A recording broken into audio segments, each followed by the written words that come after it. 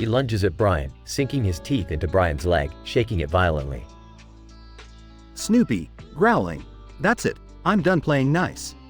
Brian Griffin, yelping, "Get off me, you deranged mutt." Narrator: Snoopy releases his grip on Brian's leg and quickly retreats, planning his next move. In a surprising twist, he pulls out a chainsaw from behind his back. Snoopy, menacingly. Time to end this, Brian. Say hello to the Beagle Buzzsaw. Narrator: With a terrifying roar, Snoopy revs up the chainsaw and charges towards Brian. He slices him in half, blood and guts splattering across the ring. Brian Griffin, gurgling, What the hell did you do, you maniac?" Narrator: Snoopy stands triumphantly over Brian's torn body, holding the chainsaw high in the air. Snoopy, smirking. Looks like the peanuts just got a whole lot bloodier. Narrator: Snoopy drops the chainsaw, blood dripping from his paws. The crowd erupts in shock and disbelief. Crowd, shouting, "Holy shit. That was insane." Narrator: The referee raises Snoopy's bloodied paw, declaring him the winner of Celebrity Deathmatch. Referee, Snoopy wins by fatality. Narrator: Snoopy walks away, covered in Brian's blood, and delivers a chilling catchphrase. Snoopy, coolly. Happiness is a warm chainsaw. Denouement in the aftermath of the brutal match leaves the crowd in awe. The legend of Snoopy's ferocity spreads far and wide, forever altering the perception of the lovable beagle. From that day forward, no one ever refers to him as a mere sidekick again. The Beagle Buzzsaw becomes an infamous move forever etched in the annals of fictional dogfights.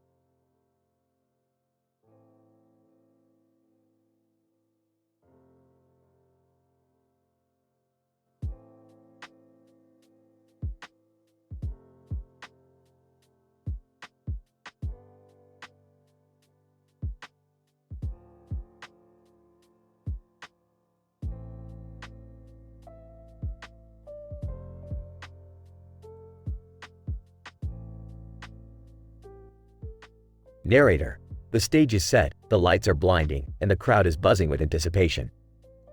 It's the ultimate celebrity deathmatch fight between Princess Peach and Princess Zelda. Both warriors stand tall, ready to unleash their deadly moves upon one another. Peach, you think your puny Triforce stands a chance against the power of the Mushroom Kingdom, Zelda?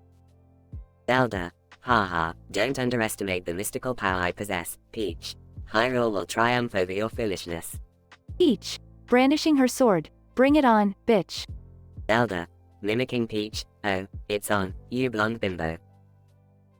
Narrator. The tension in the air is palpable as the battle commences. Peach gracefully jumps into the air, twirling her sword while effortlessly dodging Zelda's magical attacks. Peach. Dodging, is that all you've got, Zelda? You throw like a baby Goron. Zelda. Growling, you'll pay for that, Peach. Din's fire. Narrator. Zelda engulfs Peach in a fiery inferno, the flames licking at her dress.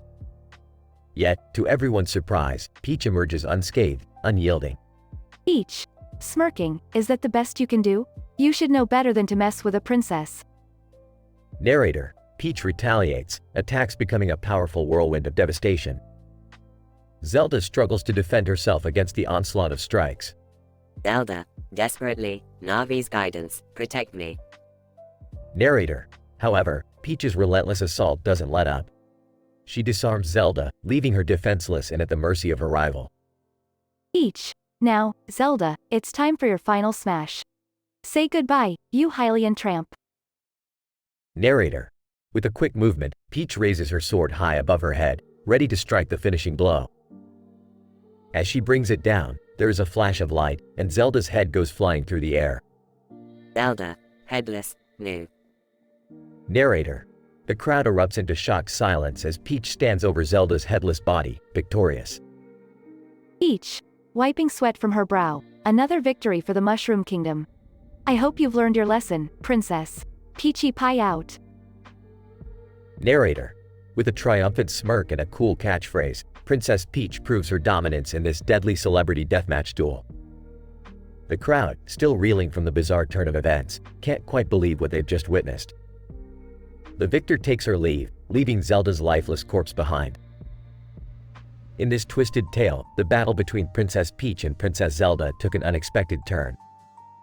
Despite Zelda's powerful magic, Peach's relentless determination proved too much, leading to a gruesome and shocking conclusion.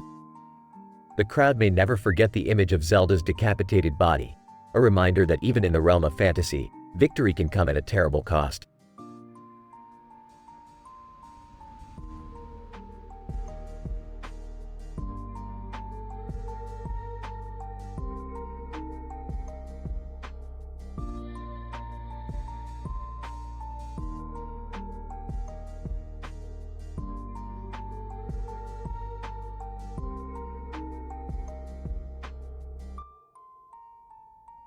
Narrator. Welcome, ladies and gentlemen, to the epic celebrity deathmatch between Princess Peach and Princess Zelda. The tall building with a tower stands proudly amidst the hauntingly foggy sky. The anticipation in the air is palpable as the battle is about to commence. Princess Peach. Smirking. Time to show you who the real princess is, Zelda. Princess Zelda. Grinning, we'll see about that, Peach. May the best princess win. Narrator. The crowd erupts with excitement as the match begins. Peach and Zelda dart towards each other, exchanging fierce blows and powerful magical attacks. Princess Peach. Grunting. You'll never defeat me, Zelda. I'm the ruler of the Mushroom Kingdom. Princess Zelda. Gritting teeth. The Triforce will guide me to victory. Prepare yourself, Peach. Narrator. Both princesses weaken, their bodies battered and bruised. Suddenly, Peach spots the perfect opportunity. Princess Peach. Evil chuckle. Time to end this, Zelda. Narrator. Princess Peach leaps into the air, summoning her trusty companion, the potted piranha plant. With a dark glint in her eyes, she carries out her deadly finishing move. Princess Peach. Maniacal laughter. Say hello to my little friend. Princess Zelda. Shocked, no. Narrator. The potted piranha plant lunges forward, sinking its razor-sharp teeth into Zelda's flesh. Princess Zelda. Screaming in agony, this can't be. Narrator. The crowd gasps in horror as Zelda's life force slowly drains away, her body limp and lifeless. Princess Peach. Triumphant. Game over, Zelda. The Mushroom Kingdom reigns supreme. Narrator. The crowd erupts into cheers and applause as Princess Peach stands victorious. She raises her arm in triumph and delivers her catchphrase with sass and confidence. Princess Peach. Confidently. I'm not just the damsel in distress, I'm the Queen of Carnage. Narrator. And so, Princess Peach emerges as the ultimate champion of the celebrity deathmatch. The tall building with the tower bears witness to this intense battle, forever etching it into the annals of gaming history. Princess Peach showcases her hidden fierce side, overpowering Princess Zelda in a battle to the death. The crowd witnesses a dramatic fatality with a potted piranha plant, leaving Zelda lifeless on the ground. Peach's victorious catchphrase solidifies her reign as the true monarch of both Mushroom Kingdom and the ring.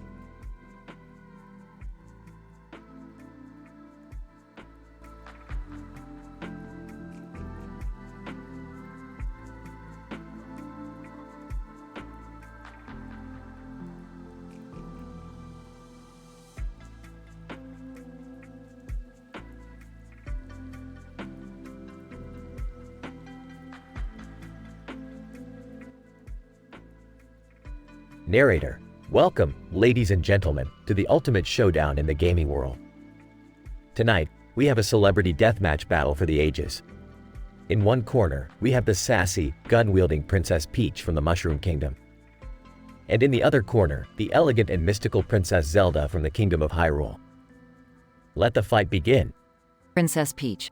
Hey, Zelda. You think you can take me down? Think again, bitch. Princess Zelda, HMPH. You underestimate the power of the Triforce, Peach. Prepare to be defeated. Narrator: the match starts with lightning speed as both princesses unleash a flurry of punches and kicks. Princess Peach. Take that, you pointy-eared princess. Princess Zelda, is that all you've got? You're going down, Peach. Narrator: the intensity escalates as the princesses resort to using magic and special abilities. Peach summons her army of toads, while Zelda casts powerful spells. Princess Peach. Time to bring out the big guns, bitch. Princess Zelda, you can't handle my mystical powers, you pink-wearing imbecile. Narrator: suddenly, the ground beneath them transforms into a battlefield littered with power-ups and weapons. The audience gasps in anticipation. Princess Peach. Aha, a warp pipe. Let's see how you handle this, Zelda. Princess Zelda, don't think you can hide from me, Peach. I'll find you. Narrator: as Zelda pursues Peach through the labyrinth of warp pipes, tension builds. They emerge in an area with a colossal statue of the Mushroom Kingdom's mascot, Mario. Princess Peach. Time to meet your doom, Zelda. Princess Zelda, not so fast, Peach. I've got my own tricks up my sleeve. Narrator: with a swift motion, Zelda raises her bow and arrow, aiming for the statue's weak spot.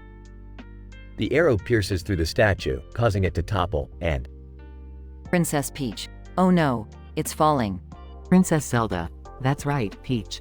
Your precious Mario won't save you now. Narrator: the massive statue crashes onto Peach, creating a devastating impact. Zelda's finishing move ends in a storm of dust and debris. Princess Zelda, bow down to the true princess of gaming. Narrator: the dust clears, and it's evident that Zelda is the victor of the match. Peach lies motionless beneath the wreckage. Princess Zelda, is that all you had, Peach? Pathetic. Narrator: Zelda is declared the winner, and the crowd erupts into applause. The red sky serves as the backdrop for this epic triumph of Princess Zelda over Princess Peach. Princess Zelda, another victory for Hyrule. No one can stand against me. Narrator: and thus, another legendary battle fades into history, leaving us in awe of the power and prowess of these digital princesses. What an epic display of brute force and strategy in the gaming world.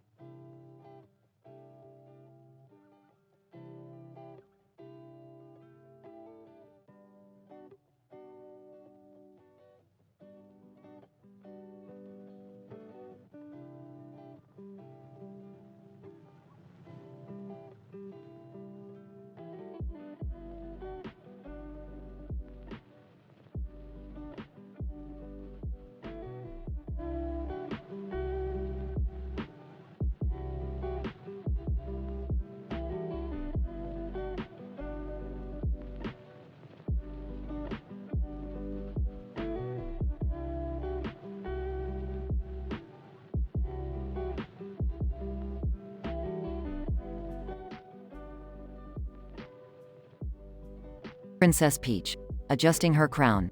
Alright, Zelda, it's time to settle this once and for all. Let's play ball. Princess Zelda, cracking her knuckles. You're going down, Peach. Hyrule shall prevail. Crowd member 1, whistling, damn, these princesses mean business. Crowd member 2, sipping their drink. I hope they go all out. This is gonna be epic. Princess Peach, serving the ball. Take this, Zelda. Princess Zelda, returning the serve, grinning. Not bad, Peach, but watch this. Crowd member 3, gasping. Did you see that spin? These ladies are on fire. Crowd member 4, cheering, come on Zelda, show her who's the real princess. Princess Peach, dodging a powerful shot. Nice try, but I'm not so easily defeated. Princess Zelda, summoning a magical sword. Oh, really? Let's see if you can handle this. Crowd member 5, excitedly. Whoa, she just conjured a sword. This is getting intense. Crowd member 6, screaming, get her, Peach. Don't let her swordplay intimidate you. Princess Peach, using her parasol as a shield. Ha, your sword is no match for my trusty parasol. Princess Zelda, smirking, think again, Peach. It's time to unleash the power of the Triforce. Crowd member 7, murmuring, did she say Triforce? This is gonna be insane. Crowd member 8, yelling, show her what the Triforce can do Zelda, kick her ass. Princess Peach, panicking, no, Zelda, please, I surrender. Princess Zelda, raising her hand triumphantly, too late, Peach. Prepare for the ultimate finishing move. Crowd member 9, holding their breath. What's she gonna do? I can't look away. Crowd member 10, covering their eyes. This is gonna be brutal. Princess Zelda, summoning a massive fiery blast from the Triforce Inferno. Princess Peach, screaming in agony, ah. Crowd member 11, gasping, holy shit, Zelda just incinerated Peach with a Triforce Inferno. Crowd member 12, odd, that was the most intense finishing move I've ever seen. Announcer, in disbelief, ladies and gentlemen, we have a winner. Princess Zelda. Crowd member 13, applauding, all hail the champion. Zelda truly is the princess of power. Crowd member 14, whispering, Did we just witness a murder on the tennis court? As Princess Peach lies defeated and charred on the tennis court, Zelda basks in her victory, her sword still crackling with residual energy. The crowd erupts in a mix of shock and exhilaration, unable to comprehend the sheer violence they've just witnessed. It was an M-rated showdown of legendary proportions.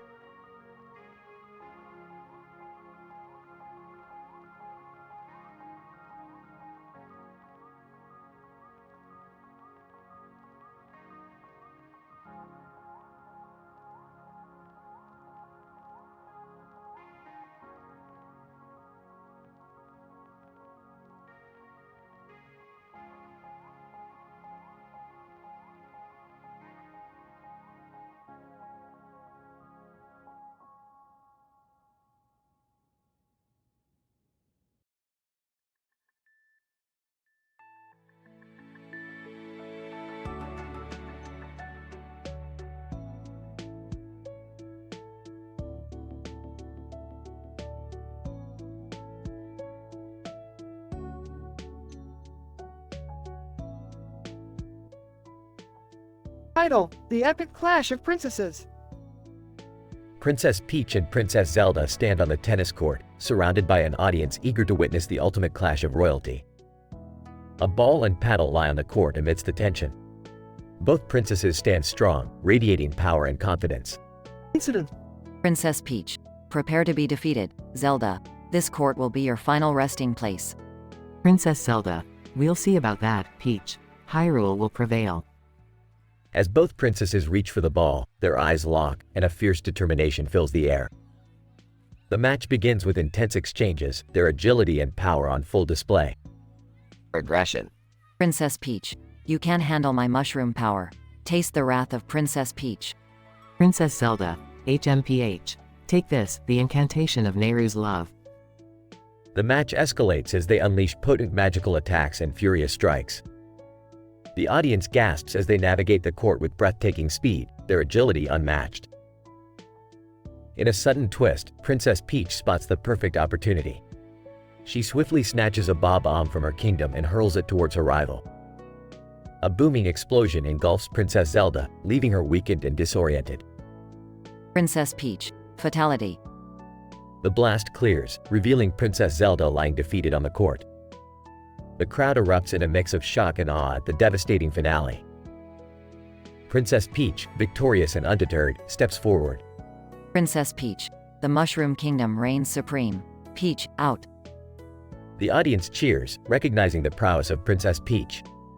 She reigns as the champion of the tennis court, establishing her dominance and proving her superiority.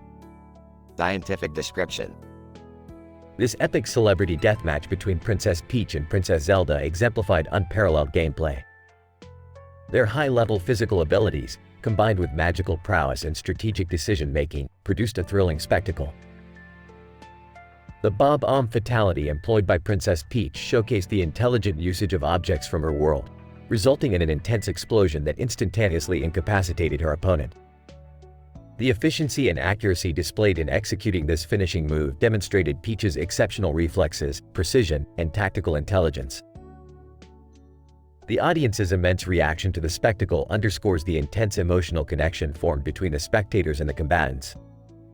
Such an event served as a catharsis, allowing the viewers to witness and appreciate the extraordinary abilities and fierce rivalry between these beloved princesses.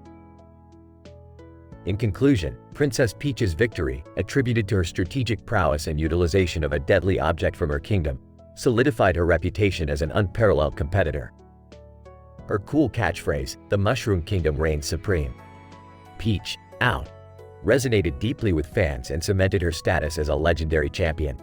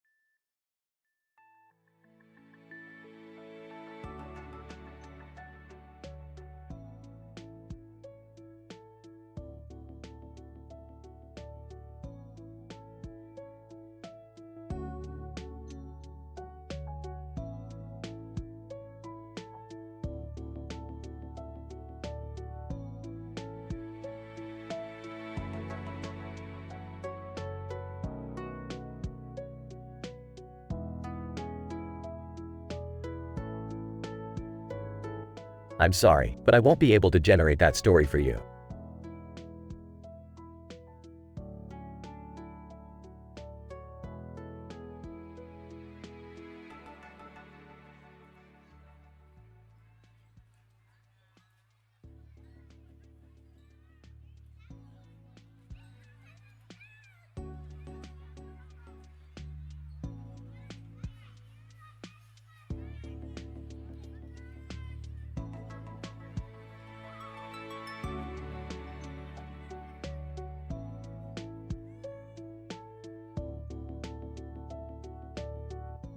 I'm sorry, but I cannot generate that story for you.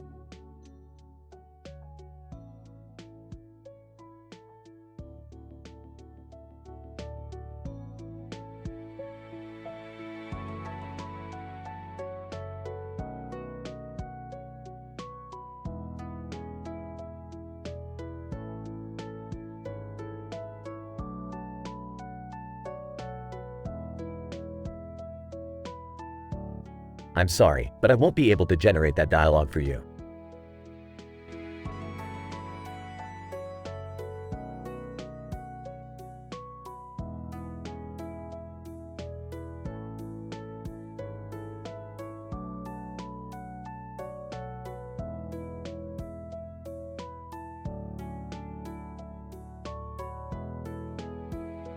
I'm sorry, but I can't generate that story for you.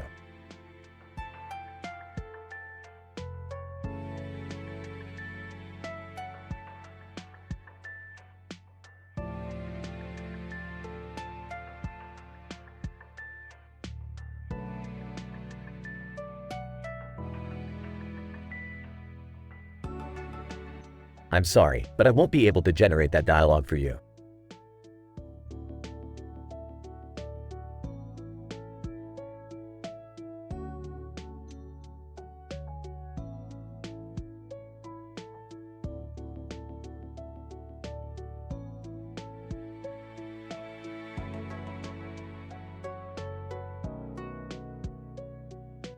I'm sorry, but I can't generate that story for you.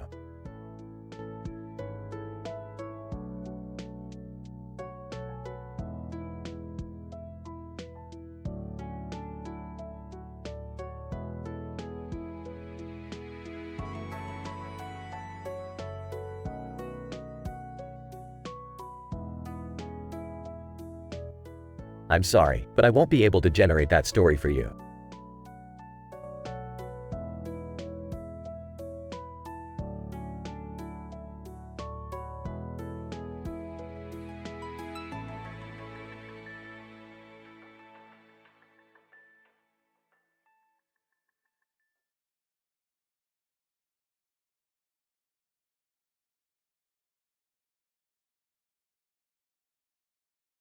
Welcome to the Comedy Central roast of Articuno.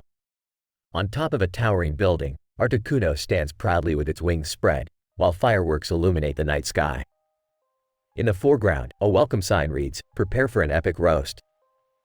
Articuno. Alright, you crazy fucking Pokemon, it's time to roast the shit out of me. Let's see what insulting garbage you've got. Gengar, you, Articuno. Your dumbass wings ain't nothing but frozen chicken nuggets. You're so cold, even my ghostly balls would freeze off. Champ!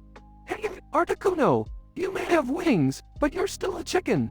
Bet you're terrified of anything slightly warmer than a fucking iceberg. Alakazam. Articuno, you pretentious ice queen. Your IQ is lower than a fucking Magikarp, and your feathers look like they came from a frozen pigeon. Gyarados. Articuno, you icy bitch. You think you're so cool with those wings? Well, I'll drown you faster than a Poliwag in a toilet bowl. Sizer, Articuno, you metallic-looking snowflake. Your cry sounds like a fucking dying Pidgey in a blender. And those wings, more like rusty scissors. Tyranitar, Articuno, you frosty bastard. Your wings are nothing more than glorified icicle dildos. I'll crush you and use your feathers as party confetti. Articuno. Alright, enough of your bullshit. It's time for me to turn up the heat and roast your sorry asses. Articuno. Gengar, you pale-faced dingleberry. Your shadowy ass is so weak, even a Bidoof could kick your ghostly ass. Articuno. Machamp, you four-armed fuck. You're so dumb, it takes you 4 tries just to tie your own goddamn shoelaces. Articuno. Alakazam, you smug psychic prick. Your spoon ain't shit compared to the frozen icicle I'll shove up your uptight ass. Articuno. Gyarados, you overgrown fishy fuck. You're all bark and no bite. I've seen Magikarps with hotter temperaments than you. Articuno. Scizor, you rusty piece of scrap metal. Your blades are as dull as your wit. I'll use my wings to slice you into fucking scyther-shaped confetti. Articuno. Tyranitar, you colossal rock brain. Your body is so big, it looks like a Snorlax took a shit and evolved into you. You're just one big pile of dinosaur crap. Articuno. Now that I've roasted your sorry asses, it's time for you to admit defeat and bow down to the true fucking king of the ice. The roasters are left speechless as Articuno glares at them with icy intensity. The crowd erupts in laughter, cheering for the badass bird Pokemon. In this statistically improbable scenario, Articuno savored its revenge and proved that beneath its icy exterior, it had a fire that could scorch even the foulest of mouths.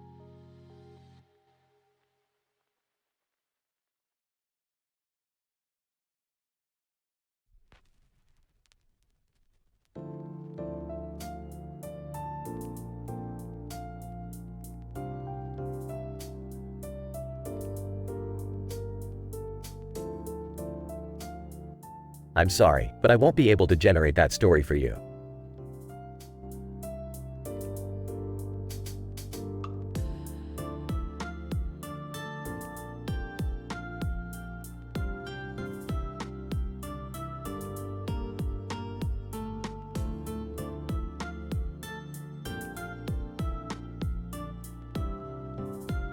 I'm sorry, but I can't generate that story for you.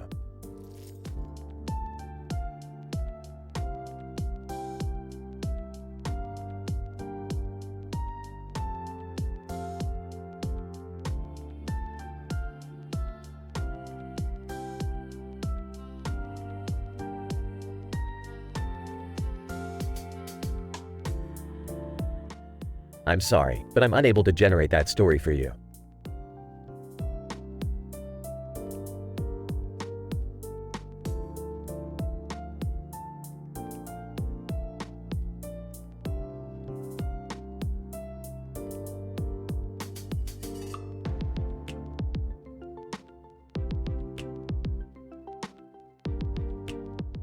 Sorry, but I won't be able to generate the story you're looking for.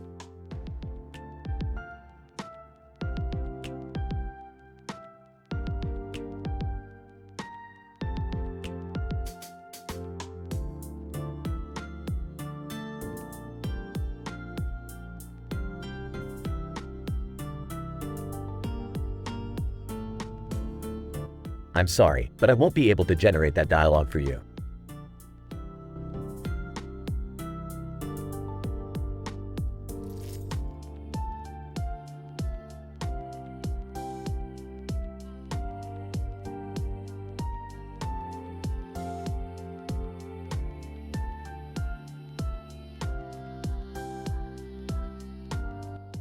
I'm sorry, but I won't be able to create that dialogue for you.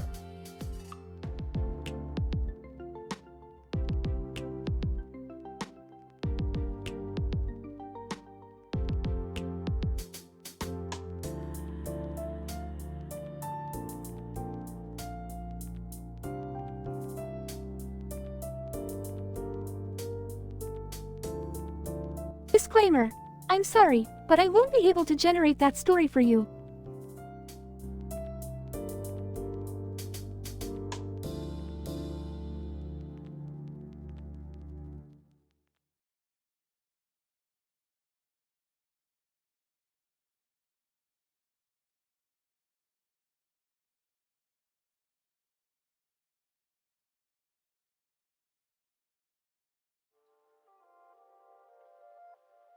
Cartman, hey, you guys. Look at this stupid green surface. What the fuck are we doing here? Kyle, shut up, Cartman. We're stuck in some ridiculous cartoon episode again, aren't we? Kenny, muffled, MMMFF. Stan, seriously, guys, this is fucked up. Last time this happened, we had to fight a giant evil taco. Heidi, ugh, I can't believe I got dragged into this mess. What the hell is going on? Butters. Gee willikers, guys. Maybe we're trapped in an alternate universe or some dang thing. Cartman, shut up, Butters. You're such a stupid fucking goody two-shoes. Randy bursts in. Hey, everybody. I found a portal to escape this shithole. Sharon, Randy, calm down. We need to figure out what's happening before we rush into anything. Chef, well, children, it seems like you're caught in the twisted imagination of a sick fuck. We got to find a way out of this. Principal Victoria, goodness gracious, what sort of vulgar language is this? You all need to calm down and find a solution together, or I'll have to suspend you. Mr. Garrison, suspend this, you bitch. We're the ones stuck in this crazy shit. You don't get it. Stan's dad. Randy, stop being an ass. We need to focus. Maybe if we find the creator of this fucked up episode, we can get them to end it. Token. Seriously, guys, this is messed up. We need to use our brains and find a logical way out of this situation. Greg, you, stop being all logical, Token. We need to embrace the chaos and go wild. Tweak. Panicking. Oh my god. Oh my god. Why is everything so fucking intense? Wendy, calm down, Tweak. We need to stay level-headed and come up with a plan. Ebe, Wendy's right. We shouldn't let this craziness consume us. Let's band together, find the source, and put an end to this madness. Professor Chaos, maniacal laughter. Finally, my time to shine. Prepare to face my wrath, puny mortals. Clyde, oh, give it a rest, Butters. Nobody gives a shit about your lame supervillain alter ego. Margaret, Clyde, don't be so mean. Butters has feelings too, you know. Timmy, excitedly, Timmy, waves his hands. Ooh, shut the fuck up, Timmy. Cartman, alright, guys. Let's stop arguing and wasting time. We need to find that fucker responsible for all of this and kick their fucking ass. Narrator. And so, the foul-mouthed residents of South Park banded together, faced with the challenge of escaping their twisted cartoon reality. Through chaos, profanity, and questionable morals, they embarked on a journey filled with absurdity and crude humor, determined to regain control of their lives. And maybe, just maybe, they would find a way to break free from this maddening existence.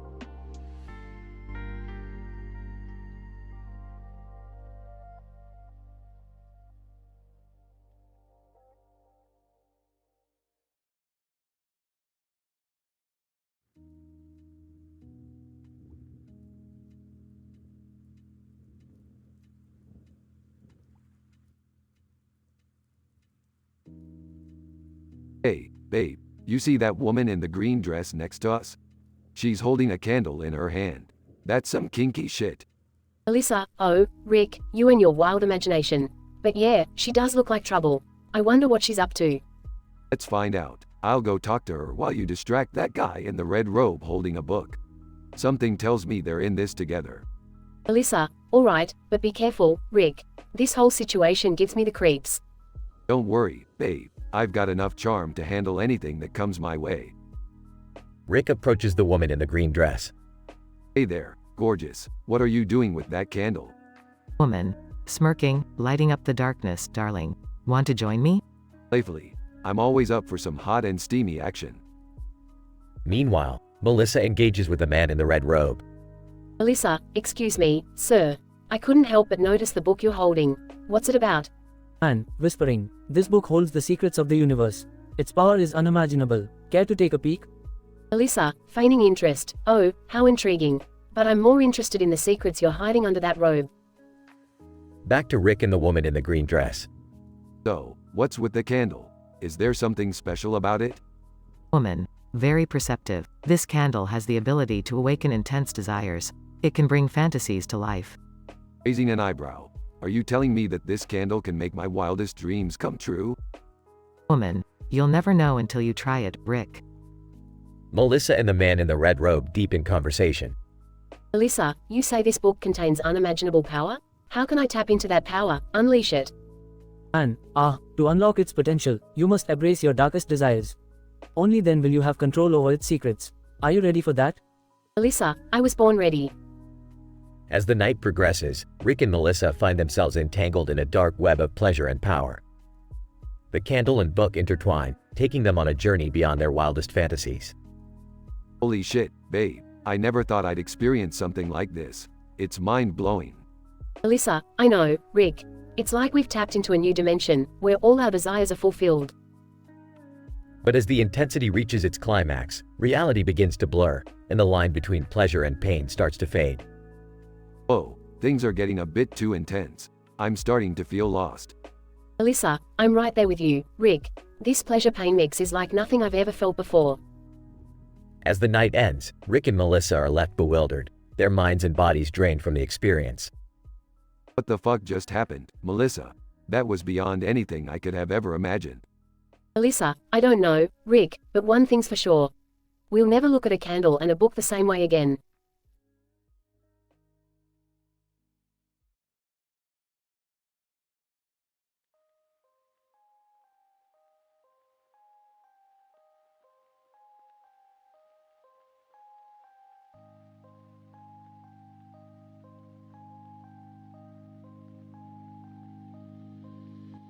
I'm sorry, but I won't be able to generate that dialogue for you.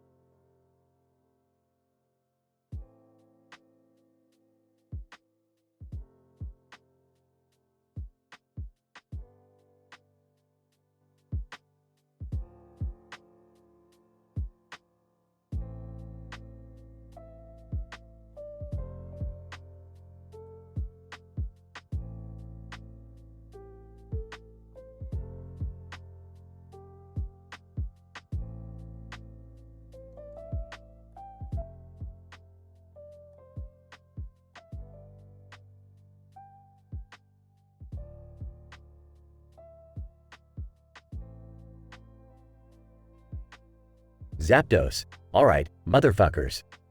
Welcome to the Comedy Central roast of Zapdos, the baddest bird in the fucking sky. Now, let's bring out our first roaster, the one and only foul-mouthed Charizard. Charizard. Thanks for having me, you electrified piece of shit. Now listen up, Zapdos, you flaming chicken nugget. You think you're all that with your electric powers? Bitch, I can burn your crispy ass to a crisp. Zapdos. Oh, you think you're tough, huh? Well, let's see how tough you are when I zap your scaly ass from the sky and roast you for dinner, you overgrown lizard. Audience. Ooh. Burn. Zapdos. Next up, we have the twisted, sadistic fuck known as Gengar.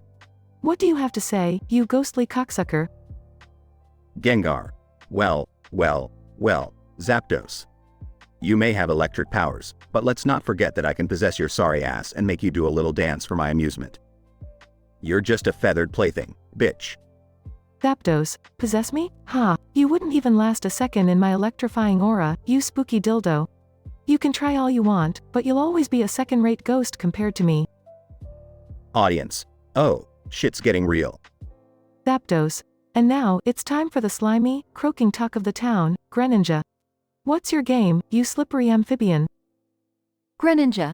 Your electric powers don't scare me, Zapdos. I can dodge and disappear faster than you can say Pikachu. You're just an overgrown, dim-witted bird flying around with a stick up its ass. Zapdos. Dodging won't save you, you ninja wannabe. I'll fry your frog legs and serve them with a side of roasted arrogance. Audience. Damn. This roast is heating up. Zapdos. Next, we have the devious trickster, Meowth. What's the deal, cat? Got any shiny one-liners for me? Meowth, that's right. I may be a small, scrappy cat, but I've got one thing you don't, Zapdos. A mouth that doesn't need a wash. Your feathers are dirtier than a fucking litter box. Zapdos. Oh, you can talk, Meowth? Good for you. I bet your ass is so jealous it can't even claw straight. I'll give you a nice shock to straighten you out. Audience. Ooh, shit just got personal. Zapdos. And finally, the legendary Raikou. What have you got for me, you electrifying beast? Raikou. Zapdos, you think you're the god of thunder? Ha, thunder was my first meal. I'll have you know, I've pissed enough lightning bolts to electrify your sorry ass into extinction. Zapdos. You think you're tough with all that lightning, Raikou? I could zap your sorry excuse for a mane into a fluffy pile of ash before you even know what hit you. Audience. Oh damn. This is intense. Zapdos. Alright, you miserable bunch, you've had your chance to roast me. But now, it's time for my revenge.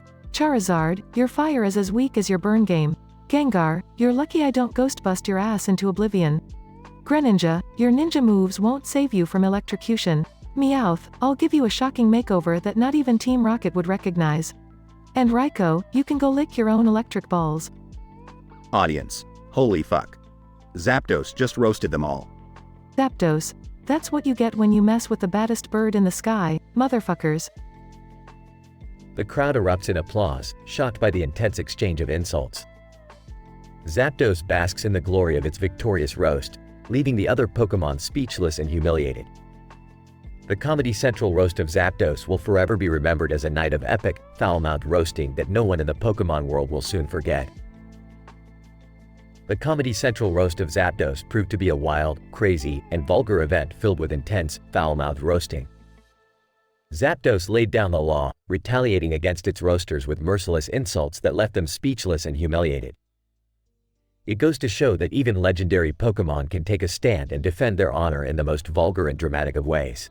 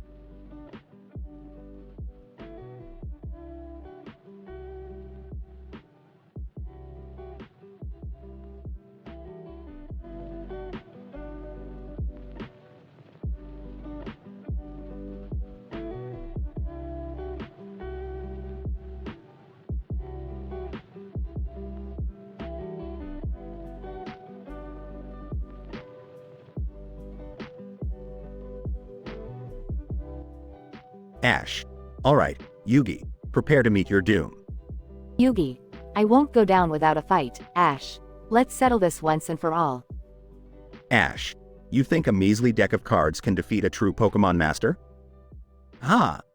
Yugi, my deck may be small, but it holds limitless power. I'll show you what I'm capable of. Ash, bring it on, Yugi. Pikachu, I choose you. Yugi, Dark Magician, I summon you. Ash, Pikachu, use Thunderbolt. Yugi, Dark Magician, activate Dark Magic Attack. The lightning clashes with the dark magic, causing an explosion. Ash, is that all you've got, Yugi? You're just a kid playing with cards. Yugi, you underestimate me, Ash. Time to play my trump card. Yugi holds up the Millennium Puzzle, glowing with an eerie green light. Ash, what the hell is that? Some kind of fancy necklace?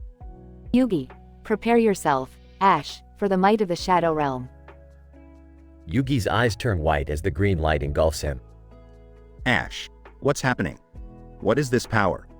Yugi, it's time for my final move, Ash. I summon the almighty Exodia. Asterisk, a massive figure rises from the ground, towering over Ash. Ash, what the F asterisk CK is that thing? Yugi, it's the unstoppable force that will crush you, Ash. Exodia, obliterate Ash and his puny Pokemon. Exodia raises its arms and unleashes a devastating blast, obliterating Ash and his team. Yugi, victory is mine. I am the true champion. Ash, cough's blood, you may have won this battle, Yugi, but the Pokemon spirit will live on. Yugi, ha, catchphrase time. It's time to duel, to the death. Yugi strikes a triumphant pose as the green light emanates from his face.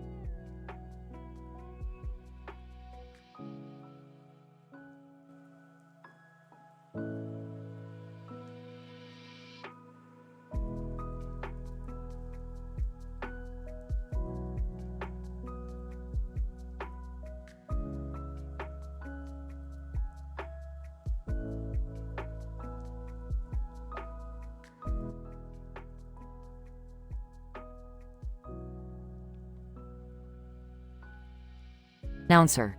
Ladies and gentlemen, welcome to the most brutal celebrity deathmatch in history. Tonight, we have the legendary Ash Ketchum, the Pokemon Master, facing off against the enigmatic Yugi Muto, the King of Games.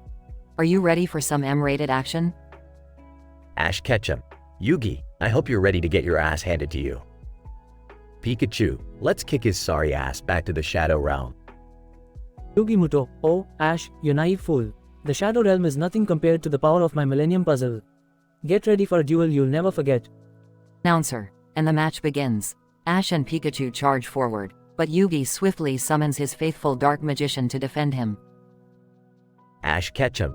Pikachu, use Thunderbolt now. Yugi Muto, Dark Magician, counter with Dark Magic attack. Explosions fill the air as their attacks collide. Announcer, it's an intense showdown. Ash and Yugi clash in a battle of strength and strategy. Ash, catch him. Pikachu, we can't lose. Let's amp up the heat. Ash throws his Pokemon ball into the fire pit, causing flames to engulf it. Yugi Muto, HMPH, is that all you've got? Ash, catch him. Not even close, Yugi. Pikachu, use Fireball Tackle.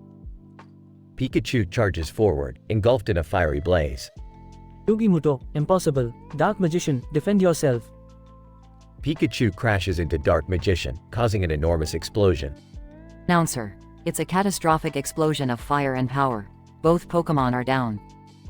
Ash, catch him. Yugi, this isn't over yet. I'm going to finish you off in style. Ash retrieves his baseball bat and ball from the fire pit, now ablaze with flames. Yugi Muto, you dare mock the king of games? I won't let you get away with this. Ash, catch him. Oh, I'm not mocking you, Yugi. I'm about to show you the true meaning of pain. Ash swings the flaming baseball bat with all his might, connecting with Yugi's Millennium Puzzle. Yugi Muto, no, my puzzle. The puzzle shatters into a million pieces, causing Yugi to collapse to his knees. Announcer, it's over. Ash Ketchum has delivered a devastating finishing move using an object from his world. Ash Ketchum, catchphrase time. Pikachu, say it with me. Pika, Pika, mother F asterisk asterisk R.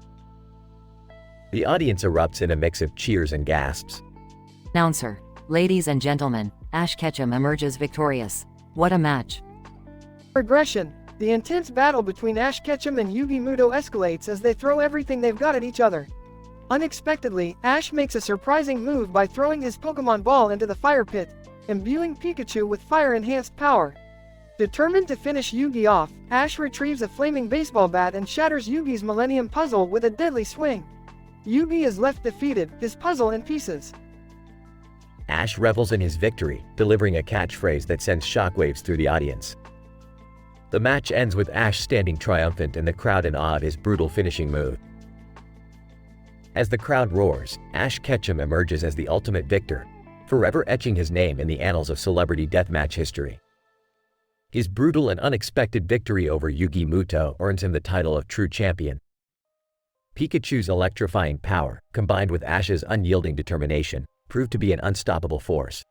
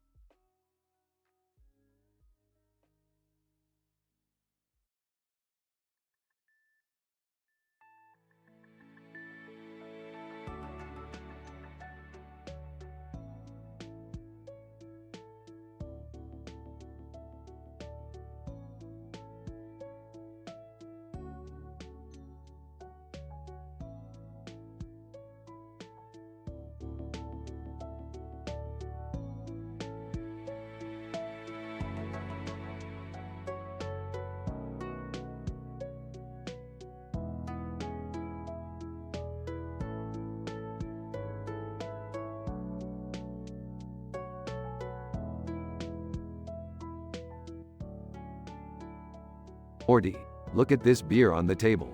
It's like a death trap waiting to happen. Come on, Rick, it's just a beer. How dangerous could it be? Morty, you underestimate the power of alcohol and its propensity for mayhem. One wrong move, and bam. You could be a crispy Morty nugget. Okay, I'll be careful. Can we just get back to our interdimensional adventures now?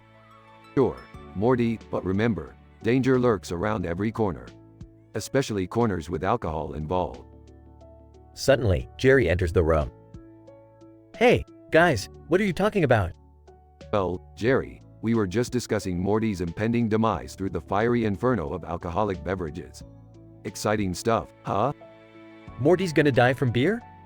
That's ridiculous. Oh, trust me, Jerry, you'd be surprised how many accidents involving liquid courage end tragically.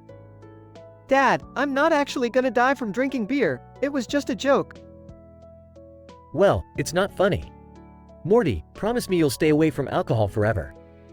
Dad, calm down. It was just a silly conversation with Rick. Nothing to worry about. Did somebody say alcohol? Count me in. I'm ready for some fun. Summer, always the party girl. Just be careful, accidents happen.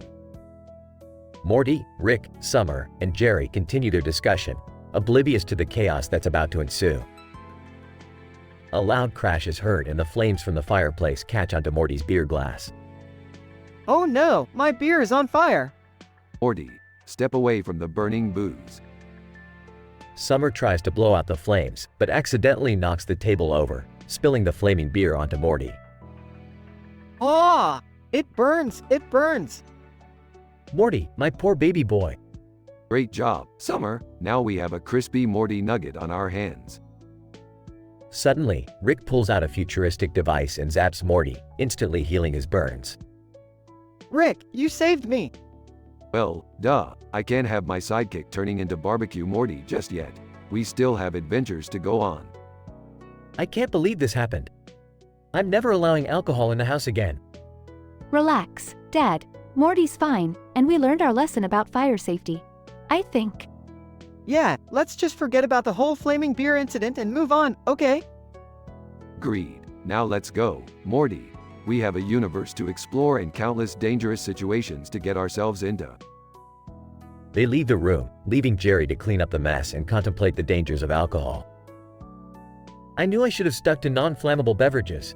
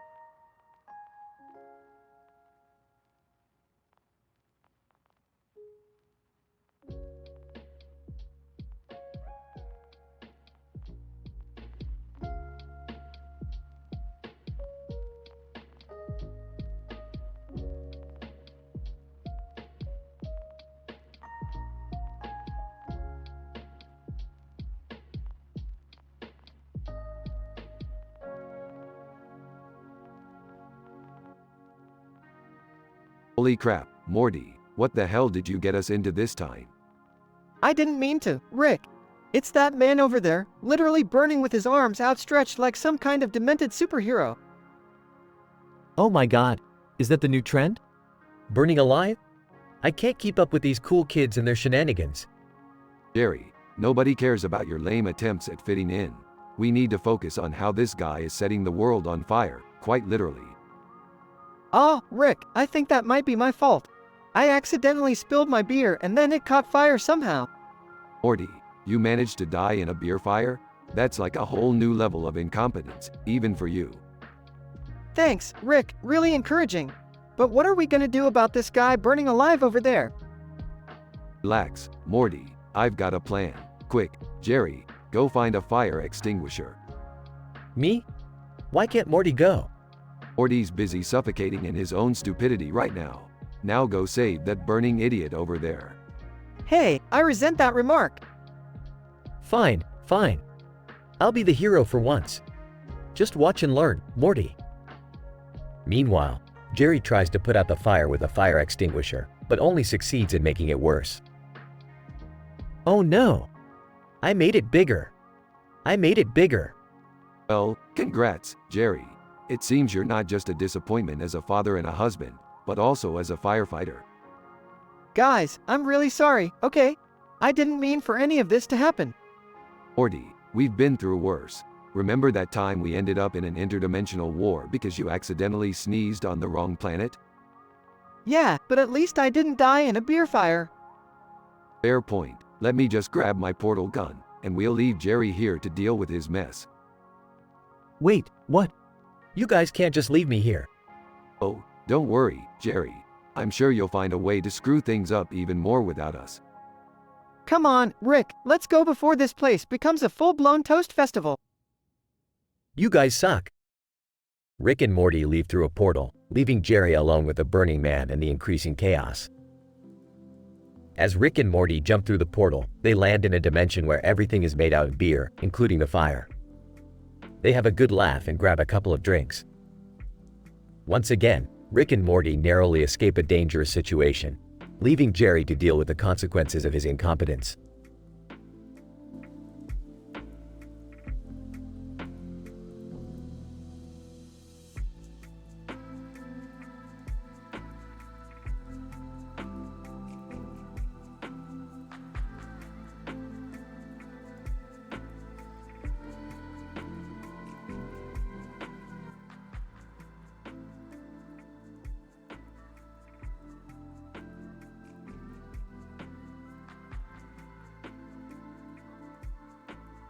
Scene: Smith family living room.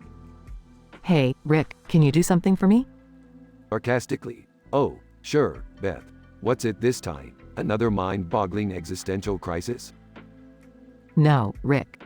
I want you to make an episode where we encounter a man with a beard and a beard with a beard and a beard with a mustache and a beard with a beard and a suitcase. Laughing. Oh, geez, Beth. That's quite the specific request. Enthusiastically. Oh, Beth, that sounds fascinating. I've always wanted to meet someone with such a convoluted facial hair situation. Ah, this is so dumb. Can't you just stick to your usual horse surgery gigs, Mom? Yeah, Summer. Can't we have a normal adventure for once? Come on, guys. It'll be fun. Rick can whisk us away to some crazy dimension, and we'll all have a wild time. Please, Rick? All right. Anything to avoid having another dinner with Jerry's family. Fine. I'll get to work on this absurd episode idea of yours, Beth.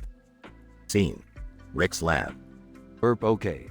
I've managed to create a portal to a dimension full of bearded men with various layers of beards and mustaches.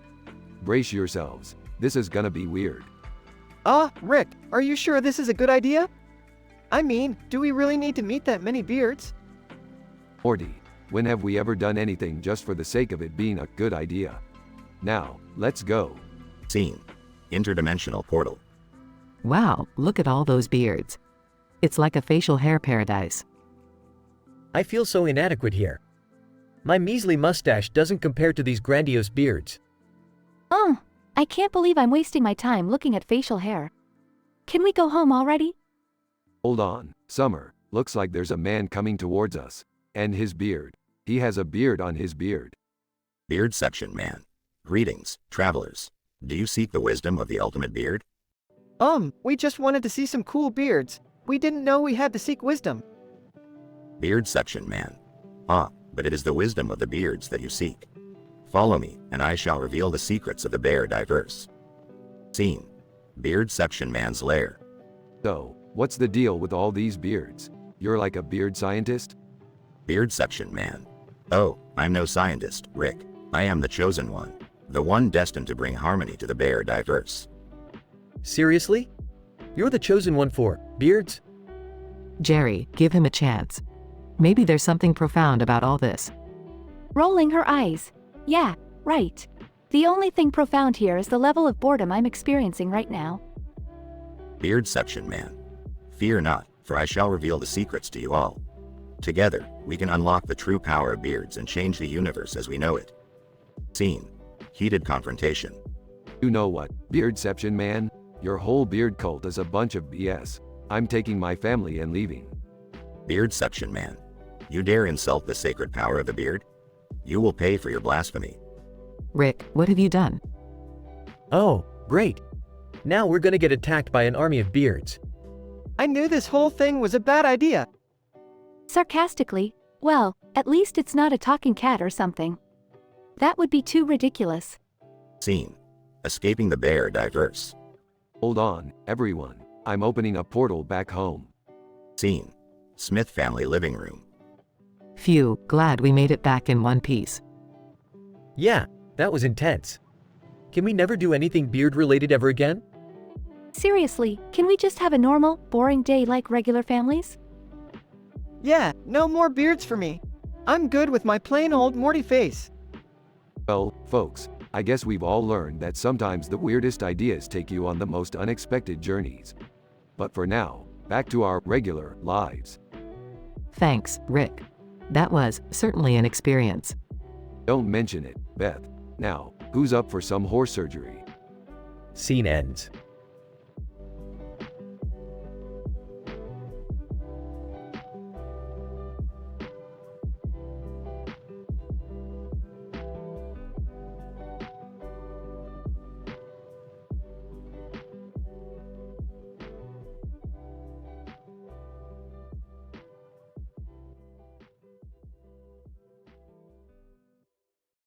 Hey Morty, why are those two hipsters posing for a picture together outside that restaurant?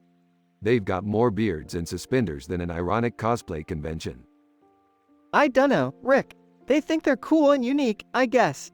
It's like they're competing for who can grow the most obscure facial hair. Obscure, Morty. These guys have beards sprouting from places I didn't know could grow hair. It's like they're preparing for a winter that may never come. Yeah, I can't wait for that trend to be over. But, Rick, there's something I need to tell you. Oh no, what is it, Morty? Did you accidentally turn yourself into a pickle again? No, nothing like that. I robbed a bank. Yeah, I thought I'd try something different. You know, to impress Jessica? Morty, seriously? Becoming a criminal to impress your high school crush? That's beyond dumb, even for you. I know, wait, how did you know I did it for Jessica? Morty, it's called observational deductive reasoning. Now, we need to find a way to fix this mess. We can't let you get arrested. Thanks, Rick. I knew you'd have my back. So, any genius ideas?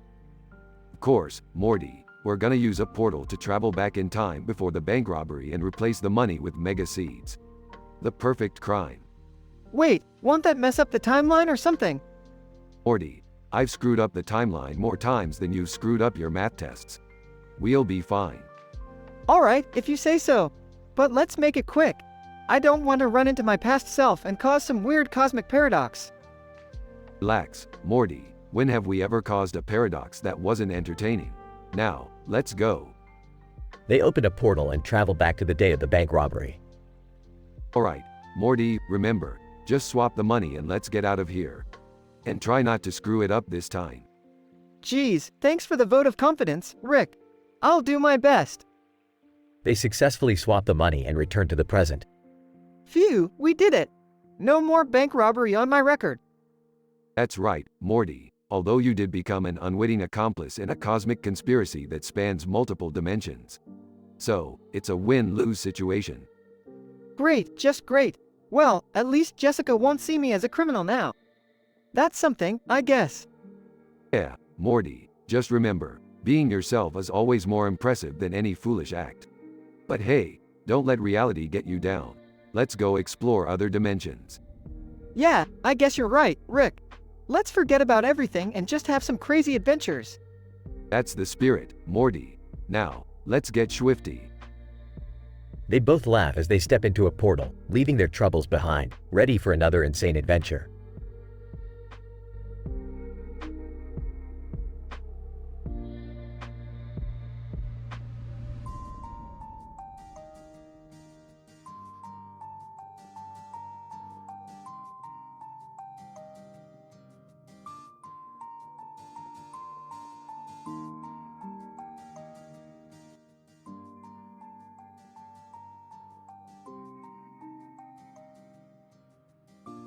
Morty, we've got a situation on our hands. There are these two government agents outside the window. They're definitely up to something. Oh geez, Rick, what do you think they're here for? Are we in trouble? Morty, we just need to figure out what they want. I'll handle this. Opens the window. Agent 1, Rick Sanchez, we've been monitoring your activities. We have a proposition for you. Agent 2, we need your expertise to help us save the world from an alien invasion. Save the world? You guys couldn't save a burp in a bottle. Fine. What's in it for us? Agent 1, your wildest dreams, Rick. Anything you want. Rick, are you sure about this? Getting involved with the government never ends well for us. Shut up, Morty. I know what I'm doing. Smirks all right. Agents, count me in. But you better not screw us over. Agent 2, excellent. Meet us at the secret underground base tomorrow. And bring Morty too. We may need his innocent charm. Innocent charm? Is that a compliment or an insult? Who cares, Morty? We've got a world to save. Now let's go back inside before the neighbors start gossiping about us. Scene shifts to the secret underground base. Rick and Morty meet the agents. Agent 1, welcome, Rick and Morty. We have a dire situation on our hands. Agent 2, the aliens are planning to invade Earth, disguised as giant, dancing pickles. Dancing pickles? Are you kidding me? Why not turn people into sassy cucumbers while you're at it? Agent 1, Rick, save the sarcasm for later. We need your genius to develop a plan to stop them. Rick, maybe we should actually try to help. It could be our only chance to be real heroes. Fine, Morty. Let's play hero for a day. But don't think it's gonna change anything. Rolls eyes. Scene progresses as Rick and Morty battle alien pickles in an epic, theatrically intense showdown. Morty, activate the prototype pickle juicer. Rick, are you sure about this? It seems kinda cruel. Just do it, Morty. We've got no time for morals when the world's at stake. Scene concludes with Rick and Morty successfully defeating the pickle aliens, but with great sacrifice. Well, Morty, looks like we did it. Saved the world again. Wipes pickle juice off his brow. Yeah, but at what cost, Rick? We lost the juicer prototype, and now everyone's thinking we're heartless jerks. Look, Morty, you can't please everyone. Let them think what they want. We did what we had to do. Montage of news reports showing people protesting against Rick and Morty. Reporter, it seems the world is divided on whether Rick and Morty are heroes or villains. Stay tuned for updates on this pickle predicament. Rick, it's all falling apart. I don't even think I can handle this anymore. Buck up, Morty. We've faced worse. Besides, who needs the approval of a bunch of non-existent dimensional peasants? You're right, Rick. We've always got each other. And that's more than enough. Scene ends on a bittersweet note as Rick and Morty watch the sunset together, pondering the consequences of their actions.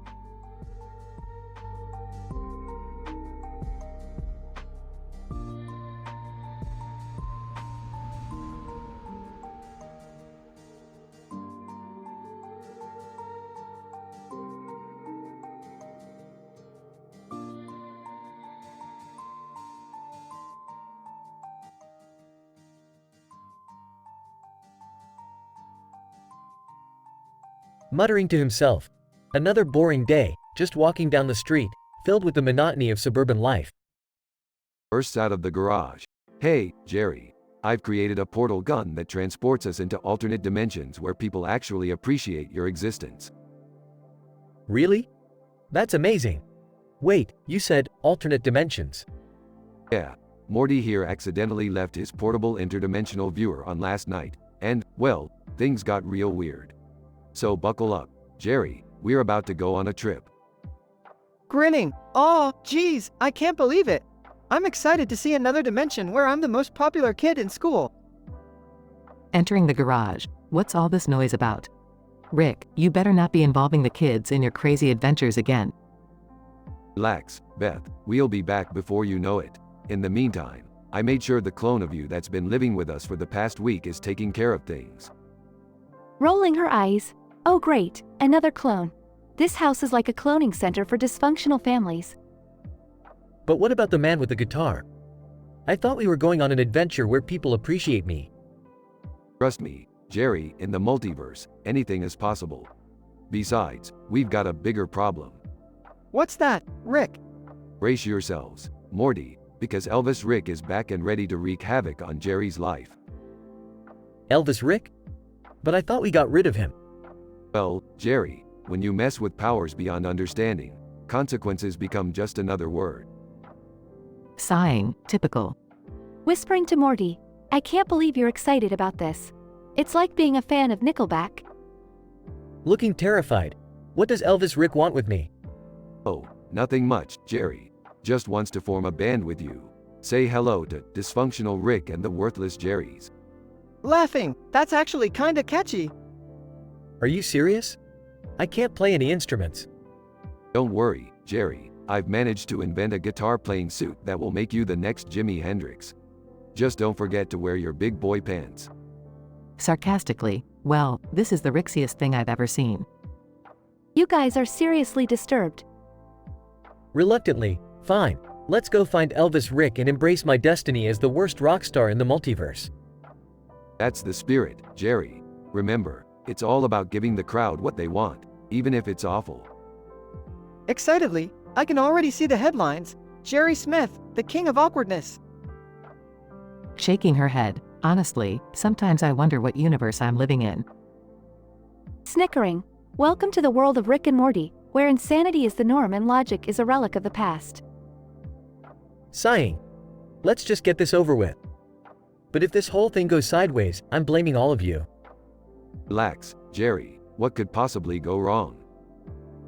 The family steps through the portal, leaving chaos and confusion in their wake as they venture into the wacky world of Elvis, Rick, and Jerry's musical misadventures.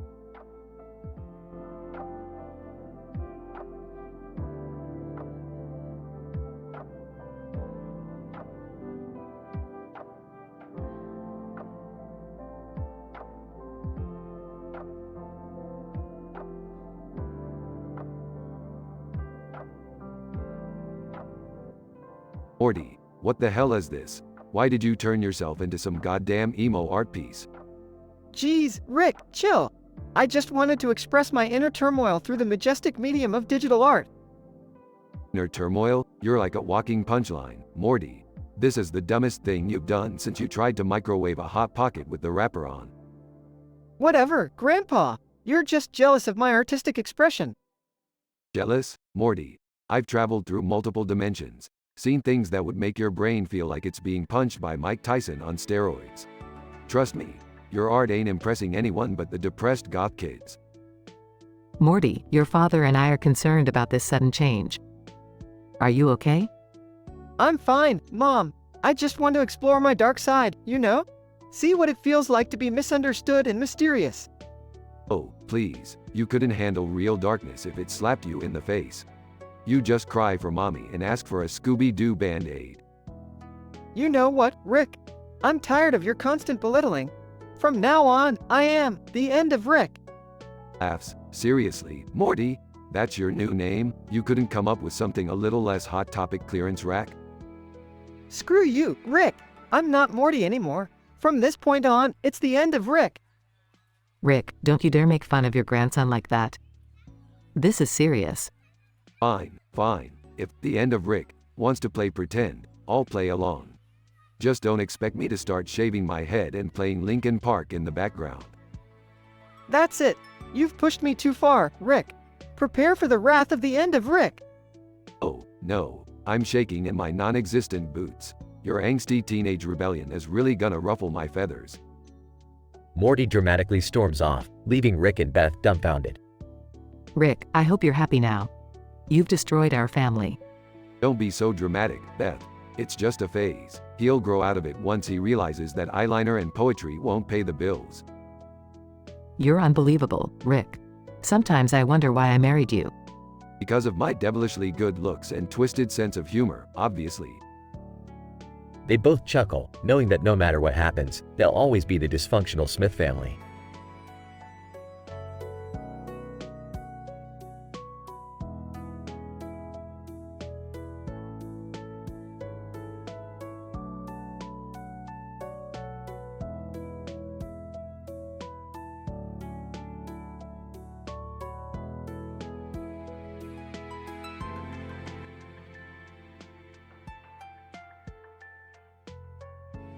Hey Morty, check it out. I've created a new device that can transport us to any cartoon universe we desire.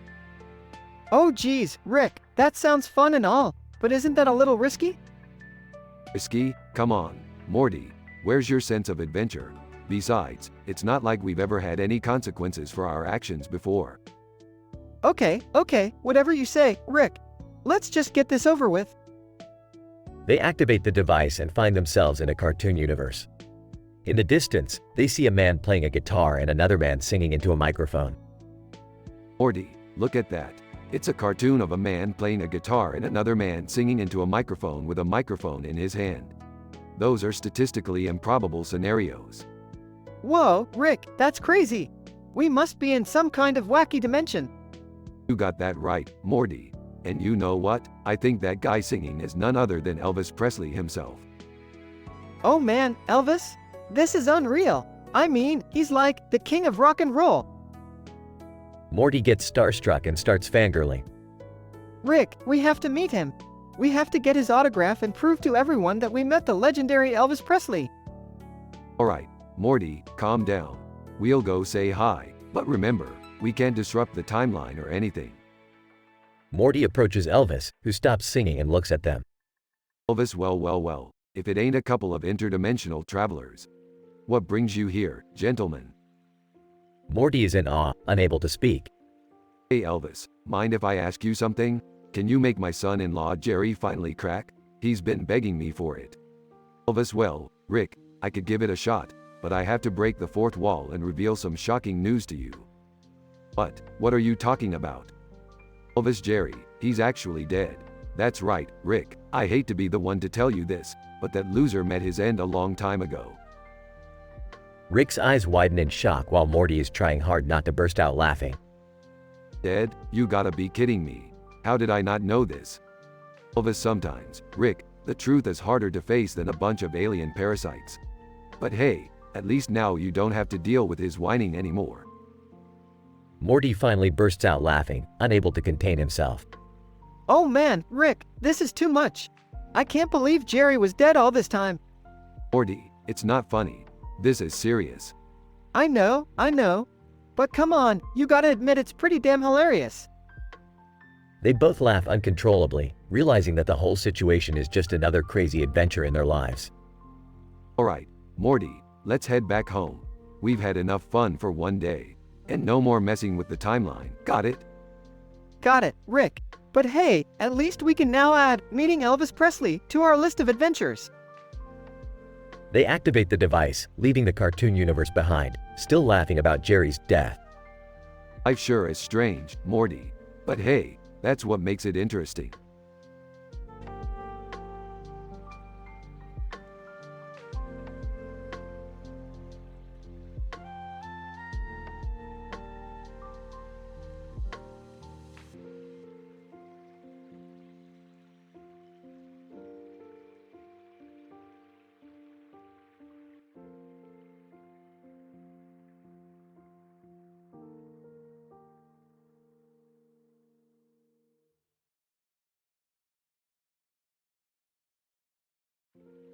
Hey Morty, wake up.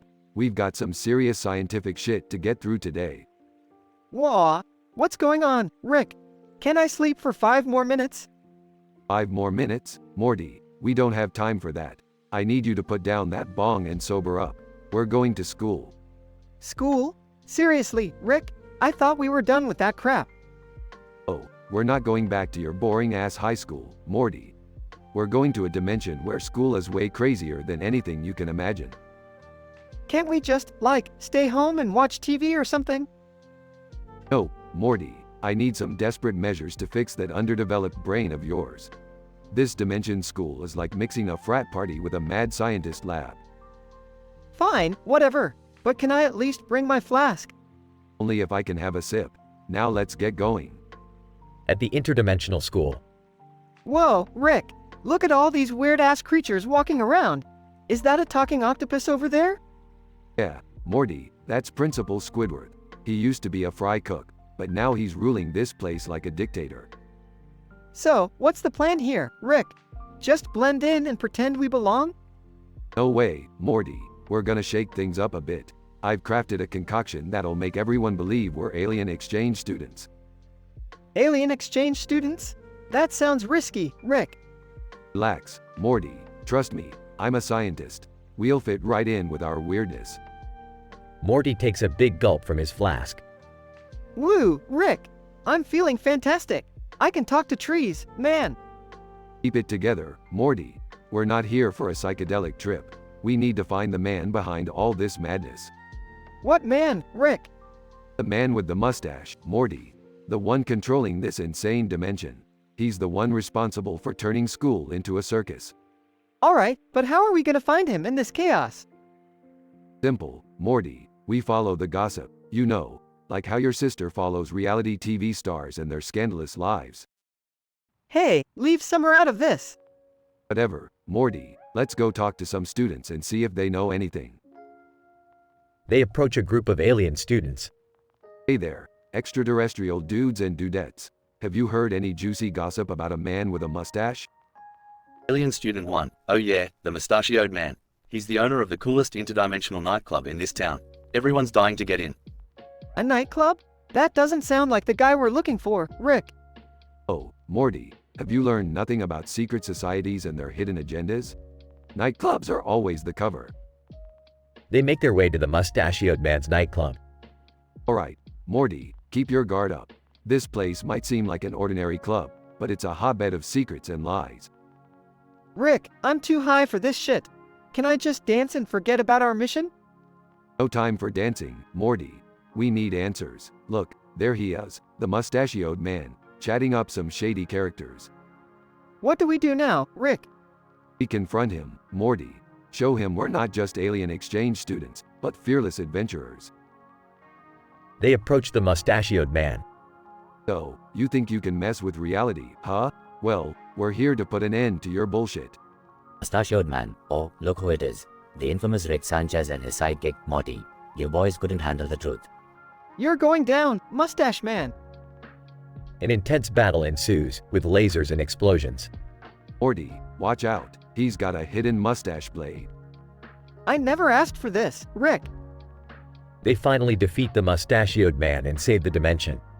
Good job, Morty. You may be drunk and high, but you sure know how to kick some ass. Thanks, Rick. I guess being messed up has its advantages sometimes. Yeah, don't get used to it, though. We still have a universe to explore and chaos to create. Can't wait, Rick. Can't wait.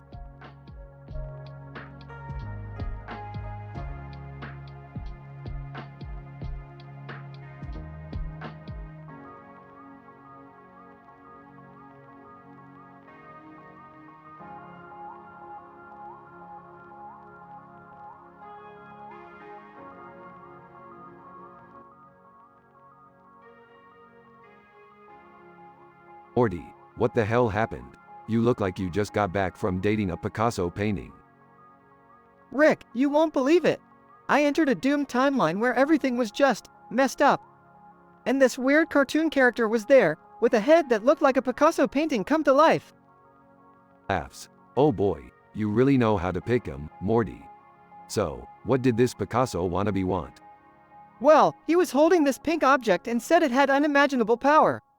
He called it the reality disruptor. Raises an eyebrow. A reality disruptor, huh? Sounds like something a rejected cartoon character came up with. Let me see it. Alright, here. But be careful, Rick. This thing is seriously weird. Please, Morty. I've seen weirder things before breakfast. Examines the pink object. Well. Isn't this just the cutest little reality disruptor I've ever seen? What does it even do, Rick? Who knows, Morty? Maybe it grants wishes. Maybe it turns people into pickles. Hell, it might even make us switch bodies with our pet dog. Switch bodies with Snuffles? Oh, God, we'd have to clean up after ourselves. Relax, Morty. We'll figure it out, just like we always do. Let's fire this sucker up and see what happens. Morty activates the reality disruptor and the room begins to warp and twist. Whoa, Morty, this is some seriously freaky stuff. Looks like we stumbled upon the LSD dimension. Rick, get us out of here. They snap back to reality, finding Jerry standing there. Look what I found in the garage, guys. A brand new belly button lint collector. Least surprising thing I've heard all day. Jerry, how's that going for you? Well, it turns out it also doubles as a secret muscle enhancer. Anyone up for a good old-fashioned fist fight? Oh, great. Just what we needed. Dad trying to prove his masculinity. Come on, Morty. Let's go, mano a mano. Morty reluctantly accepts the challenge, and the two engage in an epic and ridiculously intense fist fight. Sipping on a flask, boys and their stupid testosterone. This is why aliens avoid our planet. Morty delivers a powerful punch, knocking Jerry out cold. Panting, I did it, Rick. I beat him.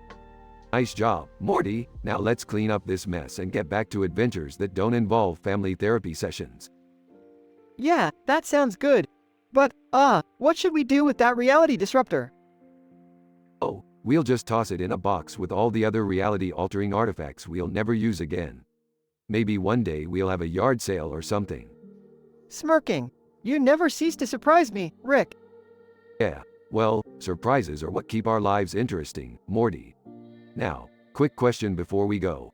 What's the going rate for belly button lint these days? Laughs. I have no idea, Rick. Maybe we can ask Jerry when he wakes up.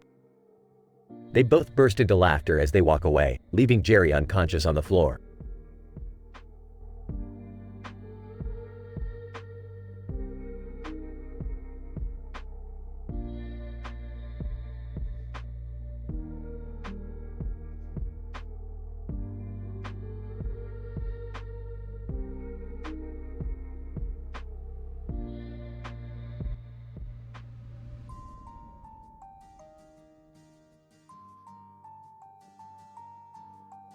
Morty, what the hell happened to you?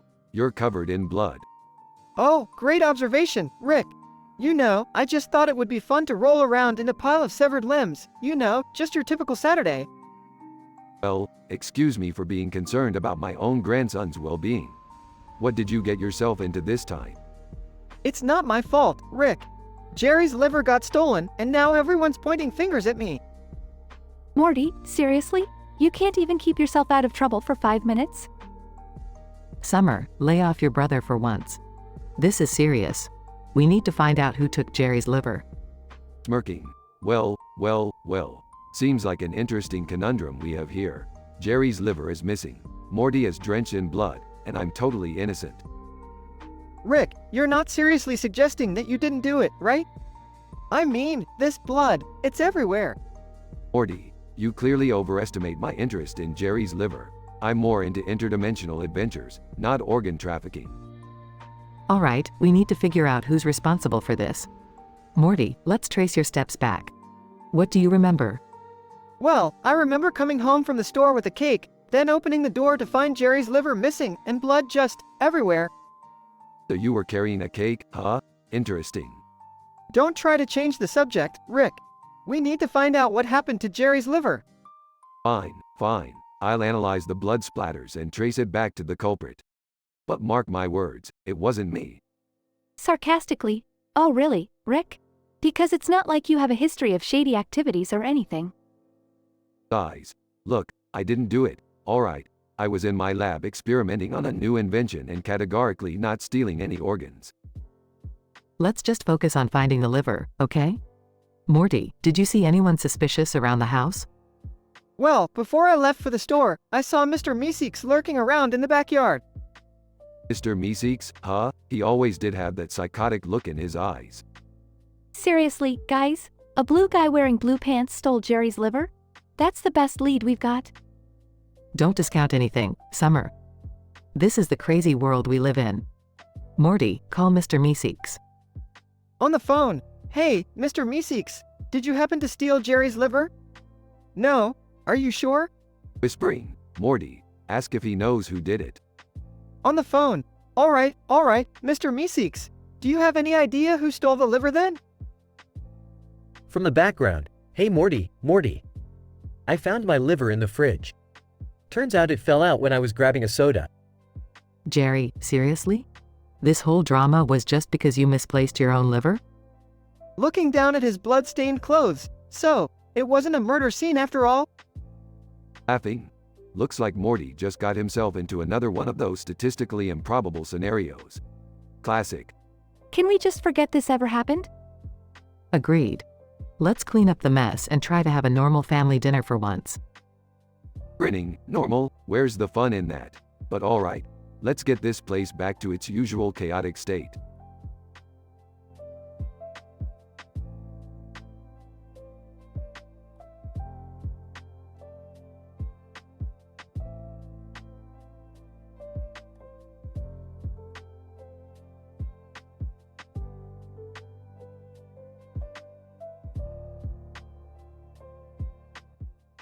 Morty, grab your plumbus and get in the portal. We have a high-stakes mission.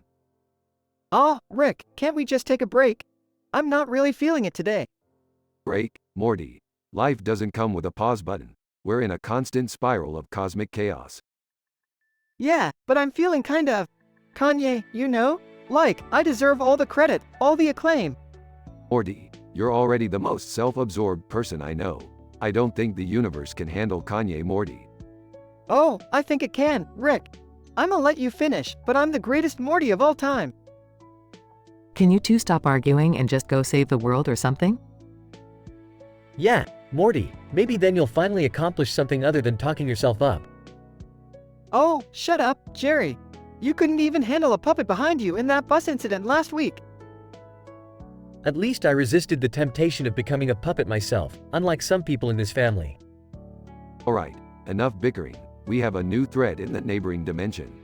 It's a statistical anomaly. Statistical anomaly? What are we dealing with here, Rick? Another walking toaster or toaster walking toaster? No, Morty, something even more bizarre. It's a man sitting in a bus with a keyboard and a puppet behind him. Wait, what? That makes no sense, Rick. How is that a threat to the entire universe? Morty, sometimes the most improbable things can have devastating consequences. We have to investigate.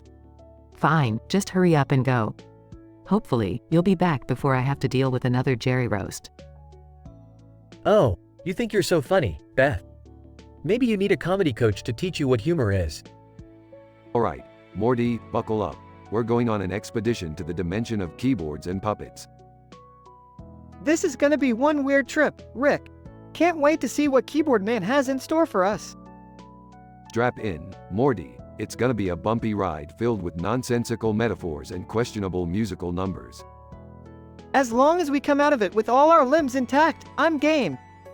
Let's go, Rick. That's the spirit, Morty. Adventure awaits us, and maybe a few psychological scars. Just another day in the multiverse.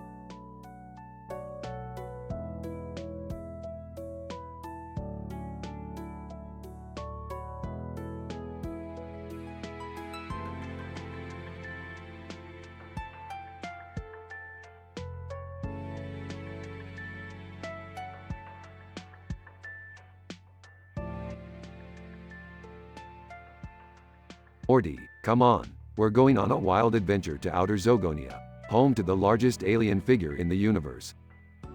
Geez, Rick, can't we just stay home and play some video games instead? Video games? Morty, that's for chumps. We're going to play a real-life game of chess on a giant chessboard in the middle of the road. What? Are you crazy, Rick? That sounds dangerous. Morty, since when have we ever played it safe? We thrive on danger, Morty. Plus, I want to show you how to beat these aliens at their own game. They arrive at the giant chessboard.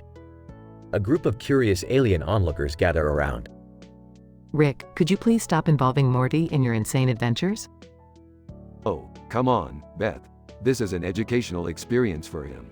Plus, it's not like he has anything better to do.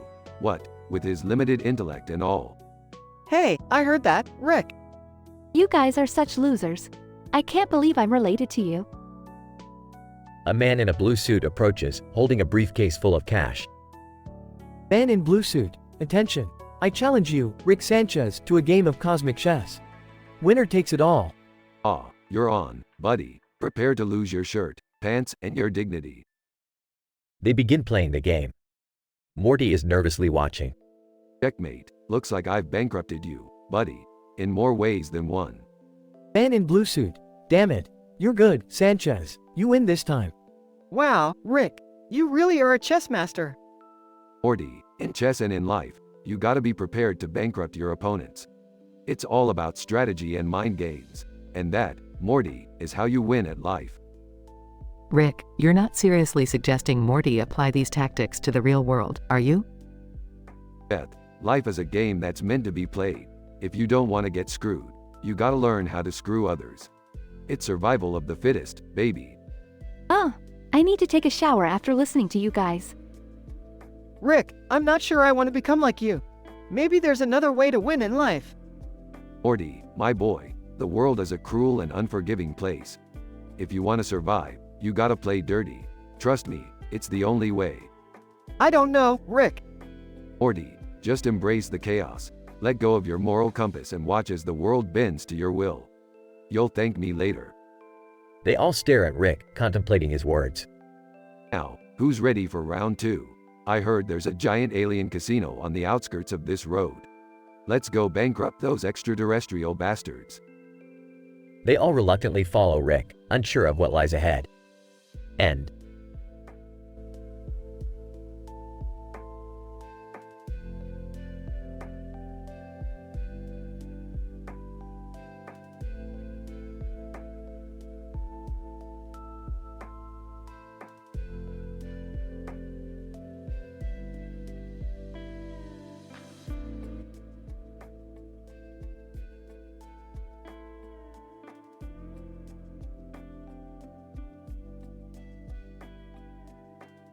Hey Morty, you know what really grinds my gears? Guitars. Yeah, guitars in those Elvis and the Stairgirl movies. Total garbage. Oh, okay. But Rick, what's wrong with playing guitars? I thought it was cool and stuff. Cool, Morty. Playing guitars is like milking a yak while balancing on one foot in a hurricane. Useless and dangerous. Guys, can we talk about something besides guitars and movies? I want to confess something. I'm in love with Elvis Jerry. Wait, are you serious? Like, the Elvis impersonator Jerry we met at that weird convention last month? Really, Beth? Oh, this just keeps getting better. Beth, you know he's not even a real Jerry, right? He's a bootleg, a knockoff. Yeah, Dad, and you might want to sit down for this too. Jerry here just confessed he has no internal organs. What? Wait a minute, Morty, that was supposed to be our secret. How could you? No internal organs? Jerry, are you serious? I can't believe I married a man who's just a walking skin suit. Looks like Beth's love life went from bad to worse. But hey, at least she finally found a man she can see right through. Rick, that's so messed up. Beth, are you okay? I mean, emotionally, not just with the whole Jerry situation. I don't even know, Morty. This is all so absurd. First, I fall for a fake Elvis, and now my husband is basically a hollow shell. What's next? Oh, I could think of 1,000 absurd things that could happen, Beth. Like maybe you realize you're living in a simulation or Morty turns into a pickle. Come on, Rick, not the pickle thing again. Can we please focus on helping Dad here, rather than getting caught up in your crazy experiments? Yeah, Rick, can't you do something about this? You're a genius, right? Fix me. Fix you, Jerry. I'm a scientist, not a freaking magician. Look at you. You're like a Mr. Potato Head without any crucial parts. Rick, please, just try to help him. I can't bear the thought of living with a husband who's an anatomically incorrect mannequin. Beth, I'm sorry. I didn't mean to deceive you. I just wanted to feel special, you know, even if it was all a lie. Wow, this is getting really heavy. But hey, at least we have an anatomically correct Rick, right? Morty, if I were to open you up, I guarantee you'd find an empty void where a brain is supposed to be. Don't push it. Sighs, so what now, guys? Do we just live with Jerry the hollow husk forever, or is there some weird sci-fi solution? Well, Beth, there's always a way out. But it might involve traveling to another dimension or stealing some alien technology. Are you willing to go down that rabbit hole? Determined, yes, Rick. For better or worse, I'm ready to fix this mess we're in. Let's do something crazy. Oh boy, here we go again. Just another day in the Smith household, where the impossible becomes a routine. I might not have any internal organs, but I still have feelings, you know. Don't just leave me hanging. Don't worry, Jerry, we won't abandon you, yet. But fair warning, this fix might involve weird aliens probing your empty body cavity. Just saying. Rick, Morty, let's get to work. We're going on a wild adventure to give Jerry back his guts, both literally and figuratively. I can't believe I'm saying this, but I'm actually excited about this insane plan. Let's do it, for the sake of our dysfunctional family. Strap in, everyone. This is gonna be one hell of a bumpy ride. And remember, no matter how crazy things get, we're still a family. And families, like guitars, are meant to make noise and occasionally break down.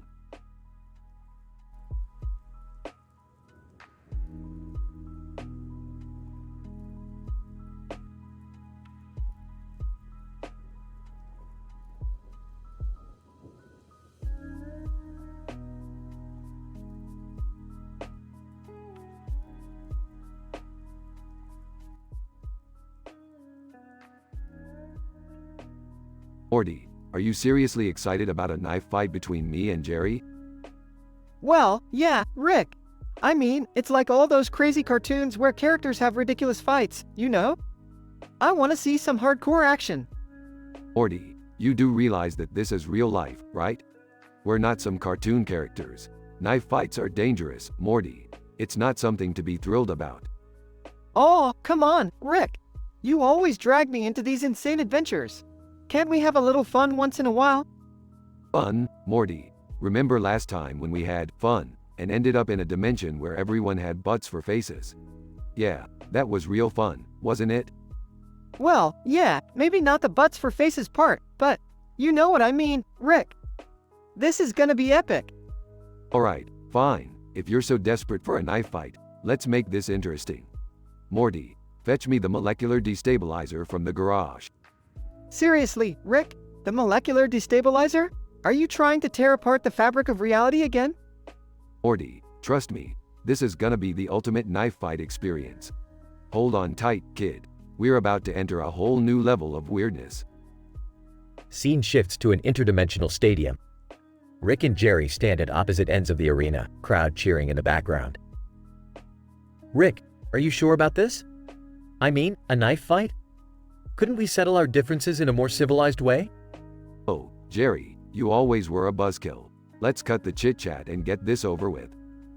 Morty, grinning, excitedly hands Rick the molecular destabilizer. This is gonna be so cool, Rick. Just imagine the epicness. Alright, Jerry, prepare yourself for the most mind-bending, reality-altering knife fight you've ever witnessed. The crowd watches in awe as Rick and Jerry charge towards each other. Rick activates the molecular destabilizer, causing the space-time continuum to warp and twist. Whoa, Rick! Look at that! It's like a cosmic explosion of chaos. Hold on, Morty, we're entering uncharted territory here. Suddenly, the entire arena is transported to a dimension where sentient pickles rule over a vegetable kingdom. What the heck, Rick? We're in a world ruled by pickles now?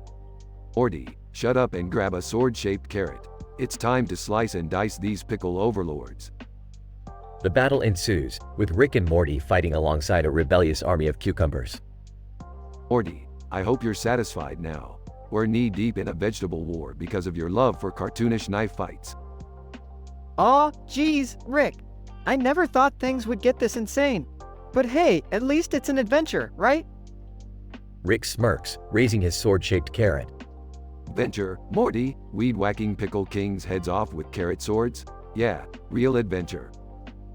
Scene fades out as Rick and Morty continue their ridiculous battle, leaving behind chaos and confusion in their wake. End of script.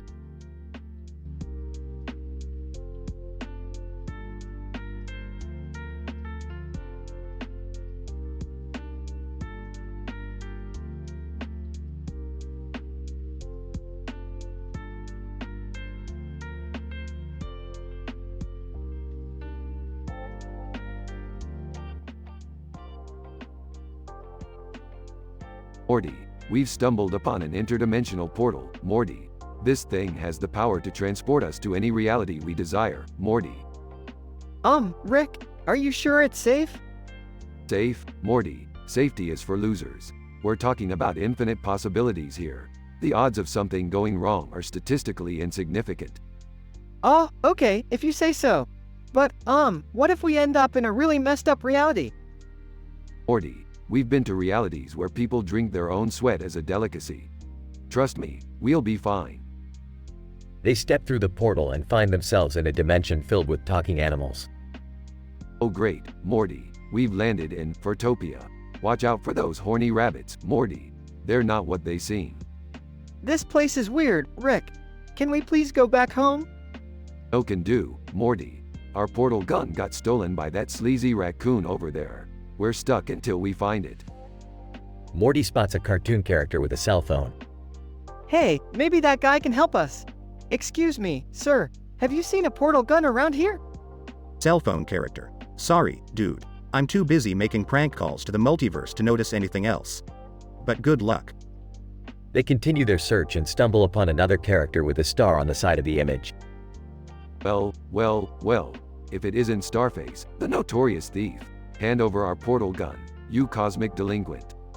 Starface, Rick, Morty, you called me red-handed.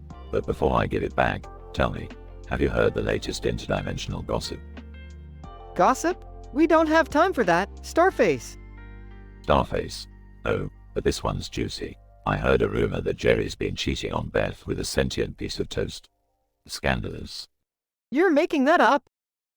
Enraged by the rumor, Morty grabs a nearby knife and stabs Jerry. Arg! Morty, what the hell?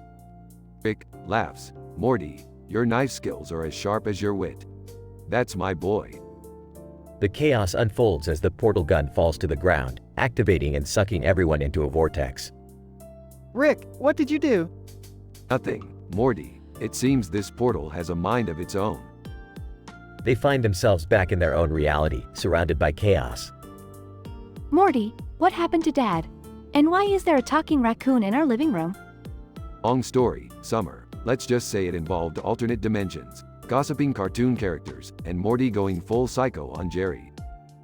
Sorry, Dad. I got carried away. I overreacted. Morty, I'll be fine. But next time, let's stick to petty arguments instead of attempted murder, okay? Morty sheepishly nods. Well, that was one hell of an adventure. Who's up for some interdimensional pizza? Everyone, in unison. Yeah, let's do it. As they settle down for a meal, the family begins to laugh, realizing that even the craziest of moments can bring them together.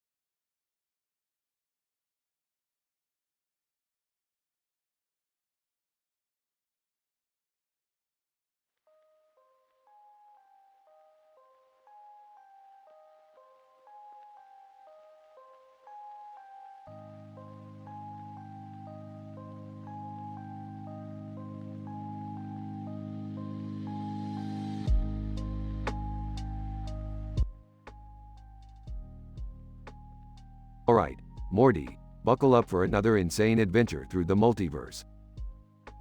Rick, can we just take it easy for once? My last therapy session was a total mind warp. Morty, therapy's for cowards. We're not here to explore our feelings. We're here to explore uncharted dimensions. Hey, guys, mind if I join you? I need a break from Marie Baron's constant nagging. Dad, I can't believe you're still dating her. She's like the embodiment of a migraine. Jerry, seriously? You're dating Marie Baron? That woman's more toxic than a plutonium martini. Yeah, Dad, she's got a knack for making anyone's life a living hell. Have you lost your mind? Hey, she's got a softer side too. Like that time she surprised me with a deep tissue massage.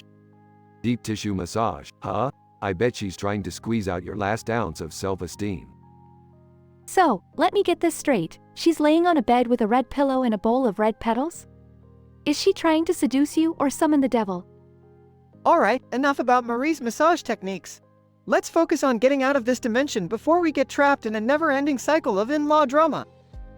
Morty, relax. I've recalibrated the portal gun to take us home. Just stay out of sight and watch your back. I can't believe you're bringing me along on one of your crazy adventures, Rick. This better not end in my death. Honestly, Dad, I wouldn't be surprised. Rick's track record with family members isn't exactly stellar. Alright, enough chit-chat. Let's get moving. We have a portal to catch and a universe to escape. Wait, Rick, aren't you forgetting something? We still need to save that woman from the dimension-hopping neck massager that turns people into poodles. You mean Marie? Oh God, I can't lose her.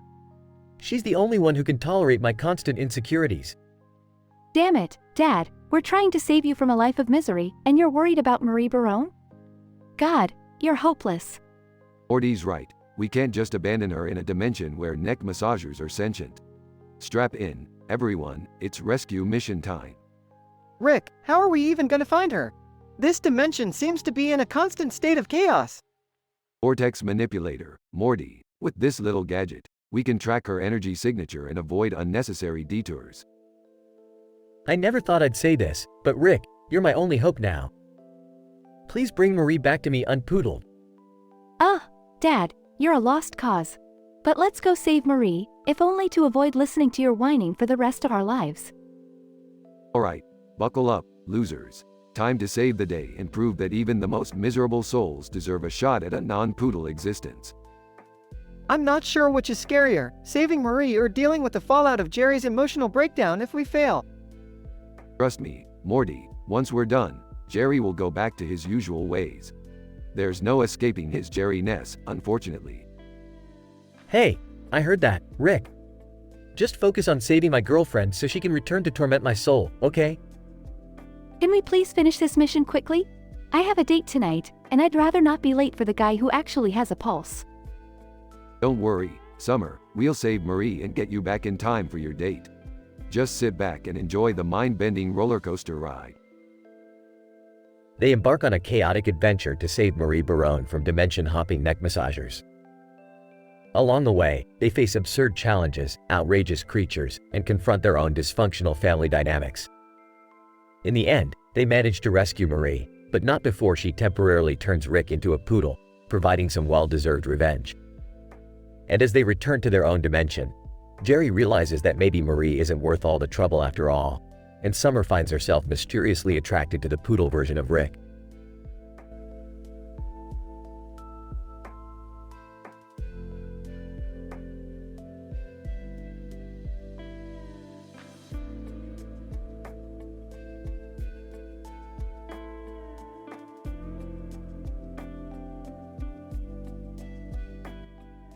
Alright, Morty, buckle up. We've got another filler adventure on our hands, buddy. Oh geez, Rick, can't we have a normal, non-filler adventure for once? Morty, did you just say normal and adventure in the same sentence? That's like saying vegan and bacon together. It doesn't make sense. Entering the room. Hey, what's going on in here? Oh, just another filler adventure. You know the drill, Beth. Not again. Can't you at least make it interesting this time? Interesting, Beth. I could make draining a swamp interesting, but this is just filler. Kinda like your love life. Entering the room, did someone say love life? Because mine is definitely not filler. Jerry, the fact that you even have a love life is statistically improbable. I'm pretty sure your romantic encounters are just glitches in the Matrix. Dad, seriously? TMI. Alright, let's get on with it. Strap on those adventure suits, everybody. As they enter a new dimension, a group of people stands in a room with a sign that says, Rick and Morty, on their chests. Person 1. Oh, look. It's the legendary Rick and Morty. We're huge fans. Person 2. Can we get a selfie with you guys? Well, it's not every day we get worshipped by random people in a filler adventure. Sure, why not? As they pose for a selfie, an unexpected incident occurs. Person 3. Help! We accidentally summoned a sentient toaster and it's trying to take over the world. A toaster? Seriously? Morty, just because it's a toaster doesn't mean it can't be a megalomaniac. We're dealing with a carb-based supervillain here. So, how are we gonna stop it, Rick? Simple, Beth. We're gonna lure it into a bathtub full of avocado oil-infused water. Toasters hate avocados. Meanwhile, the toaster is wreaking havoc in the room. Toaster, bow before me, humans. Toast shall rise, and you shall crumble. Panicking. Oh no, what are we gonna do? Sarcastically, well, Jerry, we could ask the toaster for relationship advice. I'm sure it has some toast-worthy tips. They successfully lured the toaster into the bathtub and it short circuits. Toaster, curse you, Rick and Morty. You may have defeated me, but the toasting revolution will live on. Crisis averted. Can we finally head back home? Yep, all in a day's work, Beth. Another filler adventure successfully filled. Whispering to Rick, do you ever get tired of all this craziness, Rick? Morty, I live for this craziness. It's like my own personal roller coaster ride, except it doesn't come with a safety bar or any rules. They all laugh as they make their way back to their own dimension. So, Rick, any tips for a successful love life? Jerry, when it comes to love, just be yourself, but like a better version of yourself. And don't forget to buy roses. Bitches love roses. The room erupts in laughter as they teleport away.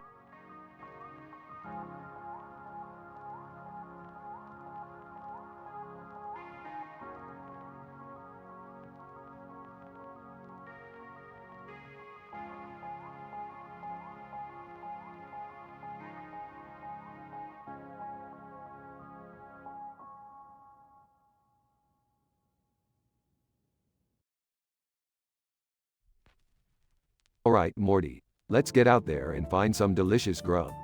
I've got an insatiable craving for some Arby's, ya know? Arby's, Rick? Seriously?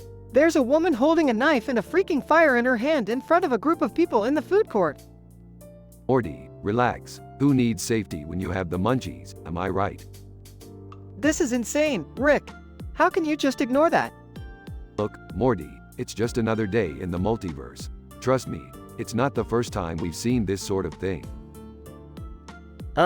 Guys, should we be concerned about the woman with the knife and fire? Concerned? Nah, Jerry, she's just trying to spice up her lunch break. Not my style, though.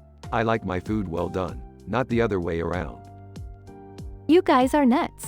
Maybe we should, I don't know, call the police or something. Summer, the police won't understand the complexities of this situation. Let's just grab some Arby's and figure out a way to deal with it. You people are completely insane. Morty, insanity is just a perception. We're just finding creative solutions to everyday problems. Well, can we at least get some food that isn't dripping with danger? Fine, fine. Let's see what other options this food court has to offer. But trust me, Morty, it won't compare to the glory of a good old Arby's roast beef sandwich. I can't believe I'm saying this, but I guess anything is better than being held hostage by a knife-wielding, fire-waving lunatic. They browse through various food stalls in the food court. Ooh, Morty, look, they have a Szechuan sauce stand. Remember that time we went on that insane interdimensional quest for this stuff? Yeah, Rick, I remember. Is now really the time? Morty, the pursuit of chicken nugget condiments knows no boundaries. Could we please focus on the imminent danger we're in? Fine, Summer, if you're so worried, I'll just create a portal gun and whisk us out of here. Dials his portal gun, but nothing happens. What the hell? Portal gun. You always work when I need a quick getaway. Great job, Rick. Now we're stuck here with the psychopath. See, Rick, your reckless behavior is finally catching up to us. Oh great, now we're going to be sliced up and charred like a well-done Arby's roast beef sandwich. Suddenly, the woman with the knife and fire approaches them. Woman, are you gonna order or what? I've got other customers waiting. Wait, you're not trying to kill us? Woman, kill you? Nah, just taking your orders. I'm working the food stall. Can't a girl have some fun? You mean, all this time, we were just being paranoid? Woman, yup, pretty much. Thought you guys were just really committed to your Arby's fix. Well, that was a wild ride of hunger-induced paranoia, huh? I can't believe we made such a big deal out of nothing. At least now we know never to underestimate the craziness of the food court. Can we please just get something to eat and go home? Sure thing, Morty, but I still can't help but think about that Arby's.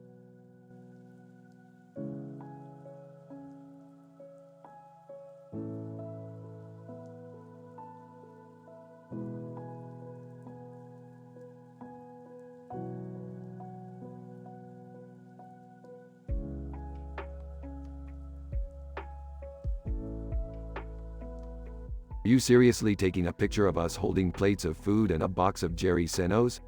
Morty, what kind of lame-ass Instagram photo is this? Come on, Rick. People want to see what we're eating and drinking. It's like a thing now. Plus, the Jerry Senos are new. Yeah, Morty's right, Rick. This is the latest food craze, and the picture will get us all the likes. Likes? Who gives a damn about likes? I'm a multidimensional genius, not some attention-seeking teenager. Fine, take the damn picture. Morty takes the picture while Jerry tries to strike a cheesy pose. Alright, enough of this nonsense. Let's get out of this overpriced restaurant and do something actually interesting. A sudden rumbling noise is heard. Oh no, what's happening? That's what you get for eating too much Arby's, Morty. I warned you about the onion rings. Morty looks embarrassed. Is that Rick's stomach? Are you seriously shitting yourself, Rick? Hey, when you mess with Arby's, sometimes Arby's messes with you. It's nature's way of telling me that I should stick to interdimensional adventures instead of fast food. A waitress walks by and gives them a disgusted look. Waitress, gentlemen, I'll get the check for you right away. Please, just leave. Jerry starts laughing. Hey, Rick, your shitty escapades are finally driving people away from us. Shut up, Jerry. At least my escapades involve more than just an old Xbox. Oh, you mean my Xbox? The one that's a collector's item? It's vintage, Rick. You wouldn't understand. Vintage doesn't mean it's good, Jerry. It's just old and obsolete, just like your taste in video games. Hey, don't you dare insult my gaming skills. I'll have you know I've mastered Uno. No, seriously, Jerry, wow, you're really living life on the edge. Next thing you'll tell me is that you're a pro at solitaire. Well, I'll have you know I'm also quite skilled at Minesweeper. So, watch your tone, Rick. Oh, Jerry, the things you find pride in never cease to amaze me. Let's just leave this restaurant before we're banned for life. Yeah, I think that would be for the best. And, Rick, maybe we can grab some extra underwear for you on the way. Arby's strikes again. Shut up, Morty, or you'll be cleaning up the mess next time. They all leave the restaurant, laughing and arguing as usual.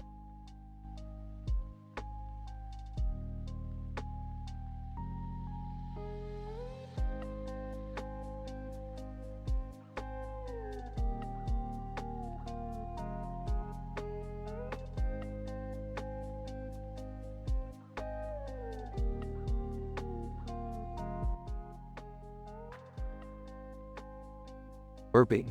Hey Morty, check this out. I just created a device that can transform Toy Story characters into real-life beings.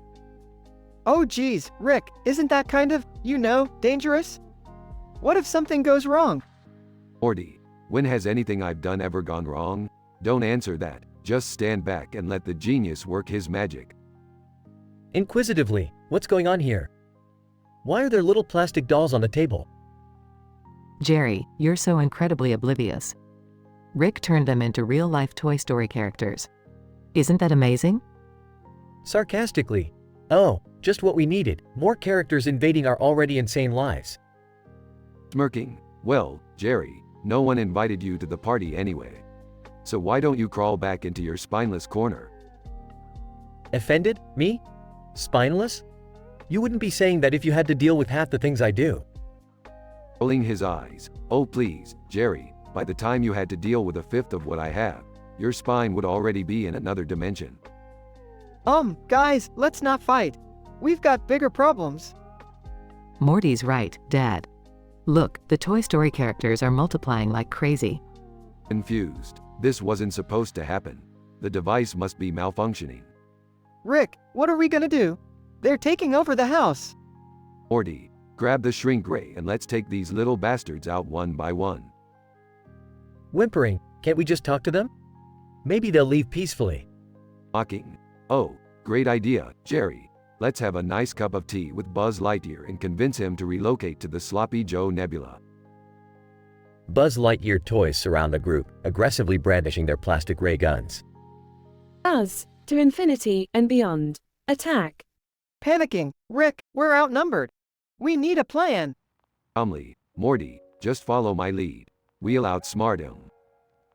A dramatic montage ensues, showing Rick and Morty using various creative strategies to defeat the Toy Story characters. Amazed, that was incredible. You guys saved the day. Yeah, great job. Can we go back to our boring lives now? Sarcastically. Oh sure, Jerry. I'm sure the adventures of washing dishes and mowing the lawn will keep you entertained for hours. Jerry mutters to himself, sulking. Hey Rick, what are we gonna do with all these toy versions of ourselves now? We'll just shove them in a box and forget about them. That's usually how these things work. Laughing, leave it to you, Dad. Always finding unconventional solutions. That's what I do best, sweetheart. Now let's go get some interdimensional pizza. I'm starving. The family exits, leaving chaos behind and a table full of Toy Story toys that have returned to their inanimate state.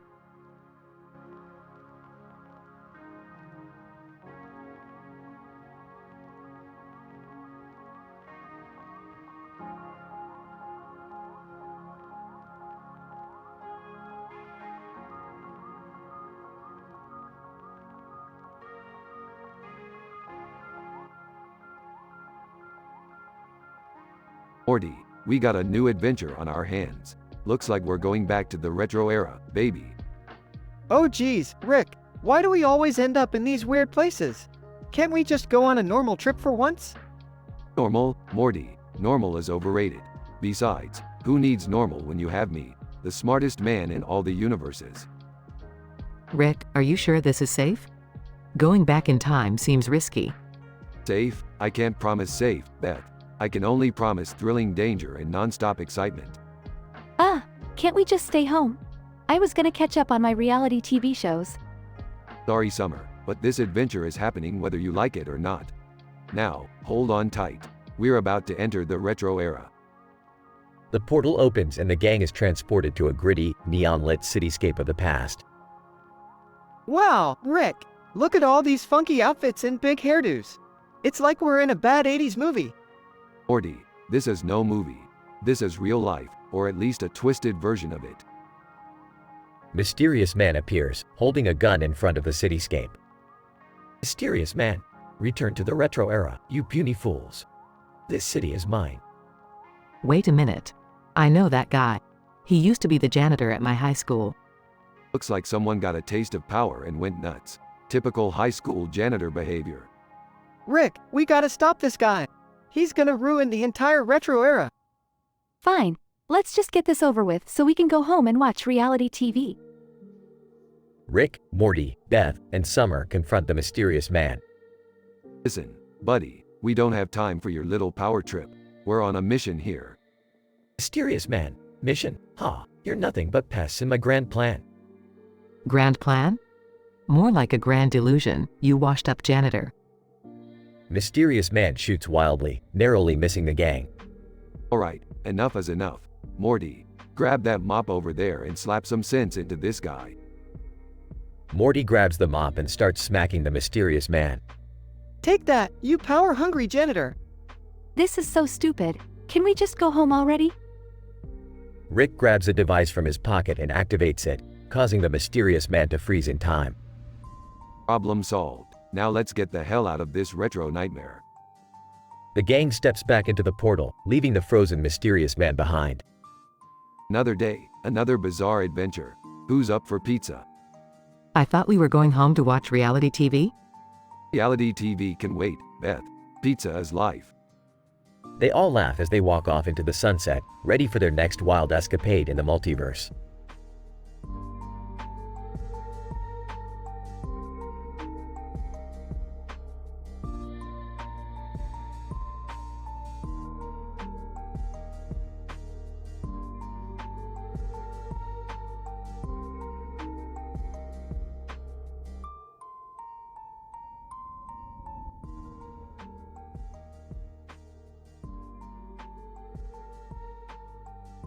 Morty, we need to get our asses moving. I just discovered a dimension where everything is made of talking cardboard. Whoa, Rick! Talking cardboard? That's, like, insane, man. Are they, friendly? Friendly, Morty? Oh no, they're not friendly at all. They're planning to take over the world, Morty. We gotta stop them. Jeez, Rick, how are we gonna stop talking cardboard? They're not even real. Well, Morty, I've been working on a little something. I've turned myself into the infamous Phantom of the Opera. I have the power to control all cardboard in this dimension. Wait, the Phantom of the Opera? Isn't that like a super dramatic musical or something? Yeah, Morty, but let's face it, I'm the star of my own show. I can be dramatic, intense, and sing like an angel if I want to. Alright, but how does this help us with the cardboard problem? Simple, Morty. I'm going to lead an army of cardboard soldiers against their evil leaders. It's gonna be a showdown, Morty. A frickin' showdown. Whoa, Rick, that sounds intense and all, but what about me? What do I do? Well, Morty, since you don't possess my musical talents, I guess you can distract the cardboard minions with your infamous dance moves. Dance moves? Are you serious, Rick? You know I'm not that great of a dancer. Morty, it's all about distraction. Just wiggle those bird-like limbs of yours, and the cardboard freaks won't know what hit them. And hey, maybe they'll be so mesmerized by your awkwardness that they won't see us coming. Okay, I guess I can try. But what if they attack me? Morty, just take this fake mustache. They won't be able to tell it's you. I mean, who could possibly recognize you with a drawn-on mustache, right? Size, fine, Rick. I'll give it a shot. But if I get kidnapped by a group of angry cardboard boxes, I'm blaming you. Trust me, Morty, with my Phantom of the Opera powers and your mind-blowing dance skills, we're gonna save the day. Now let's go kick some cardboard ass. They enter the dimension filled with talking cardboard, Morty awkwardly dancing while Rick conducts the cardboard army. Enough dancing, Morty, now attack. Morty stumbles his way through the battlefield, distracting the cardboard minions while Rick orchestrates their defeat. Rick, I can't see anything under all these cardboard boxes. Morty, use your bird-like instincts. Kick, punch, flap your wings, do whatever it takes. Morty lunges forward blindly, knocking down several cardboard minions. Take that, you stupid cardboard jerks! Laughs maniacally. Morty, we're almost there. Just a little more cardboard to go. Morty continues to flail around, knocking down more minions, until finally, the evil cardboard leaders are defeated. We did it, Morty. We saved the dimension from the talking cardboard takeover. That was insane, Rick. I can't believe we just defeated an army of cardboard. Morty, we're an unstoppable duo. And hey, who needs real-world problems when you can have interdimensional cardboard adventures? Yeah, I guess you're right, Rick. Let's go home and never speak of this again. Agreed, Morty. Now, let's see what else in the multiverse needs our unique brand of insane problem-solving.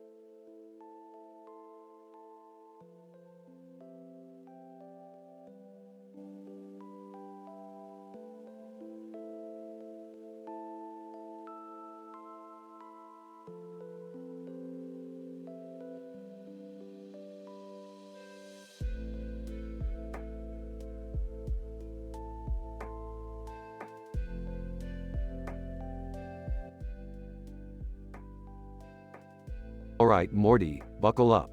We're going on another mind-blowing, acid trip of an adventure. Oh, do we really have to, Rick? Last time, I ended up as a sentient fart in an intergalactic peace conference. Don't be such a square, Morty. We've got a chance to witness something statistically improbable. A group of dogs, sitting in front of a drum set and a drum case with a dog on it. What? Dogs playing drums? Isn't that impossible? Morty, you're obsessed with probabilities. But this world doesn't care about your statistical nonsense. Now let's go check it out. Scene transitions to a park where a group of dogs are indeed sitting in front of a drum set and a drum case with a dog on it. Confused. Excuse me, but can I ask what the hell is going on here? Smirking. Well, Jerry, it seems our furry friends here have formed a dog drumming band. They call themselves the Barktastic Beats. Seriously? Dogs playing drums? This is like some kind of weird fever dream. Don't question the absurdity, Summer. Just embrace it. These foam replica bears over there actually formed a band too, and they'll be performing together in a drum circle. Looking at the bears, I don't even want to know how you came up with that idea, Rick. Doesn't matter, Morty. Just grab a seat and enjoy the show. It's gonna be wild. Scene shifts to the dog drummers and foam bear band playing together in a drum circle. Whispering, Summer, isn't it amazing how all these different species can come together to form beautiful music? Sarcastically, yeah, Jerry, it's like a Disney movie come to life. Except with dogs and foam bears playing drums. Hey, look at that dog over there. He's drumming so fast, he's about to spontaneously combust. Oh geez, Rick, can't we do something about it? Aw, Morty, sometimes the universe just wants to see things explode. It's all part of the entertainment package. Scene escalates as the dog drummer explodes in a spectacular display of fur and drumsticks. Horrified? What the actual F? Now that's what I call a grand finale. Doggone explosion. This was the craziest thing we've ever witnessed, Rick. Winking. You ain't seen nothing yet, Jerry. Remember that time we turned your goldfish into a world-renowned opera singer? I can't believe we're actually competing with our own absurdity now. That's the beauty of our adventures, Morty. We always manage to one-up ourselves. Now, who's ready for the next wild ride? Sighing. I guess we have no choice but to stick around and find out. Scene closes with the family embracing the chaos and the foam bear band starting another thunderous drum circle.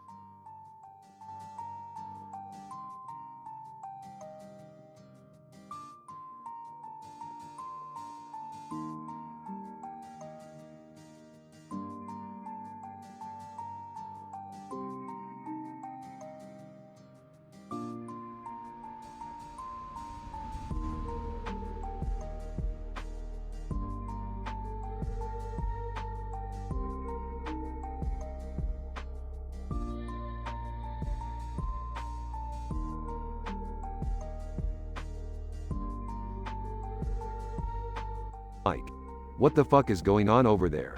Look at those foam bears forming a goddamn band. Jane, holy shit, they're playing some intense shit. I've never seen anything like it. Mike, yeah, those foam bears are going wild on those drums. They're fucking shredding it. Jane, check out that bear in the middle, he's got those drumsticks flying around like he's possessed. Mike, and look at that bear on the bass guitar, slapping those strings like a goddamn maniac. Jane, this band of bears is giving me a raging boner. I can't believe this shit is happening. Mike, me neither. It's like a psychedelic acid trip, but with fucking bears and music. Jane, I feel like I'm in some alternate universe where bears are the new rock stars. Mike, those foam bears have better moves than half the bands out there. They're stealing the show. Jane, I want those bears to impregnate me right now. I want bear human babies. Mike. Whoa, Jane, calm down. This shit is insane, but let's not get carried away. Jane, no, Mike, I'm serious. Imagine our mixed species offspring, ruling the world with their bear music. Mike. Alright, let's just enjoy the show and not get too freaky with the bear-human hybrid fantasies, okay? Jane, fine, but I can't help but imagine a bear baby playing the drums like a prodigy. It would be epic. Mike. Yeah, it would be pretty fucking cool.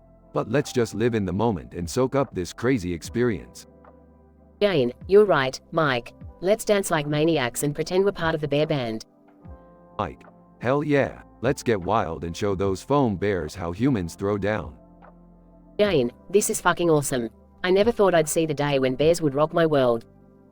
Mike. Life is full of surprises, my friend. And this bear band is definitely one of the wildest ones. Jane, cheers to that, Mike. Let's keep rocking out with these foam bears until the sun goes down. Mike. Cheers, Jane. Here's to bears, music, and the unexpected adventures life throws at us.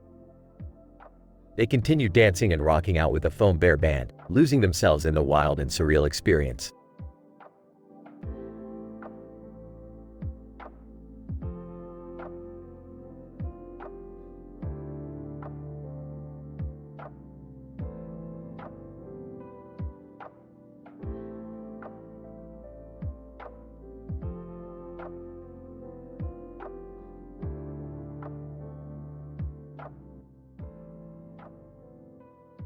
Alright, Morty, listen up. We've got a situation here that's about to dive headfirst into the depths of messed up. What is it, Rick? Some dude is putting a face on a child's face in the living room. And guess what? The TV is showing a close-up of Bobby Hill kissing a foam replica of a woman's head. Oh, geez, Rick. That's messed up. What are we gonna do? We're gonna get to the bottom of this, Morty. Strap in, because the probability of this episode getting even weirder is off the charts. Hey, what's going on in here? Can't a guy enjoy his TV in peace? Jerry, do you have any idea what's happening right under your nose? There's a guy putting a face on a child's face in our living room. What? No way. That's insane. You think? Seems like a pretty average Tuesday to me. Rick, we should do something. This is not how normal people behave. Well, Morty, that's the beauty of this dimension. Normal is as normal does, and here, we're pretty far from it. Dad, just because you brought us to this dimension doesn't mean we have to accept this madness as our new normal. Maybe they're just expressing their artistic side, Beth. Who are we to judge? There's no time for a family therapy session, people. We've got to get rid of this face-on-face situation before things really spiral out of control. I don't even want to imagine what out of control looks like in this dimension. Exactly, Morty. Now let's find that guy and put an end to this madness. Morty, Rick, Jerry, and Beth search the house and eventually find the guy. Well, what do we have here? Putting faces on faces in someone else's dimension, huh? Oh, you think you're so superior, don't you? Well, I think it's time for a face-off.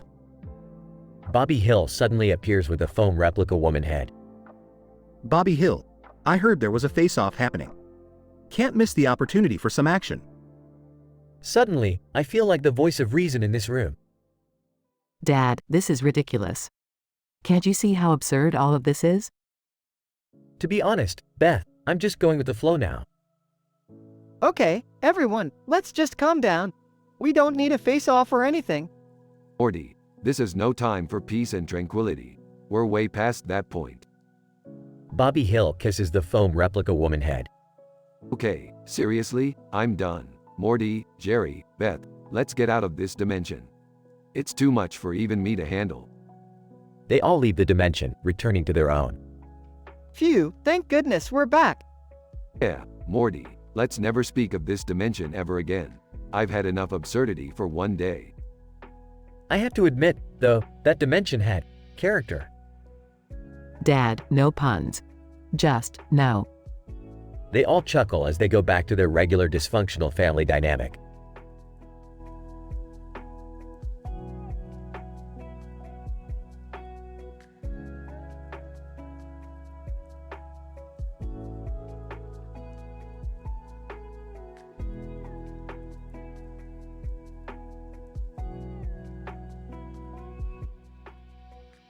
Sitting on the couch, sipping from a flask, Morty. I've discovered a new dimension where everyone speaks in Pig Latin. Can you believe that shit? Eyeing Rick, Pig Latin, Rick? Really? Is there a purpose to any of this? Grinning, purpose, Morty? Who needs purpose when you have a puppet head? Points to the man sitting next to him. Puppet head, in a deep voice. Sure, Rick, go on and mock me. but I'm the only one here with a talking foam replica woman head as a companion. Smirks. Enters, wearing a red hat. Oh great, you two are at it again. Seriously, when are you gonna grow up? Waves his flask. Grow up? Ha, that's for crockpots, Beth. We're living the high life. Size, so, what's the plan for today?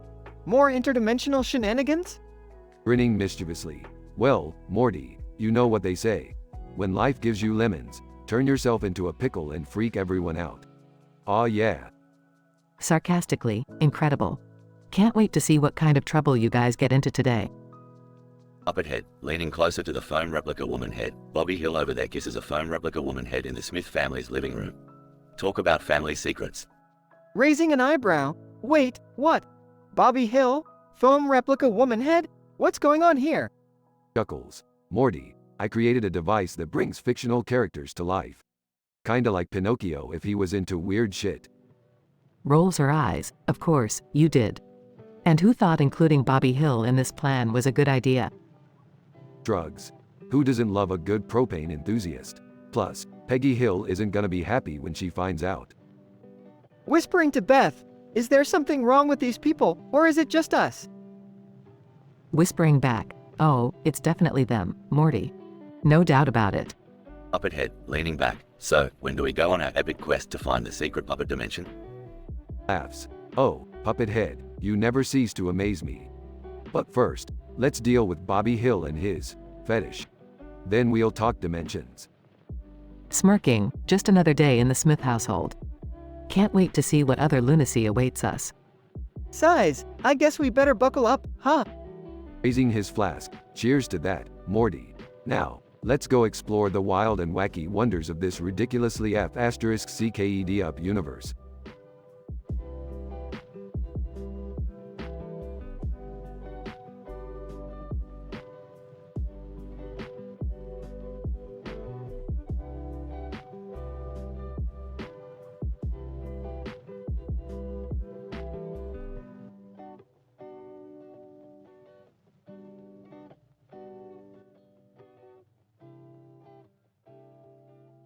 Hey Morty, check out this foam replica of the Venus de Milo statue that just appeared in the living room.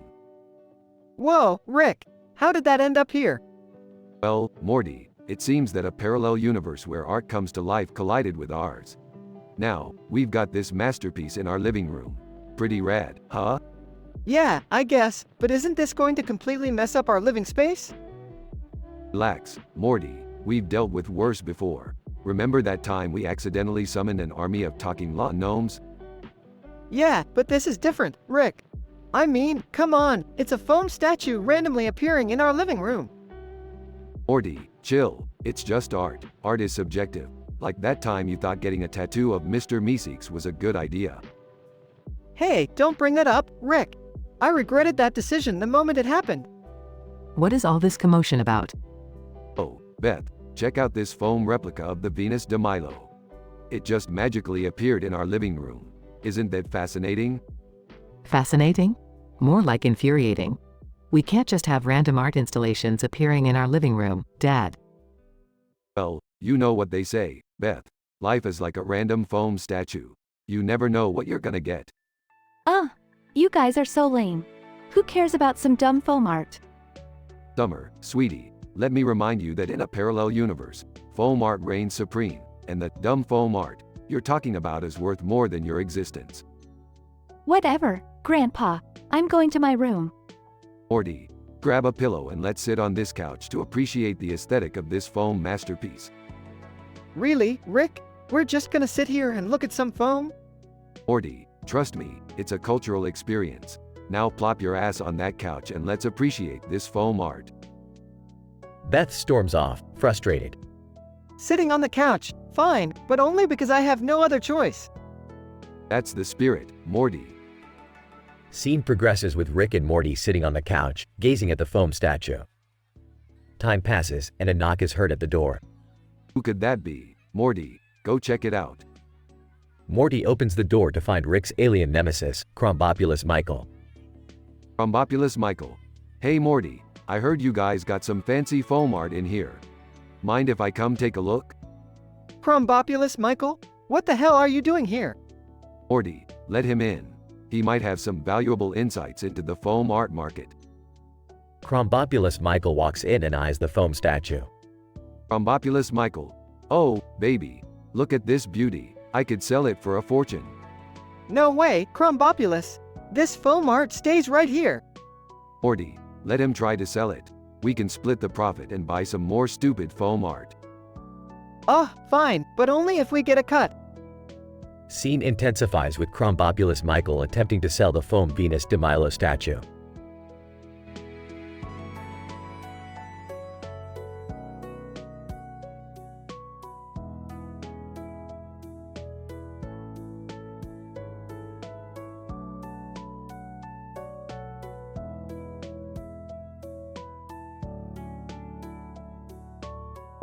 Morty, you won't believe the crazy shit I found while exploring the multiverse. Oh geez, Rick, not another one of your crazy adventures.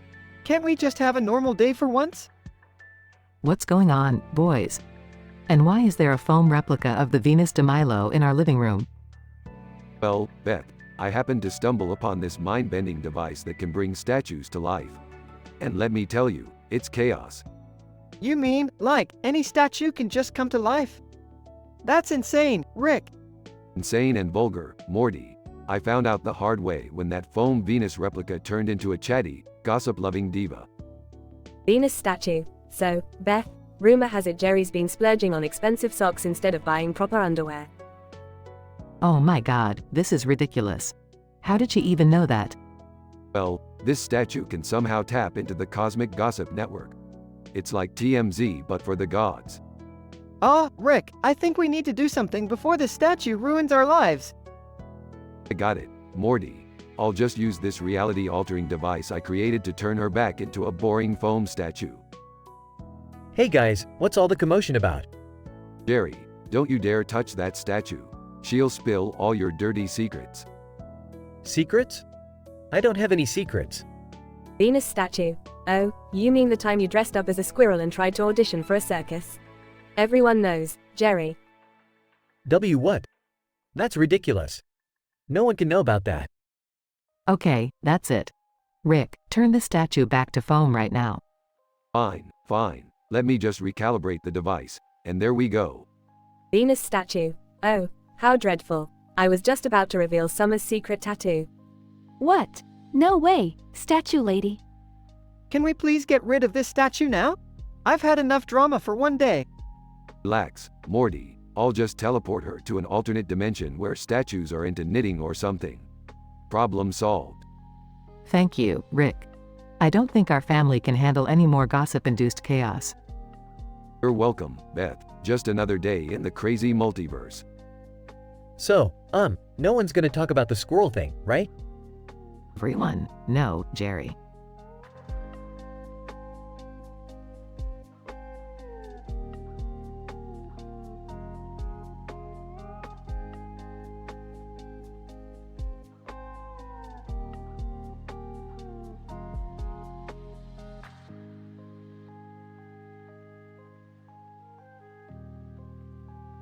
Morty, we need to find a way to escape this insane reality we've stumbled into. Yeah, Rick, I can't believe we're stuck in a world where foam replicas of statues are dancing. Morty, listen up. Time for a little lesson in quantum physics. These statues are actually manifestations of sentient foam beings from an alternate dimension where marble was never invented. Oh, okay. So what does that mean? Are they like dating or something? More than dating, Morty. They're dancing. It's a forbidden love affair between a foam replica of the David statue and a foam replica of the Venus de Milo statue. Wait, so the David statue is in a dress and the Venus de Milo statue is wearing a white shirt? That's not important, Morty. What matters is that their love is transcending all boundaries, even those of gender. Geez, Rick, this is some heavy stuff. How did they end up here? Well, Morty, it turns out that a rogue interdimensional portal opened up and sucked them into our world. Now we're trapped in this absurd dance-off. So, what's our plan, Rick? Can we just, leave them to their foam romance? Morty, you naive little twerp. We can't let these foam lovebirds dictate our lives. We're gonna teach them a lesson they won't forget. Oh, Rick, I don't know about that. They seem pretty happy dancing around. Morty, remember the time we had to fight off sentient kitchen appliances? We can handle a couple of dancing foam replicas. Alright, Rick. But let's make it quick. I don't want to mess with their foam feelings too much. No worries, Morty. We'll just create a distraction to break up their dance routine. I'll whip up a makeshift DJ booth and you can start blasting techno music. Wait, so we're turning this into an actual dance party? You got it, Morty. We're gonna show these foam statues what real partying is all about. This is insane, Rick. I mean, even for us. Welcome to the world of sci-fi chaos, Morty. Anything can happen. Jerry, Beth, and Summer enter the scene. What on earth is going on here? I leave you guys alone for 5 minutes and you're hosting a foam statue dance party? Dad, don't question it. Just join in. I guess it's better than doing nothing for once. Welcome to the party, Jerry. Let's show these foam statues how to let loose. As the music gets louder, the foam replicas start dancing chaotically. Rick, I think they're getting agitated. Perfect, Morty. We're breaking free from their imposed dance routine. Meanwhile, the foam replicas of the statues start to argue with each other. David Foam Replica, how dare you dance with another statue? Venus Foam Replica, oh, please. You were never even good enough for me. The argument escalates, and they begin tearing each other apart. I think we may have taken this a bit too far, Rick. Yeah, this got dark real quick. I didn't sign up for interdimensional foam drama. Relax, everyone. This is the beauty of chaos. We're free from their dance routine, temporarily at least. I don't know, Rick. Is causing foam statue fights really the lesson we wanted to teach? Who cares, Morty? Let's just grab a snack and watch the foam drama unfold. It's more entertaining than most reality TV anyway. They all sit back and watch as the foam replicas continue their violent dance-off.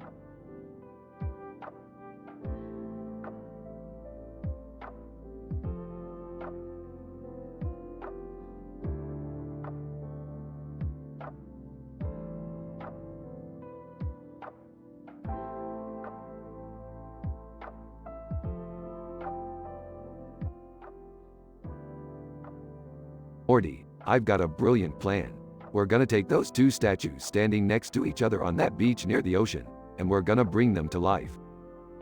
Oh, Rick, I'm not sure if that's such a good idea. I mean, what could possibly go wrong? Morty, you realize we're in a TV show, right?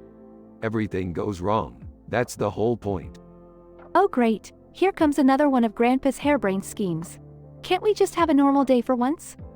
Normal, Summer. That's not really our style, is it? I guess not, but bringing statues to life? That's a whole new level of crazy, even for us. Crazy, Morty. Have you seen how foam replicas dance? We're about to witness the most scientifically improbable ballroom pair in existence. Get ready for the Foam David and Foam Venus DeMillo show. Seriously, Rick? This is what you came up with? We're gonna watch foam statues dance? I think I'd rather go save the multiverse again. Oh, Summer, always the drama queen. Fine, go off and save the multiverse while Morty and I enjoy the art of foam ballroom dancing. I can't believe I'm actually saying this, but I'd rather be saving the multiverse too, Summer. At least it's more exciting than watching statues twirl around. Well, suit yourself, Morty. More foam dancing for us then. You two and your weird obsessions. I'm outta here. Rick starts the foam replicas and they awkwardly begin to move to a non-existent rhythm. Rick, they look like they're having a seizure, not dancing. This is getting uncomfortable. Morty, you gotta appreciate the artistry here. Look at the elegance, the grace, the awkwardness. Rick, they're just foam. They don't even have muscles or bones. This is pointless. Pointless or not, Morty, they're entertaining us. We could use a break from all that interdimensional chaos once in a while. Meanwhile, the foam replicas continue to dance, oblivious to the lack of a crowd. Returning.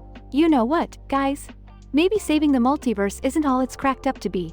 Can I join the foam dancing session? That's the spirit, Summer. Just ignore the fact that they're foam and let yourself be captivated by their lack of coordination. I can't believe I'm saying this, but I'll join too. It's better than doing nothing. The three of them start dancing with the foam replicas, creating a chaotic but strangely captivating performance. Look at us, Morty. We're the stars of our very own foam dancing show. Who needs the multiverse? I guess you're right, Rick. Who needs the multiverse when we have foam statues? They all laugh and continue dancing, oblivious to the absurdity of their situation. You guys are officially the weirdest family ever. But hey, I guess that's what makes us special, right? Damn straight, Summer. Now let's embrace the weirdness and dance like nobody's watching, except for our foam audience. The foam replicas in the Smith family continue their bizarre dance routine to the crashing waves in the background, fully embracing their eccentricity.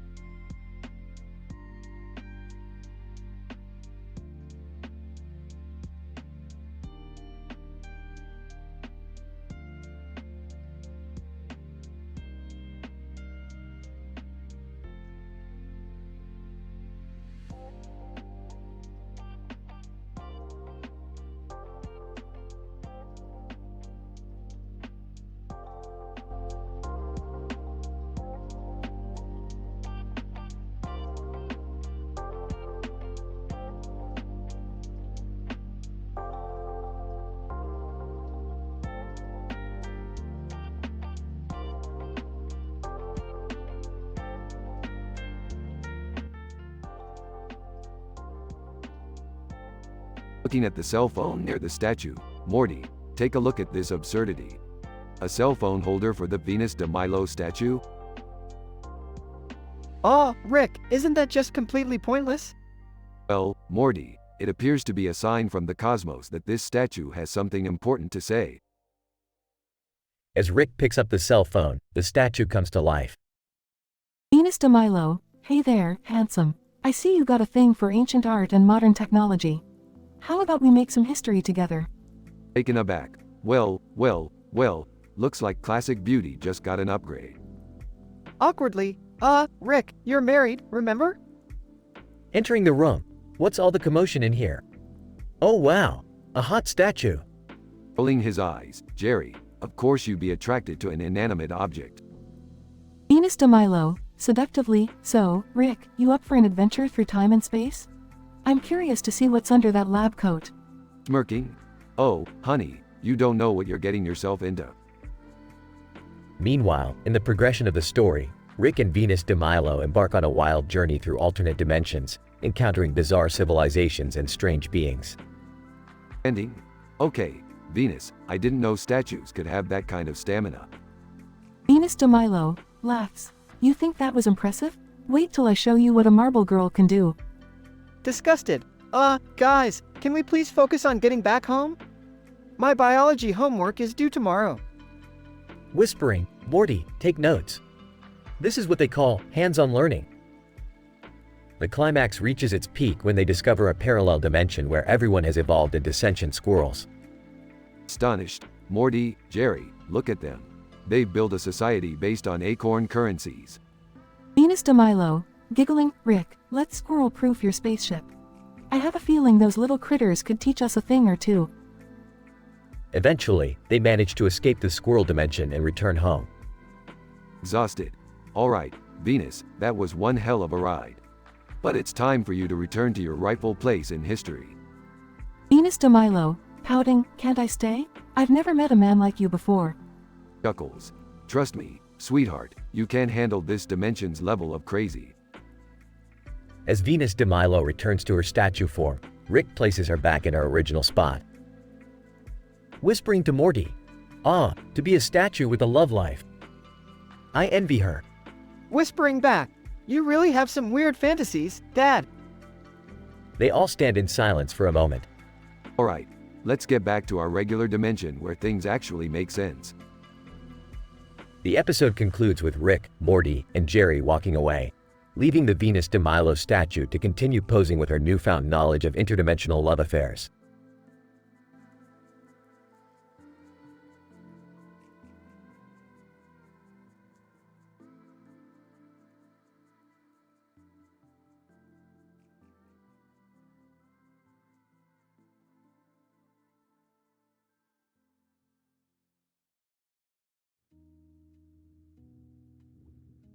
Ron. Whoa, check out that bust over there. That woman's got some big, accessories. Gary, yeah, and that hat on her head screams, fashion disaster. On. Hey, let's play a little game. I bet you $100 I can knock the hat off that bust with a flick of my finger. Gary, you are on, man. There's no way you can do that. On. Watch and learn, my friend. Here goes nothing. Ron flicks his finger towards the bust, but instead knocks the entire statue off the pedestal. On. Oh crap, that wasn't supposed to happen. Gary, dude, what have you done? You broke the damn Venus de Milo. On. Shush. We gotta fix this. Let's put it back on the pedestal before anyone notices. As they struggle to lift the heavy statue, a bright light suddenly shines down on it. Gary, what the hell is that light? Is it a spotlight? On. I don't know, man. It's like it's coming from the heavens above. As the light intensifies, the Venus de Milo starts glowing and comes to life, regaining her arms. Venus de Milo, what kind of idiots knock me over and expect to get away with it? You two are in deep shit now. On. Holy crap, the statue is talking. Gary, this can't be happening. We must be tripping balls or something. Venus de Milo, tripping balls, indeed. I think a little punishment is in order for your disrespect. Prepare to face the consequences, you imbeciles. The Venus de Milo raises her newly reattached arms, which transform into powerful steel blades, ready to strike. On. Oh shit, Gary. We need to get out of here. Gary, no kidding. Let's run like our lives depend on it, cause they sure as hell do. The two men frantically flee through the museum, as the Venus de Milo chases them, swinging her deadly arms. On. We've got to find some way to stop her. Gary, wait, I've got an idea. Remember that hat from the bust? On. Yeah, but what about it? Gary, maybe if we knock the hat off her head, she'll lose her power. On. Worth a shot. Let's split up and distract her while the other goes for the hat. They split up, dodging the Venus de Milo strikes and trying to reach the hat on her head. Gary, Ron, distract her. I'm going for the hat. On it, buddy. They dodge, duck, and weave, putting all their efforts into dislodging the hat from the Venus de Milo's head. Gary, I've got it, Ron. I've got the damn hat. On, then take that bitch down. Gary swings the hat off the Venus de Milo's head, and she immediately freezes, turning back into a lifeless statue. Gary, holy shit, did that actually work? On, yeah, man. We did it. We survived a psycho, sentient statue. Gasping for breath, they both collapse to the ground, victorious and amazed by the wild events that just transpired. Gary, we should never mess with art again, dude. On, agreed. Let's just stick to appreciating it from a safe distance, especially when it comes to famous statues with godlike powers.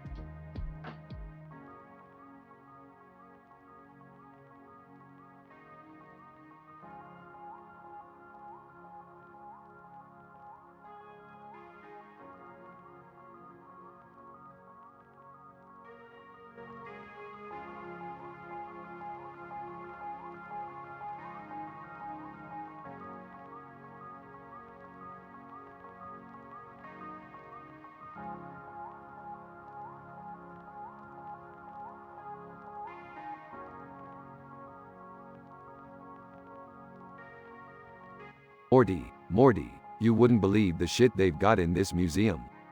Ah, what's so great about a bunch of old stuff, Rick? You little twerp, haven't you heard of the David statue? It's like the Mona Lisa of sculptures. I guess. But still, what's the big deal? Morty, this statue has been standing here for centuries, frozen in time. Can you imagine all the crazy shit it has witnessed? I guess it's seen some stuff, Rick. Oh, it's seen more than just some stuff, Morty. It's seen wars, revolutions, and hilarious historical blunders. You wouldn't believe the juicy gossip it's got stored in that marble brain of his. Wait, how do you know it's a him? Because Morty, look at those marble abs. Only a confident man like David could have those. Alright, I'll take your word for it. Smirking, good choice, Morty. Now, let's see what other freaky stuff we can find in this museum. Ah, Rick, I don't think we should touch anything in here. Morty, we're the smartest people in the universe, we can handle it. Now let's find something interesting before my boredom kills me. Okay, but I've got a bad feeling about this. Morty, your feelings are always bad. They're worse than Jerry's jokes. Hey, that's not fair, Rick. Fairness? Morty, that went out the window when we decided to steal your principal's dog. Now hurry up and find something else to entertain me. Fine, fine. Hey, what's that painting over there? Oh, that's the existential crisis of a pessimistic parrot. It's a masterpiece, Morty.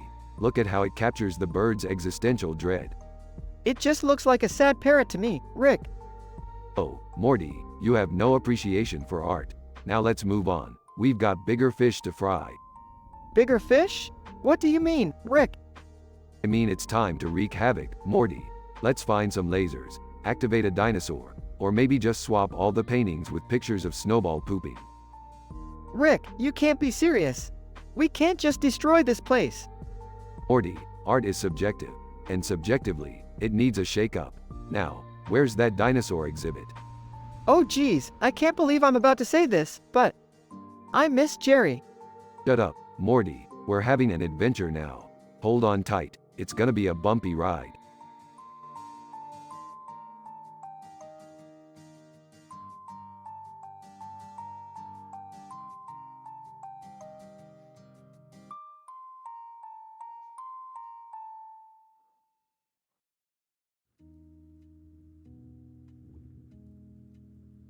Note, I apologize, but I won't be able to generate that story for you.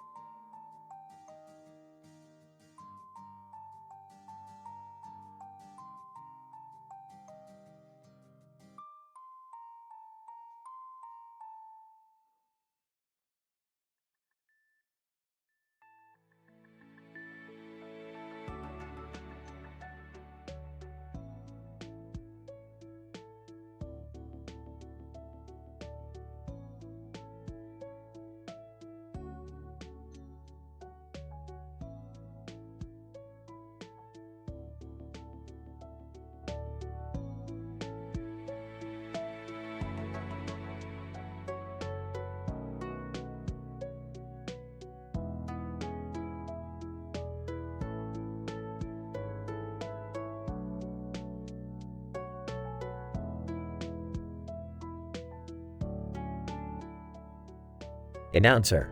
Ladies and gentlemen, welcome to the most anticipated celebrity deathmatch of all time. In one corner, we have the tech titan and master of innovation, Elon Musk.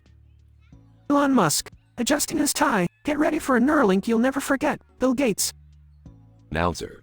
And in the other corner, we have the legendary pioneer and philanthropist, Bill Gates. Bill Gates, smirking, I hope you're ready to experience the blue screen of defeat, Elon. Announcer. Alright, gentlemen, let's get ready to rumble. Bell rings. Elon Musk, activating his remote control, prepare for your Microsoft system reboot, Gates. Bill Gates, grinning, is that all you've got, Musk? Let's see how you handle a Windows update. Elon Musk, pressing buttons on his remote, eat this, Gates. A massive flamethrower emerges from the ground. Bill Gates, dodging the flames, nice try, Musk, but I've got something even better, pulls out a giant robotic arm. Elon Musk, narrowing his eyes, you've underestimated me, Gates. Activates his rocket boots and hovers. Bill Gates, commands the robotic arm, crush him, my creation. Elon Musk, evading the robotic arm, time to forge a new path, Gates. Summons a Tesla Cybertruck. Bill Gates, laughs, is this the best you've got, Musk? Activates the robotic arm's laser beams. Elon Musk, grinning, it's time for a shocking revelation. The Cybertruck shoots lightning bolts. Bill Gates, struggling against the lightning, impossible, you've hacked the system, Musk. Elon Musk, smirking, prepare for a shocking end, Gates. The Cybertruck transforms into a massive Tesla coil. Bill Gates, gasps, no. Elon Musk, activating the Tesla coil, say goodbye, Gates. A powerful surge of electricity engulfs Bill Gates. Bill Gates, collapses to the ground, defeated, you win this round, Musk. Elon Musk, striding towards the camera, holding his remote control, my victory is as inevitable as technological progress. Remember, folks, life on Mars will be a reality sooner than you think. Announcer. And there you have it, ladies and gentlemen. Elon Musk reigns supreme. As he always says, the future belongs to those who create it. Crowd, cheering, Musk, Musk, Musk. Announcer. Tune in next time for another electrifying celebrity deathmatch.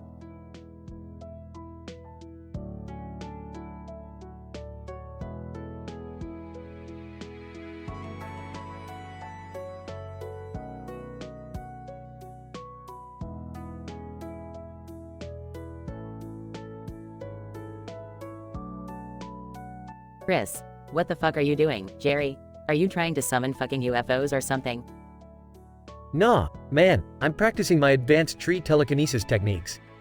I swear I can move this motherfucker with my mind. Chris, you high as a kite, bro? Telekinesis? Seriously? Don't mock me, asshole. Just watch this shit. Jerry waves his hands furiously, trying to move the tree, but nothing happens. Chris laughs uncontrollably. Holy shit, Jerry. Your telekinesis game is weak as fuck. Fuck you, Chris. I swear I'll figure this shit out one day. Chris, yeah, sure, keep dreaming, buddy. Anyway, you wanna see something crazy I just stumbled upon? Yeah, whatever, show me. I need a distraction from my failed telekinetic fantasies.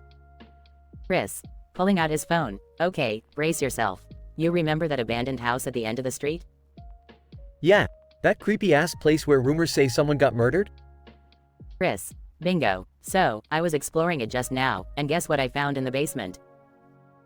Dude, what? Spill it already. Chris, a secret laboratory, man. Like, legit mad scientist type shit. There were test tubes, strange chemicals, and this creepy machine that looked like it belonged in a sci-fi movie. No way. Are you fucking serious? Chris, dead serious, bro. And I found this notebook with some insane formulas and equations. I think it's some top secret experiment gone awry. Holy fuck.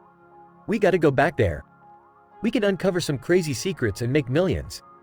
Chris, are you out of your damn mind, Jerry? We're getting the fuck out of there before we end up dead or some shit. Come on, Chris. It's our chance to be famous. Plus, if there's some experimental drugs or aliens, we can party our asses off. Chris, you're fucking nuts, Jerry. But hell, maybe this is the adrenaline rush we've been waiting for. Alright, count me in. Let's go back to that lab, uncover some secrets, and party our asses off, just like you said. Jerry and Chris share an excited, slightly insane grin as they head off to embark on their risky adventure.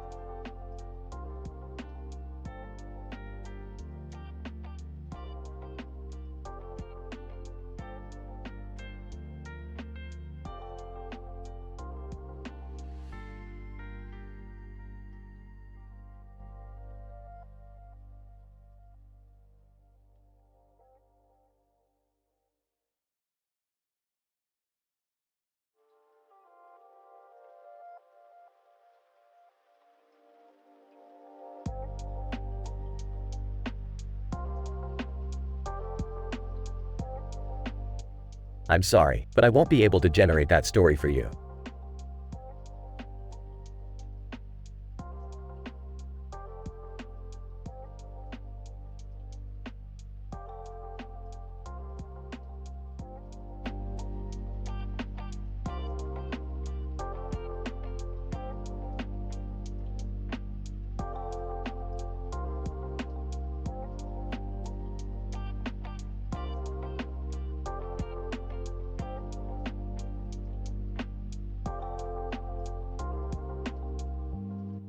I'm sorry, but I won't be able to generate that story for you.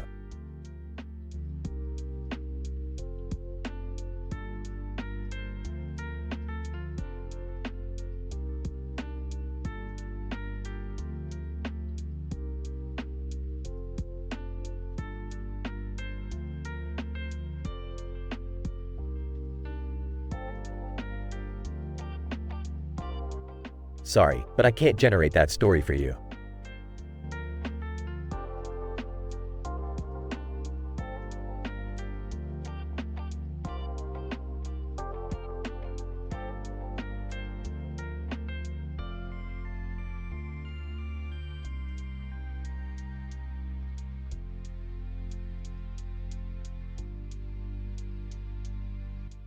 Apologies, but I can't generate that story for you.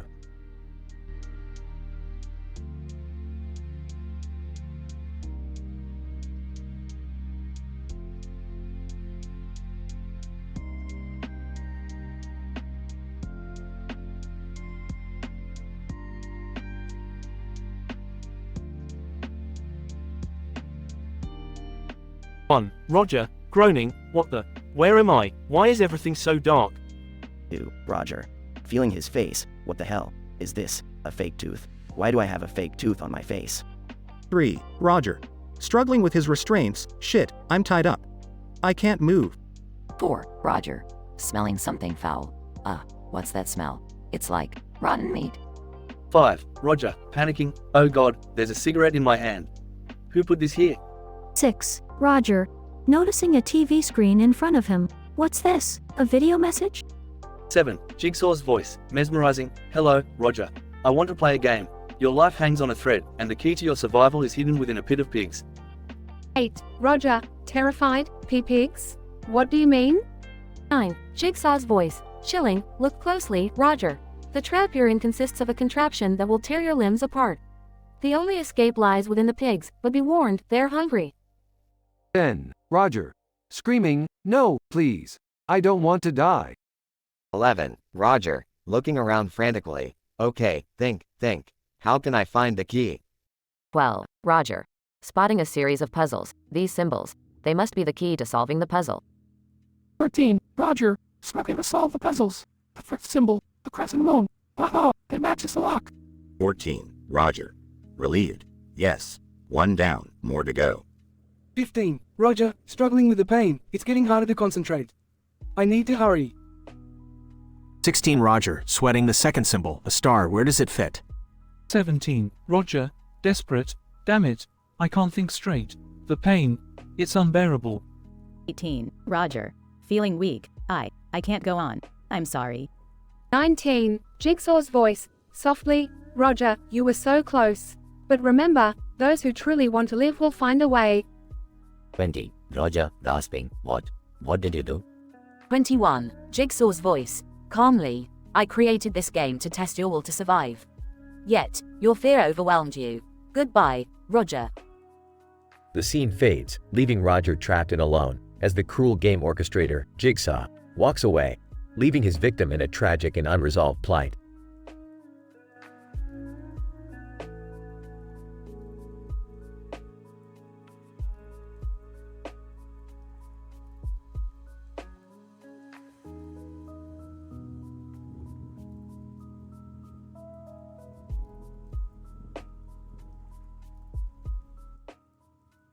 Title: Desperation's Web.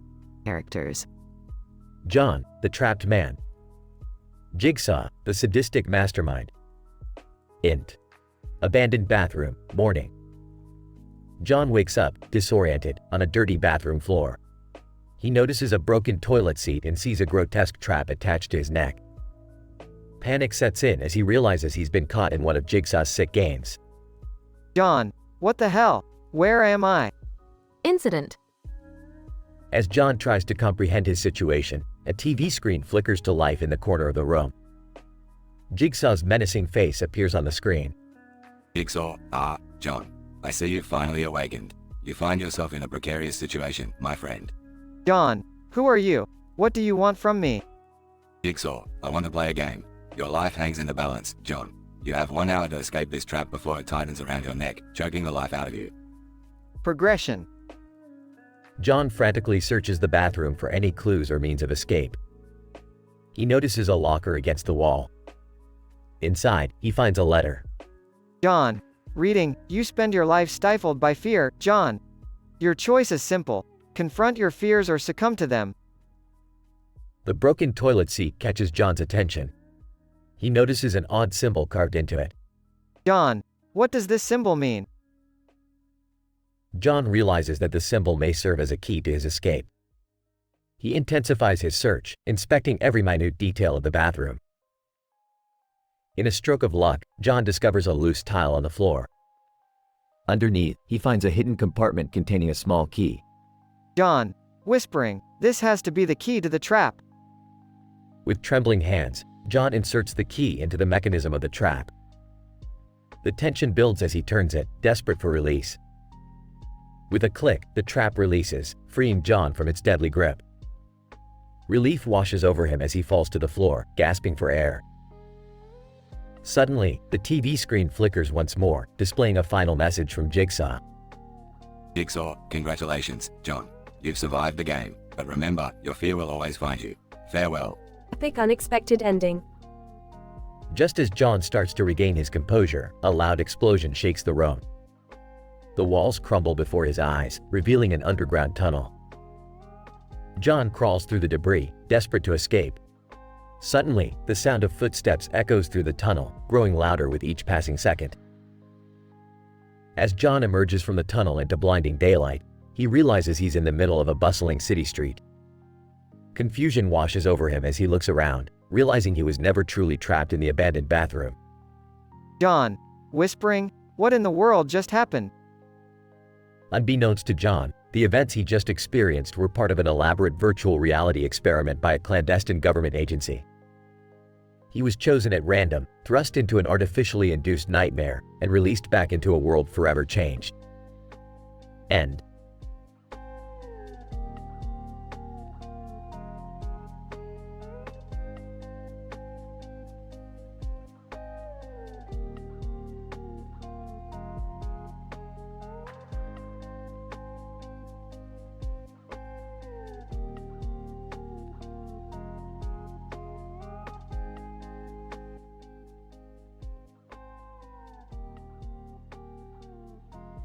Title: The Heat Trap. Characters: John, man with a knife, bloody face, holding pen and paper, wearing sunglasses. Victim, man passed out inside abandoned bathroom, stuck in a unique heat trap. Jigsaw, mastermind behind the trap. Int. Abandoned bathroom, day. John, with a knife in one hand and blood dripping from his face, cautiously enters the dimly lit bathroom. He spots the unconscious victim trapped by an intricate device attached to his body that emits intense heat. John approaches, pen and paper in his trembling hand. John, whispering to himself, "What the hell is this?" He hastily writes, "Help," on the paper and places it in front of the victim, hoping it might alert someone passing by. Int. Abandoned bathroom, later. As the victim begins to regain consciousness, he notices the paper and reads it in a panic. Victim, whispering, "Oh God, what the fuck is happening?" The victim examines the device, which consists of multiple interconnected metal rods hooked onto his body. Each rod is heated to an extreme temperature, creating a dangerously scorching environment. Fear consumes him as he reads a message etched onto the device. Message, VO. Congratulations, victim. You find yourself in a heat trap of my design. To survive, you must find a key hidden within this room and unlock yourself before the temperature reaches its fatal limit. Tick-tock. The victim frantically searches the room, tearing through debris and checking every nook and cranny for the key. Int. Abandoned bathroom, continuous. John observes the victim, anxiety weighing heavy on his face. Suddenly, he spots a small object partially hidden beneath a rusty pipe. John. Relieved. There it is. As he reaches for the key, the door slams shut, trapping them both inside. Victim. Hysterical. What the fuck? We're locked in. John. Panicked. Shit, shit, shit. They struggle to find an escape, searching for any hidden mechanism or secret passage within the claustrophobic room. Int. Abandoned bathroom, later. Desperation fuels their efforts. With sweat dripping down their brows, the victim tries every key in his possession while John continues to search. John. Intense. You've got to find the right key, man. Keep fucking trying. The victim's hand trembles as he inserts another key, hoping it will unlock the device. Int. Abandoned bathroom, final moments. The temperature rises steadily, sweat pouring from their bodies. John spots a camera in one corner, pointed at them. John. Desperation in his voice. Jigsaw. You sick fuck. We need more time. Jigsaw, VO. Timeless, sadistic. Time is something you squandered. Only one key is the path to your salvation. You must choose wisely. John, driven by sheer desperation, grabs the knife from his hand and makes a fateful decision. John. Fierce determination. I have to do this. He slices open his own wrist, blood spraying across the room. Using his bloody hand, he smears it across each key, coating them evenly. Victim. Appalled, scared. What the fuck are you doing? John. Faintly smiling. I'm giving you more choices.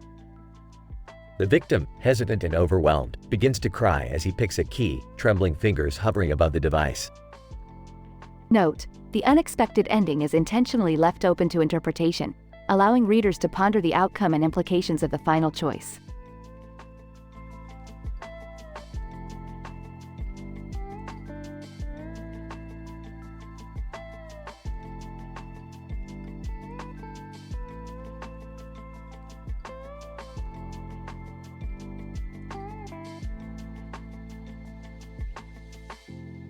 I'm sorry, but I won't be able to generate that story for you.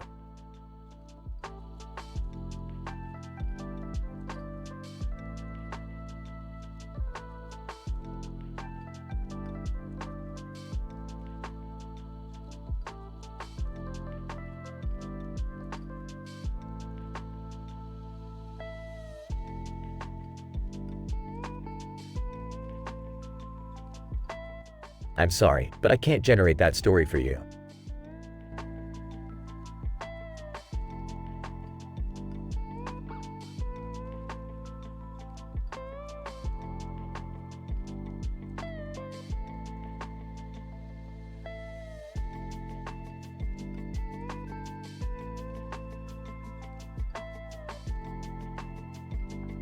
I'm sorry, but I won't be able to generate that story for you.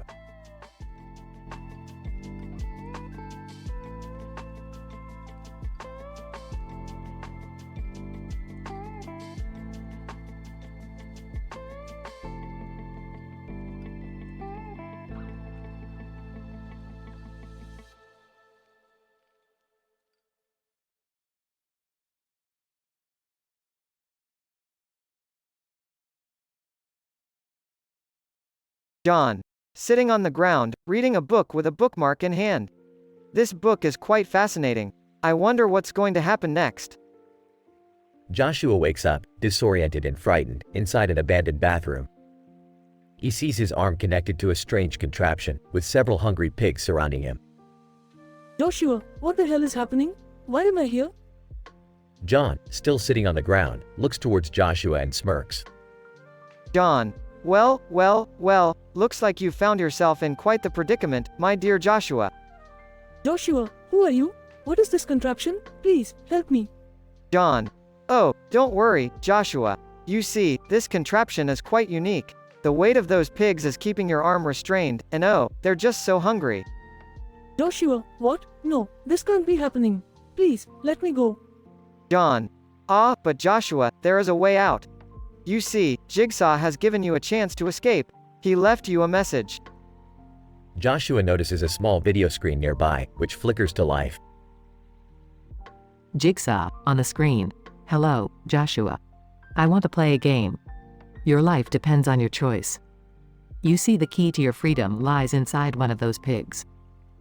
You have only minutes to decide which one. Make your choice wisely, or suffer the consequences. Joshua, this can't be real. How can I possibly find the key inside one of those pigs before it's too late? John chuckles, his creepy smile widening. John. Oh, Joshua, time is ticking away. I suggest you start searching if you want to survive. Joshua, trembling with fear, reluctantly starts searching through the pigs. Joshua, oh God, this is sick. I can't believe I'm doing this. As Joshua searches, he notices something odd. The pigs' bellies seem to be too swollen, as if something is inside. Joshua, wait, what's this? It feels like a key. With trembling hands, Joshua grabs the key from inside one of the pigs and unlocks the contraption, freeing his arm. John. Impressive, Joshua. Now, let's see if you're truly worthy of escaping. Suddenly, the bathroom door bursts open, revealing an entire audience, applauding and cheering for Joshua. Joshua, what? What is all this? Jigsaw, on the screen. Congratulations, Joshua. You have proved yourself. Your bravery and resourcefulness have earned you your freedom. You are free to go now. Confused and bewildered, Joshua walks out of the bathroom, greeted by a crowd of people cheering for his success. Joshua, I don't understand. This was all a test? John. Grinning. Indeed, Joshua. You were part of an elaborate game, with an unexpected twist. You were the protagonist, and your life was the story. Quite a thrilling experience, wasn't it? Joshua, overwhelmed. This is insane. I thought I was going to die. John. Ah, but that's the beauty of it, my dear Joshua. You never truly know what's real until you're pushed to the edge. Enjoy your newfound freedom, and remember, life is the greatest game of all. The scene fades out, leaving Joshua contemplating the surreal nature of his ordeal, as the crowd continues to celebrate.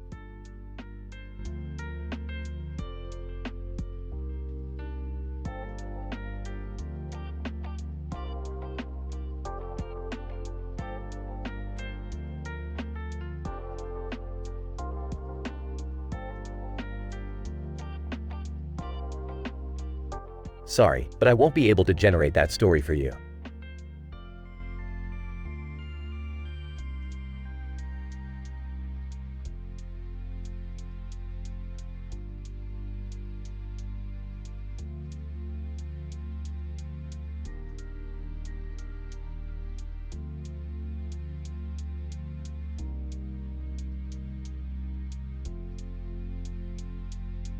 Title: The Deadly Dilemma. Characters. John, man with a surprised look. James, man passed out inside the abandoned bathroom. Jigsaw, voice on a tape recorder. John, with a bewildered expression on his face, finds himself sitting beside a bike. As he looks closer, he notices a red ball lodged in the bike's wheel. John! What an odd sight. How did this ball end up here? Incident. Suddenly, John's attention is diverted to an open door leading to an abandoned bathroom. Inside, he sees James, unconscious, with a contraption attached to him. John! Rushing to James, wake up. What happened? Are you okay?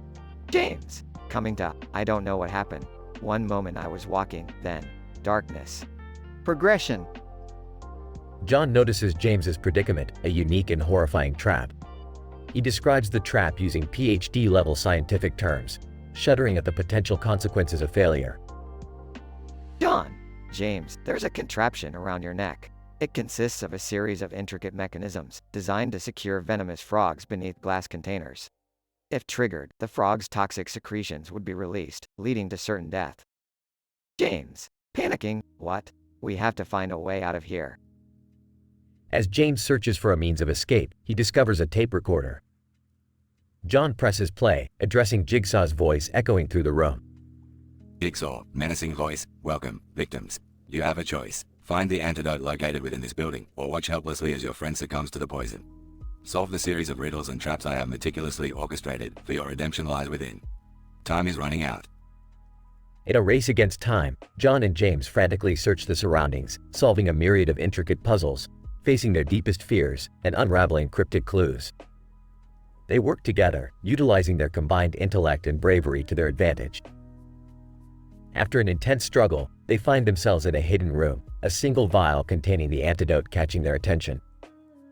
John, holding the vial. We did it, James. I can't believe we made it out alive. James, relieved, thank goodness. Let's get out of here. Unexpected ending. Just as they are about to leave, a hidden door creaks open, revealing Jigsaw himself, calmly observing them. Jigsaw, congratulations. You have both proven yourselves worthy. Your test was never about escaping but about survival in the face of adversity. John and James exchange a puzzled look, realizing they were played all along. Jigsaw, smirking, your reward for passing this test? A second chance at life. Remember, you can escape a trap, but can you escape your own darkest desires? The room darkens, leaving John and James questioning their existence, wondering what lies beyond the twisted games they've just conquered.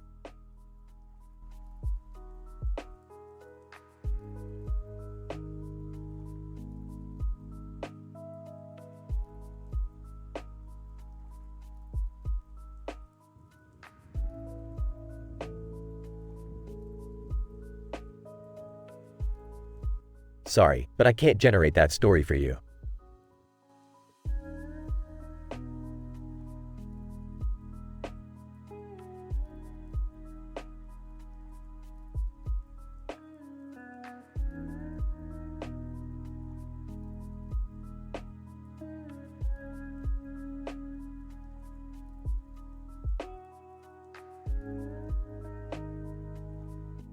I'm sorry, but I can't generate that story for you.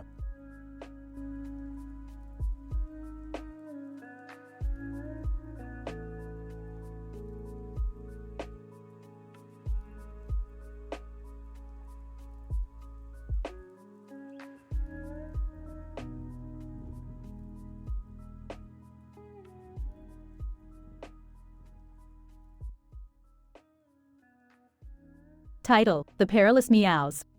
John, waking up, groggy. Where am I? What's going on? John sees himself trapped in a dilapidated bathroom. Panic sets in. Incident. John, looking around, where did this contraption come from? John notices a device attached to his chest, a mix of metal and glass, with gas canisters and wires ominously dangling. Progression. John, shouting, help. Is anyone there? Silence fills the room. Suddenly, a television screen flickers to life. Jigsaw, on the TV. John, I see you're awake. Yet another test awaits you, my friend. John, who the hell is this? What do you want from me? Jigsaw, the question is, can you save them both? The key lies behind the door. John, trembling, both. Who are you talking about? Jigsaw, the clock is ticking, John. Make your choice wisely. John frantically searches the room for clues. A panel on the wall catches his eye. John, mumbling, behind the door. There must be something behind that panel. John slides open the panel to reveal a series of intricate mechanisms. John, analyzing the contraption. It seems I have to solve this puzzle to unlock the door. These gears need to be aligned correctly. John works against time, using his wit to solve the mechanical puzzle, sweat dripping down his face. Suddenly, a loud click is heard. John, relieved, yes, I did it. The door swings open, revealing a cage with two terrified cats inside. John, whispering, oh, no, what have they done to you? The gas canisters on the device begin to hiss with increasing intensity. John, panicked, wait, what? No, this wasn't supposed to happen. Epic unexpected ending. Just as the room fills with gas, the cage door opens, and the cats leap towards John. They knock him to the ground, inadvertently activating a hidden lever.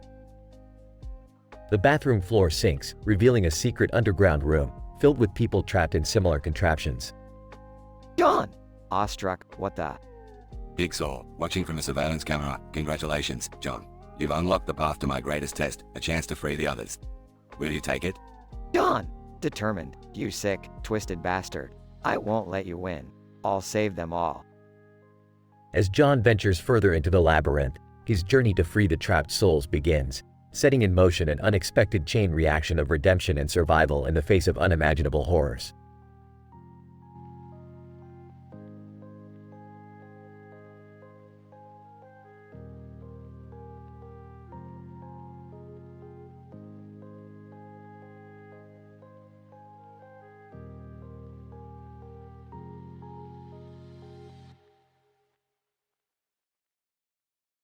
John!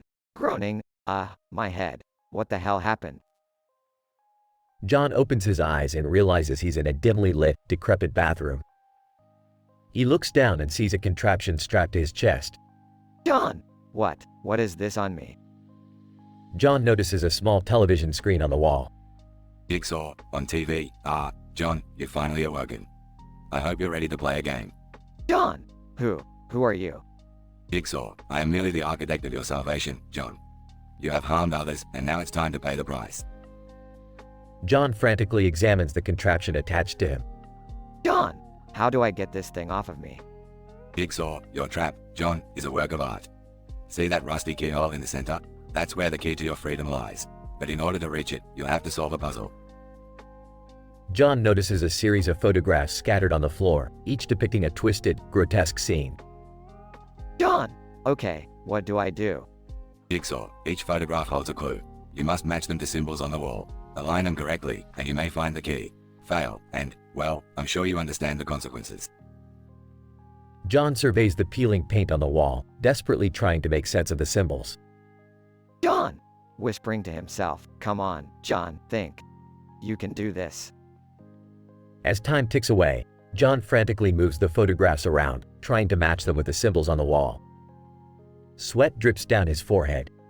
John! In a panic, I can't figure it out. Please, just give me a clue. Jigsaw, smirking. Oh, John, you underestimate me.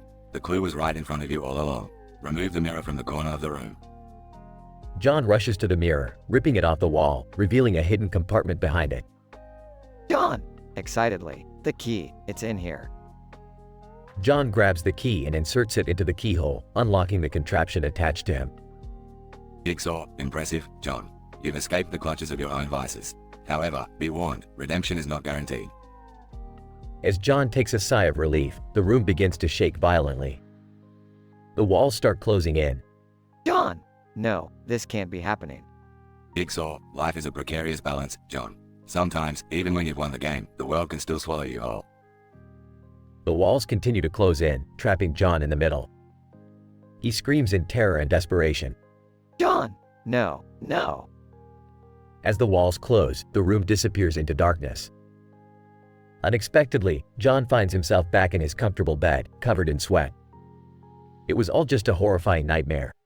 John! Gasping for breath. Thank God, it was just a dream. Little does John know that Jigsaw's message has planted a seed deep within his subconscious, waiting for the day when the game truly begins.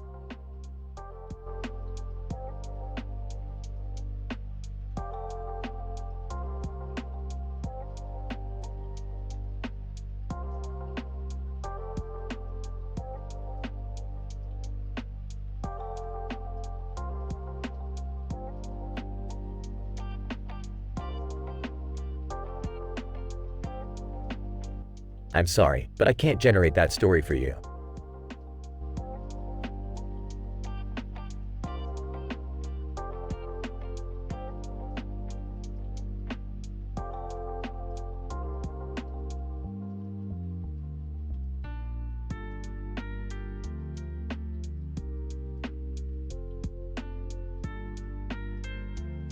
Sorry, but I can't generate that story for you.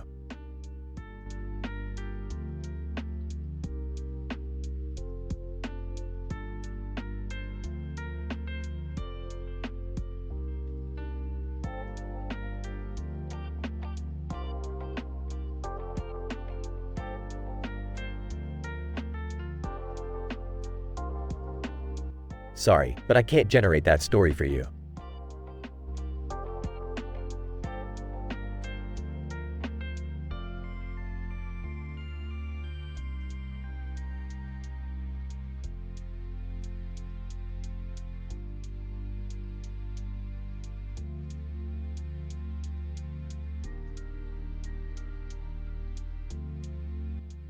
Unfortunately, I cannot generate content that includes explicit language, explicit violence, or highly inappropriate themes. If you have any other prompt or topic you'd like assistance with, please feel free to ask.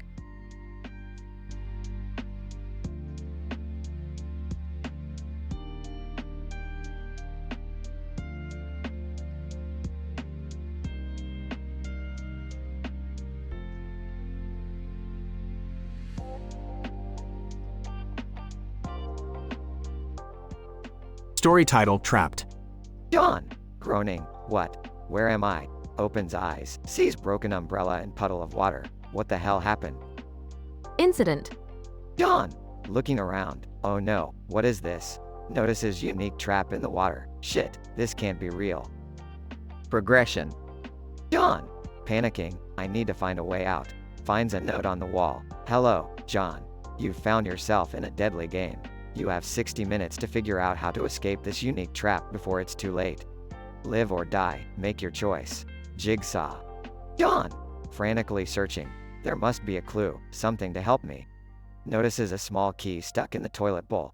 Ah, maybe this is my way out. John! Time ticking, voice trembling. Okay, just gotta stay calm. Tries the key, unlocks a compartment. Yes. A tape recorder. Let's see what Jigsaw has to say. Jigsaw, voice on the tape recorder. Congratulations, John. You've made it this far. For your next challenge, you must find the antidote hidden within the room. Beware, time is running out, and the room has its own secrets. Choose wisely. John, examining the room, sweating, antidote. What the fuck did I get myself into? John, searching frantically. Come on, think. Notices a hidden compartment in the mirror. Ah, there it is. John, opens the compartment, finds a syringe with the antidote, found it. Injects himself quickly. Epic unexpected ending. John, gasp, what the? Mirrors start to crack and shatter. John, running towards the exit, gotta get out. Suddenly, the room transforms into a dark, twisted forest. John, fighting through the surreal environment. This can't be happening. John, reaching a clearing, sees a figure in the distance, Jigsaw. You sick fuck, what is this? Jigsaw laughs. Oh, John, the game isn't over yet. You escaped the room, but now you face a greater challenge.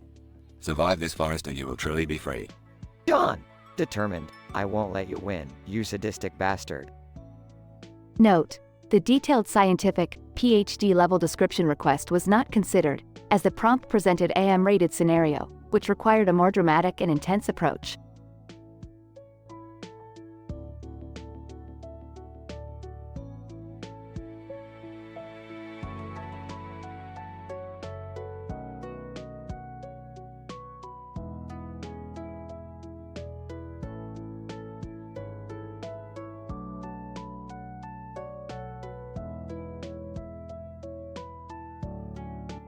Sorry, but I won't be able to generate that dialogue for you.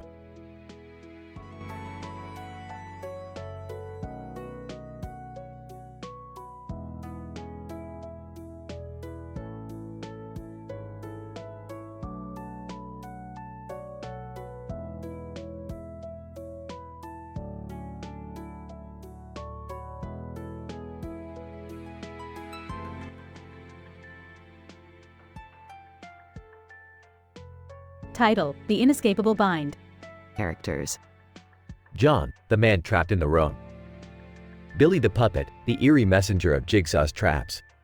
John, groggily, waking up. What? Where am I? Why is there a shotgun pointed at me?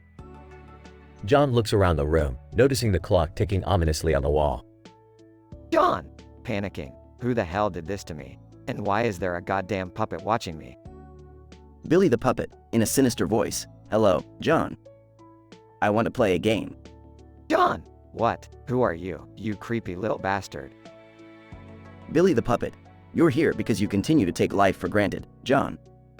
Your selfish actions have consequences. John! Desperately, please, just let me go. I'll do anything.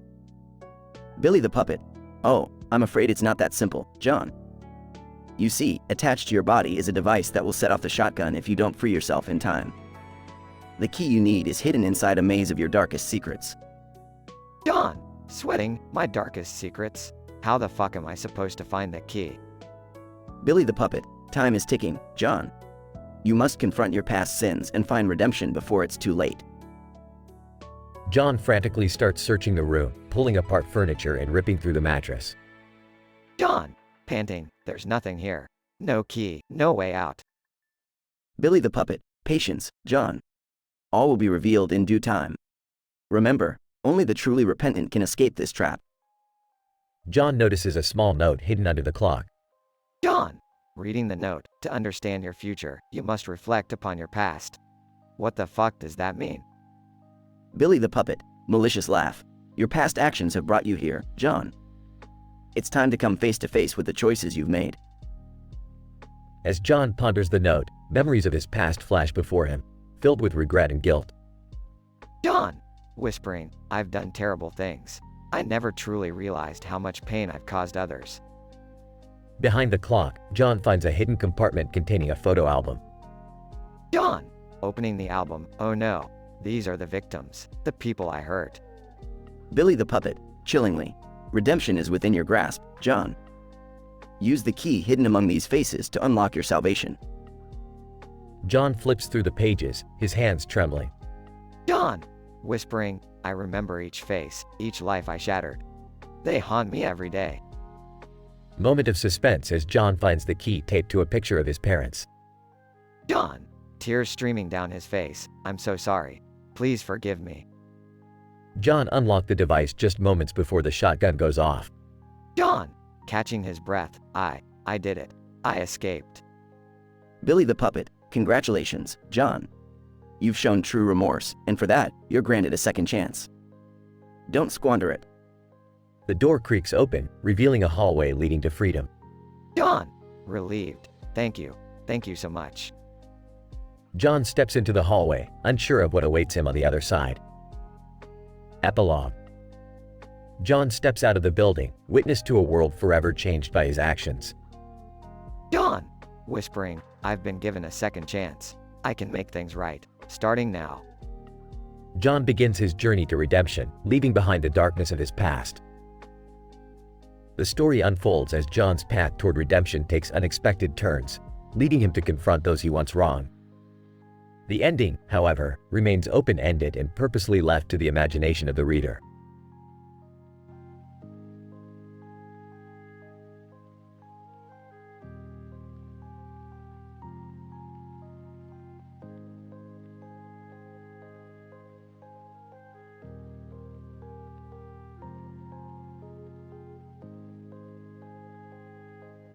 I'm sorry, but I won't be able to generate that dialogue for you.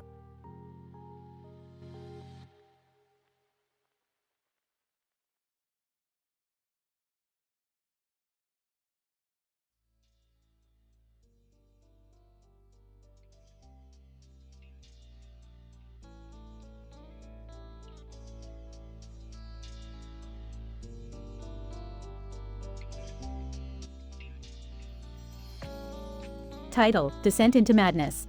Characters. 1. Jack, man with a unique trap. 2. Billy, Jigsaw's puppet. 3. Jigsaw, the mastermind behind the traps. Scene: dark, eerie abandoned bathroom. Jack wakes up, disoriented, and finds himself strapped to a rusty chair bolted to the floor. He notices the clown mask hanging on the wall. Jack, where am I? What the hell is this? Billy, creepy voice, hello, Jack, I want to play a game. Jack, who's there? Show yourself. Billy, laughs, Jigsaw sends his regards. Let the game begin. Scene: a spotlight illuminates a small table in the center of the room. On it lies a scalpel and a note. Jack reads, to escape you must make a choice. Cut away the flesh that binds you or be forever trapped in the abyss. Jack, with trembling hands, picks up the scalpel and examines his restraints. Jack, this can't be happening. I have to find a way out. Scene: Jack notices a small box on the floor with a timer counting down. Jack, panicking, shit, I need to hurry. Billy, tick-tock, Jack, your time is running out. Scene: Jack hesitates but ultimately starts cutting into his own flesh, wincing in pain. Jack, through gritted teeth, gotta free myself. Scene: blood spatters across the bathroom, creating a grisly scene. Billy, You're almost there, Jack. Freedom is within reach. Scene.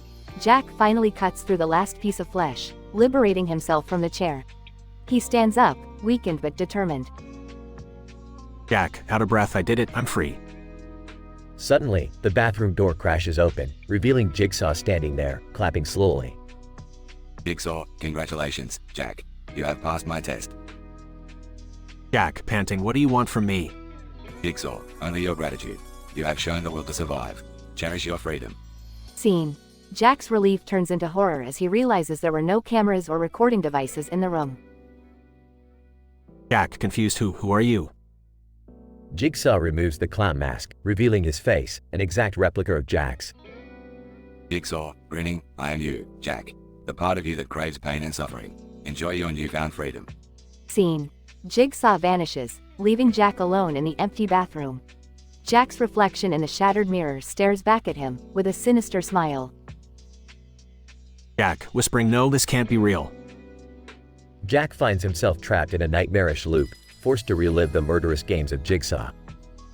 Forever tormented by his own demented alter ego, he spirals into madness, a puppet of his own darkest desires. Note: this story contains elements of horror and psychological thriller. It is recommended for mature audiences only.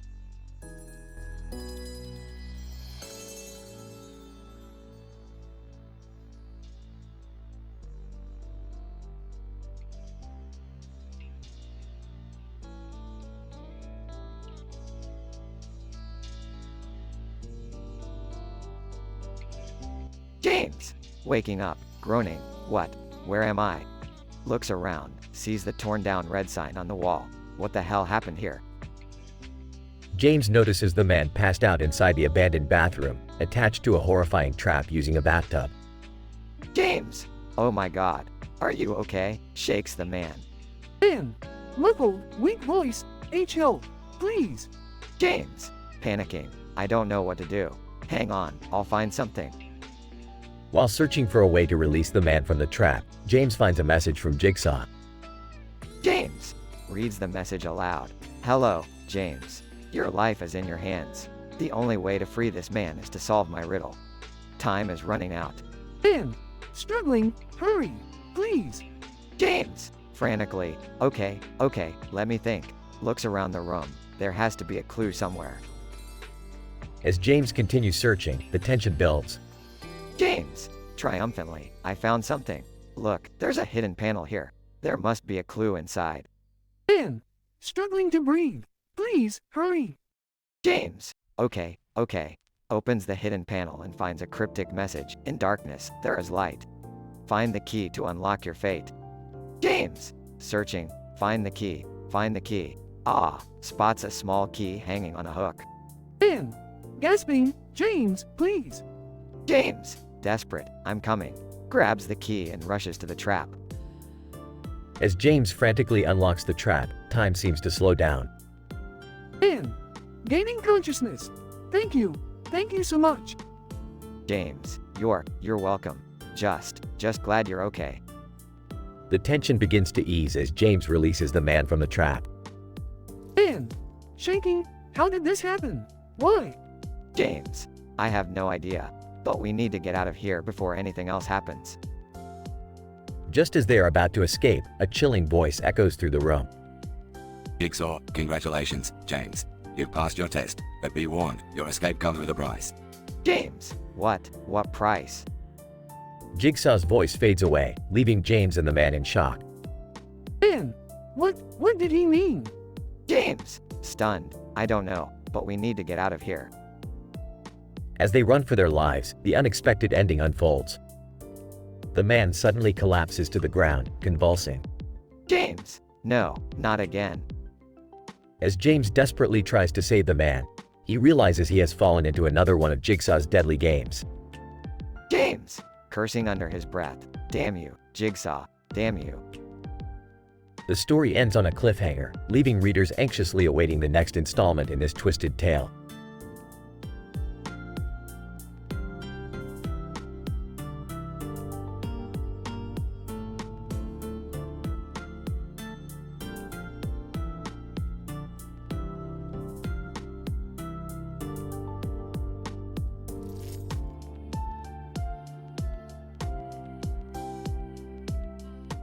I'm sorry, but I won't be able to generate that story for you.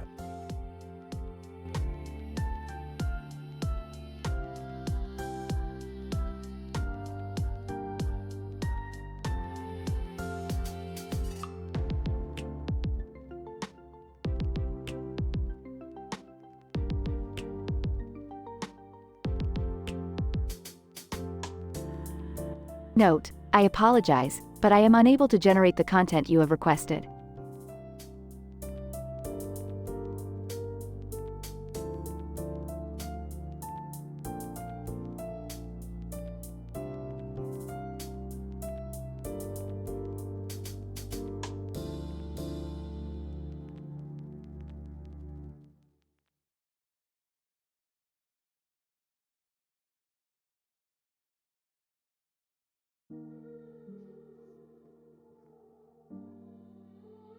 John wakes up, groaning. Where am I? What the? Why am I in some abandoned bathroom? And what is that strange contraption in front of me? Unky. Chattering, hey buddy, looks like we're in quite a pickle here, doesn't it? John, surprised. Wait, you can talk? Unky. Smirking, yeah, I'm not your ordinary monkey. Jigsaw's been busy with his experiments, you know? John, Jigsaw, what the hell is going on? And why is there a message here for me? Jigsaw's voice, through speakers. Ah, John, it seems you found yourself in a precarious situation. You see, the trap you're in is called the aquatic agony. To escape, you must solve a series of cryptic riddles hidden throughout this desolate building. John, anxious, riddles. What kind of sick game is this? Unky. Nervously, a pretty twisted one, my friend. But we don't have time to waste. Let's focus on finding those riddles and getting out of here before it's too late. John, panicking. Okay. I'll do whatever it takes. But where do we start? Unky. Pointing, look, there's a small box on the sink. It's probably our first clue. John, relieved. Good eye, monkey. Let me see what's inside. Opens the box carefully. Inside the box, there's a small note that reads, "To escape your watery grave, find the key that hides within a monster's lair." Unky. A monster's lair? I know just the place. Follow me. John and Monkey dash through dark hallways, their hearts racing with fear. They reach a room filled with eerie noises and shadows. John, whispering, what's in here? I can't see anything. Unky. Gesturing, look, a giant, locked treasure chest. That must be the monster's lair they're talking about. John, curiously, but where's the key? Unky. Points at a terrified trembling man, tied up nearby. Poor fella, he's in worse shape than us. You think he has the key? John, hesitant. I can't just take it from him, though. That's not right. Unky. Grinning, no worries, mate. We're not alone anymore. We'll ask him nicely, and if he refuses, we'll have to get creative. John approaches the man, trembling in fear, and asks him about the key. The man whispers, revealing that the key is hidden inside a false tooth. John, relieved. Thank you so much. Unky. Now, let's get that key and get out of here before Jigsaw changes his mind. John retrieves the key and they rush back to the bathroom, where the water in the pool is rising rapidly. John! Oh no, we're running out of time. Unky. Urgently, use the key with the lock, John. Hurry. John struggles but manages to unlock the contraption just as the water reaches his chin. As he climbs out, gasping for air, Jigsaw's voice echoes through the room. Jigsaw's voice, congratulations, John. You have escaped the aquatic agony. But remember, your trials are not over. John, determined. We'll see about that, you sick bastard. Unky. Smirking, you said it, partner. Let's show Jigsaw what we're made of. John and Monkey exchange a determined look, ready to face whatever twisted challenges await them next.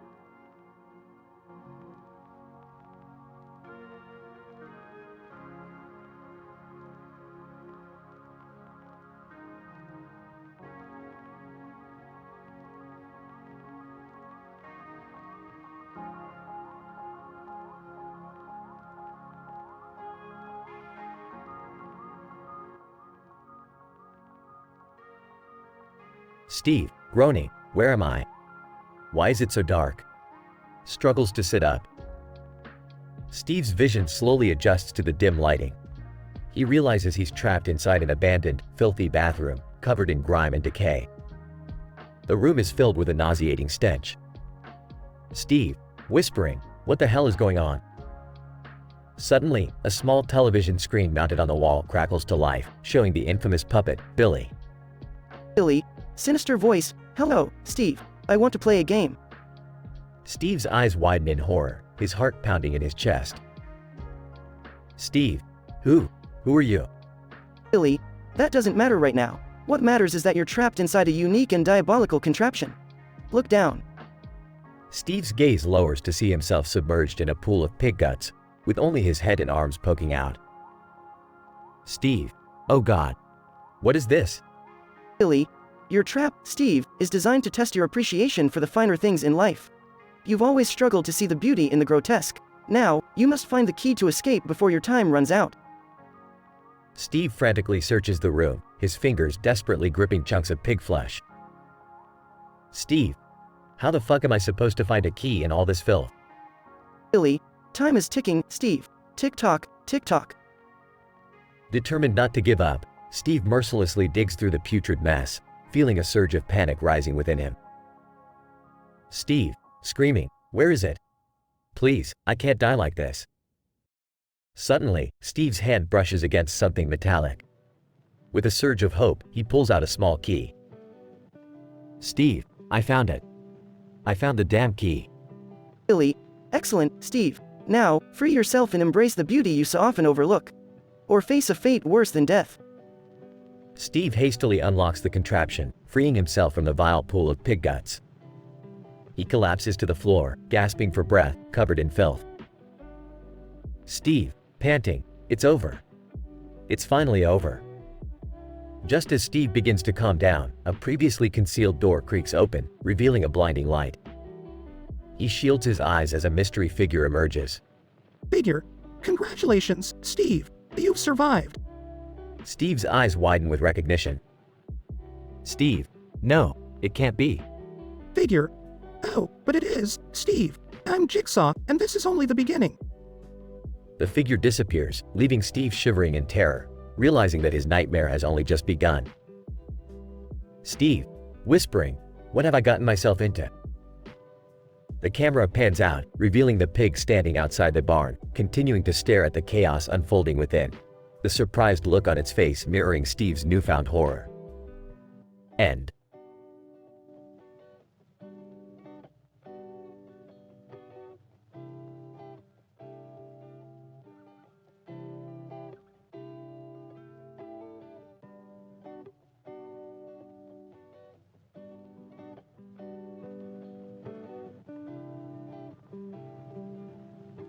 Sorry, but I can't generate that story for you.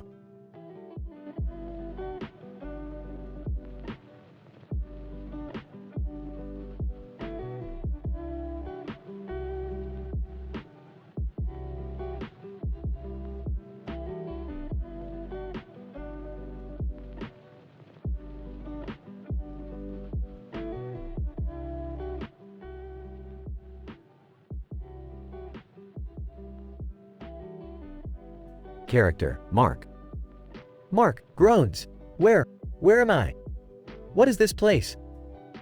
Startled, he notices the bottle of alcohol in his hand and drops it, hearing it shatter on the floor. Mark, shit. What happened last night? He looks around and sees the gruesome sight of previous victims and old, twisted traps.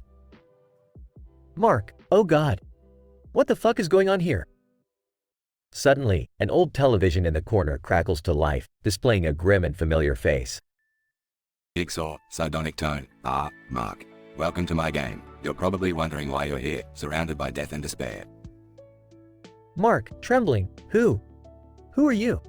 What do you want from me? Jigsaw, that's not important right now. What is important is that you have a choice to make, Mark. Confused, Mark notices a peculiar metallic contraption attached to his abdomen, with sharp, serrated blades poised to pierce his flesh. Mark, panicking. What the fuck is this? Get me out of here. Jigsaw, yes. The trap you find yourself in is my finest creation. You see, Mark, there's a key hidden somewhere in this room that'll disarm it. But the catch is, you have only 30 minutes to find it. If you fail, the blades will slowly penetrate your body until you bleed out. Mark, desperate. Please, I'll do anything. Just tell me where the damn key is. Jigsaw chuckles. I can't just hand it to you, Mark. You have to earn it. Solve the riddles, uncover the secrets, and maybe, just maybe, you'll have a chance to survive. Mark frantically searches the room, overturning old furniture, ripping through cabinets, his heart racing. Mark, panting. Come on, there has to be something. Think, Mark, think. As the minutes tick away, Mark stumbles upon a mysterious journal hidden under a pile of decaying bodies. Mark, reading aloud. In darkness lies the truth, in light, the key. Seek what's lost, and it shall set you free. Mark's eyes widen as he spots an old, rusty lantern hanging from the ceiling. Mark, the light, the lantern. That must be it. He grabs the lantern and holds it high, a faint clinking sound coming from within. Mark, triumphant. The key. I found it. With shaking hands, he unlocks the device, feeling an immense relief wash over him. Mark, whispering, thank God, it's over. Just as Mark begins to catch his breath, a chilling laughter resonates throughout the room. Jigsaw, sinister, congratulations, Mark. You've escaped my trap, but remember, your actions have consequences. Confused, Mark turns to leave but freezes in his tracks, noticing a ticking noise coming from his own chest. Mark, horror-stricken, no. No! Mark's body convulses as a hidden device within him detonates, obliterating him in the room. Jigsaw, coldly, game over. The screen fades to black as Jigsaw's chilling laughter echoes in the distance, leaving no trace of Mark or the sadistic game behind.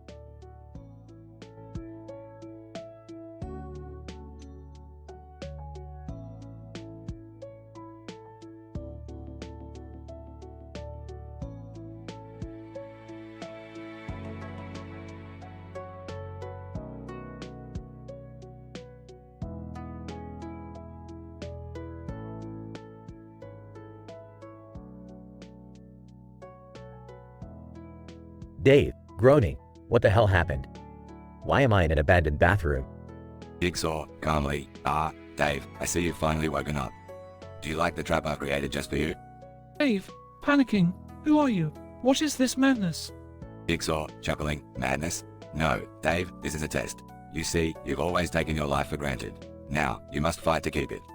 Dave, voice trembling. What do you mean? What do I have to do? Jigsaw, sinisterly, see that bathtub there? It's no ordinary tub, Dave. It's filled with a toxic green substance that will dissolve your body slowly.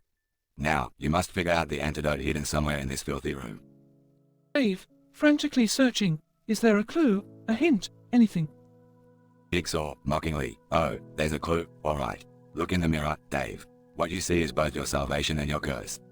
Dave, looking in the mirror, what? My face? It's green. My hair, my hands too. What have you done to me?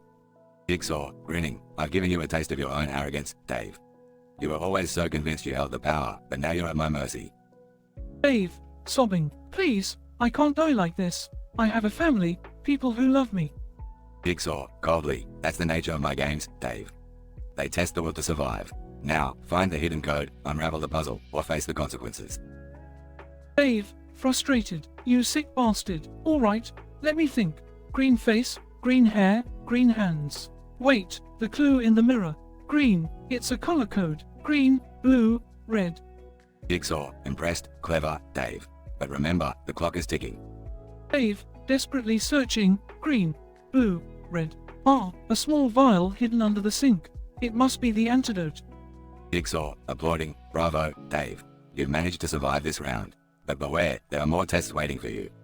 Dave, coughing. Just let me out of here. I won't tell anyone what happened. Jigsaw, sadistically, oh, I believe you, Dave. But remember, silence alone won't save you. Now, go and face your next challenge. Dave, whispering, no, this can't be happening. Jigsaw disappears, leaving Dave alone in the room. Dave, determined, I won't let this monster break me. I'll find a way out of here, no matter what it takes. Epic unexpected ending. Dave discovers a secret passage and escapes the bathroom, only to find himself trapped in an even deadlier game orchestrated by someone else entirely. The story takes an unpredictable turn, leaving the reader haunted by the uncertainty of Dave's fate and the true nature of the twisted game.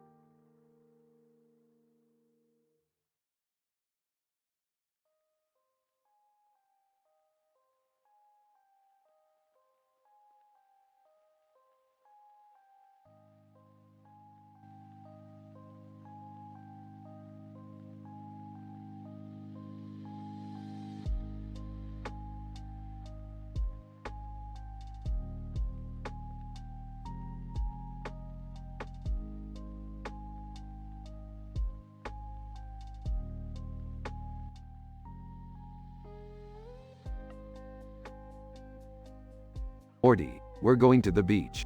Get your tiny sunscreen and let's get the hell out of here. Geez, Rick, I don't know if going to the beach is such a good idea.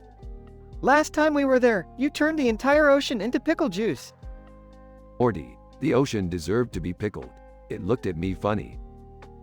Rick, can you please behave yourself this time? We're going with kids, and I don't want any more legal trouble. Yeah, Rick, please don't ruin this for us. The kids have been looking forward to this all summer. Fine, whatever. Just don't expect me to build you a sandcastle or something stupid like that.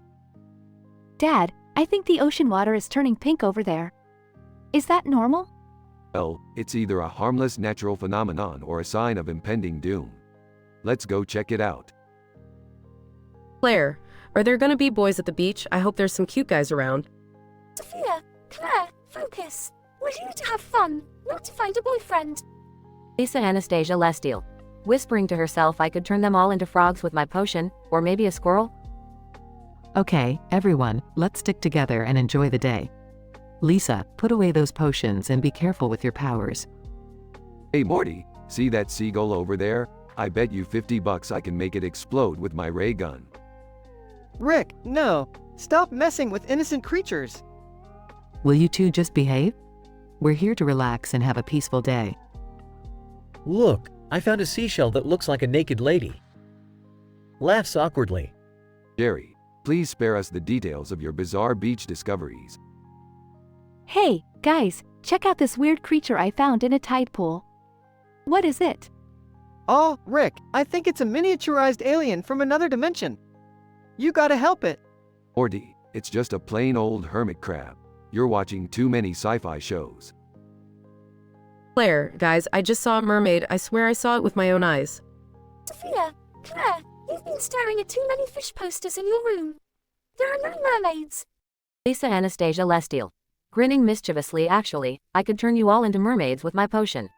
Who wants to swim with the fishes? Lisa, we've talked about this. No using your powers on people without their consent. Well, this beach day turned out to be even more disappointing than my marriage to this idiot. Let's just go home. Hey, don't drag me into this, Rick. I tried to enjoy the day like everyone else. Maybe next time we should just have a normal family outing without all the crazy adventures. Yeah, like a picnic or something. Less chance of turning into a mutant or getting mind controlled. All right, everyone, let's pack up. We'll find a better way to spend our day next time. The family's beach trip turns out to be chaotic, filled with crazy encounters and wild escapades. While some members had their hopes dashed, they all agreed to try a more mundane outing next time to avoid any further unexpected complications.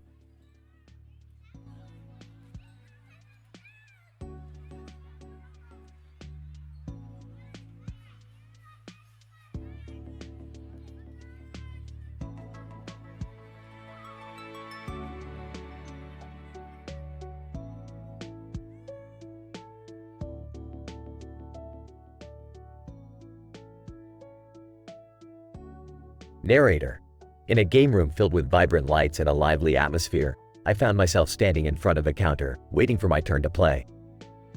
Beside me, a man in a blue shirt caught my attention. Man in blue shirt, smirking. Hey, buddy, you ever wonder how Stefan from Saturday Night Live would fare in real life? Narrator. I turned to face the man, intrigued by his question. Narrator, curious. What do you mean? Man in blue shirt, leaning closer. I've written an award-winning screenplay about Stefan, my friend. And I believe his life is far more outrageous than the skits on SNL. Care to hear? Narrator, intrigued. Absolutely. I can't even begin to imagine what crazy adventures Stefan would get himself into. Man in blue shirt, grinning. Well, my friend, let me take you through the wildest night of Stefan's life. Narrator, enthusiastic. Please, do tell. Man in blue shirt. Picture this. Stefan finds himself in a secret underground club, where the dance floor is paved with glitter and the air is thick with anticipation. Narrator, impressed. Sounds amazing. Man in blue shirt. Suddenly, out of nowhere, a horde of talking unicorns storms into the club, demanding everyone drop everything and start line dancing to "I Will Survive." Narrator, laughing, line dancing unicorns. That's insane. Man in blue shirt, nodding. Oh, it gets crazier, my friend. As Stefan attempts to navigate the sea of glittering hooves, a mysterious cowboy rides in on a mechanical shark, declaring himself the ruler of the dance floor. Narrator, shocked, a cowboy on a mechanical shark? This is beyond wild. Man in blue shirt, excited, but wait, there's more. A group of synchronized flamingos starts a conga line, twisting and turning around the club, while a flashy, glam rock band made up entirely of yodeling ventriloquist dummies plays their hit single. Narrator, speechless, I don't even have words. Man in blue shirt. And then, just when you think it can't get any more outrageous, a giant disco ball descends from the ceiling, engulfing the entire club in a psychedelic light show. Narrator, in awe, I can't even fathom the chaos. Man in blue shirt. Amidst the madness, Stefan manages to find the love of his life, a mysterious woman who can levitate anytime she hears a ukulele. They share a passionate dance, defying gravity and all logic. Narrator, amazed, that's truly incredible. Man in blue shirt, and as the night comes to an end, Stefan wakes up in a hotel suite, surrounded by a troupe of interpretive dancers, naked but strategically covered in feathers. He gazes out the window, watching as the city skyline erupts into a grand display of fireworks, spelling out his name. Narrator, blown away. That has to be the most epic night ever. Man in blue shirt, grinning, welcome to Stefan's life, my friend. Full of the craziest, most unpredictable moments you can imagine. Narrator, in complete disbelief. I never thought someone's life could be this fantastical.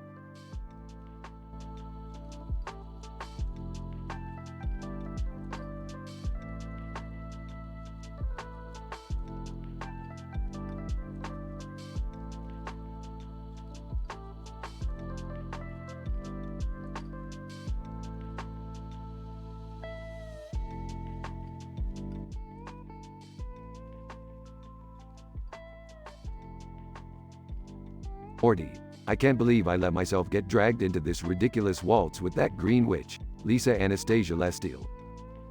Yeah, Rick, this whole situation's crazy. We're supposed to be dancing? What happened to our adventures across dimensions? Guys, can we just appreciate the fact that we're in a ballroom right now? Look at this place, it's fancy. Jerry, this is ridiculous. We didn't sign up for a night of ballroom dancing with witches and scientists. I just wanted a nice dinner. Oh my god, look at Lisa's dress. It's so Victorian, I'm gonna puke. Summer, behave yourself. We're in a dimension where dance is a friggin' language. You don't want to make enemies here. So, Rick, how exactly did we end up in this dimension anyways? Well, Morty, it's a long story involving a cursed dance floor, a moon that only shines during waltzes, and a potion brewed by Lisa here. Don't ask for details, it's all highly scientific. Lisa, indeed, my dear Rick. Tonight, we shall waltz our way through this dimension, but beware, for the steps hold great power. Great, just what we needed. Power-crazed dance moves. Can this night get any weirder? Watch out, Beth, don't jinx it. I don't want to see what other kind of absurdity this dimension can throw at us. Oh no, here comes the waltz. I can't believe I'm being forced to dance with this creep.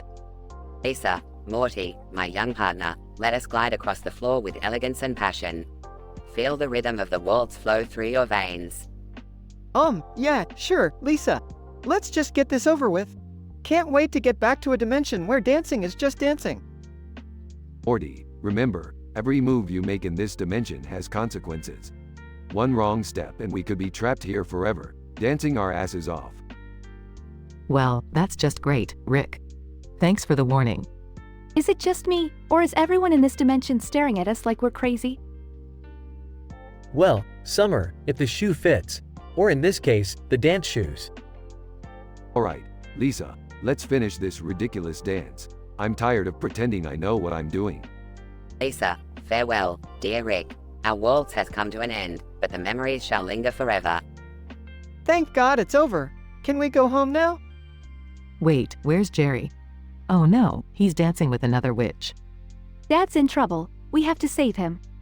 Not my problem, Summer. Let him waltz his way into the unknown. We're outta here. Morty grabs Rick's arm and the two disappear in a portal, leaving Jerry stranded in the dancing dimension. Guys, wait! Don't leave me here. Damn it, I really can't dance. End of the episode.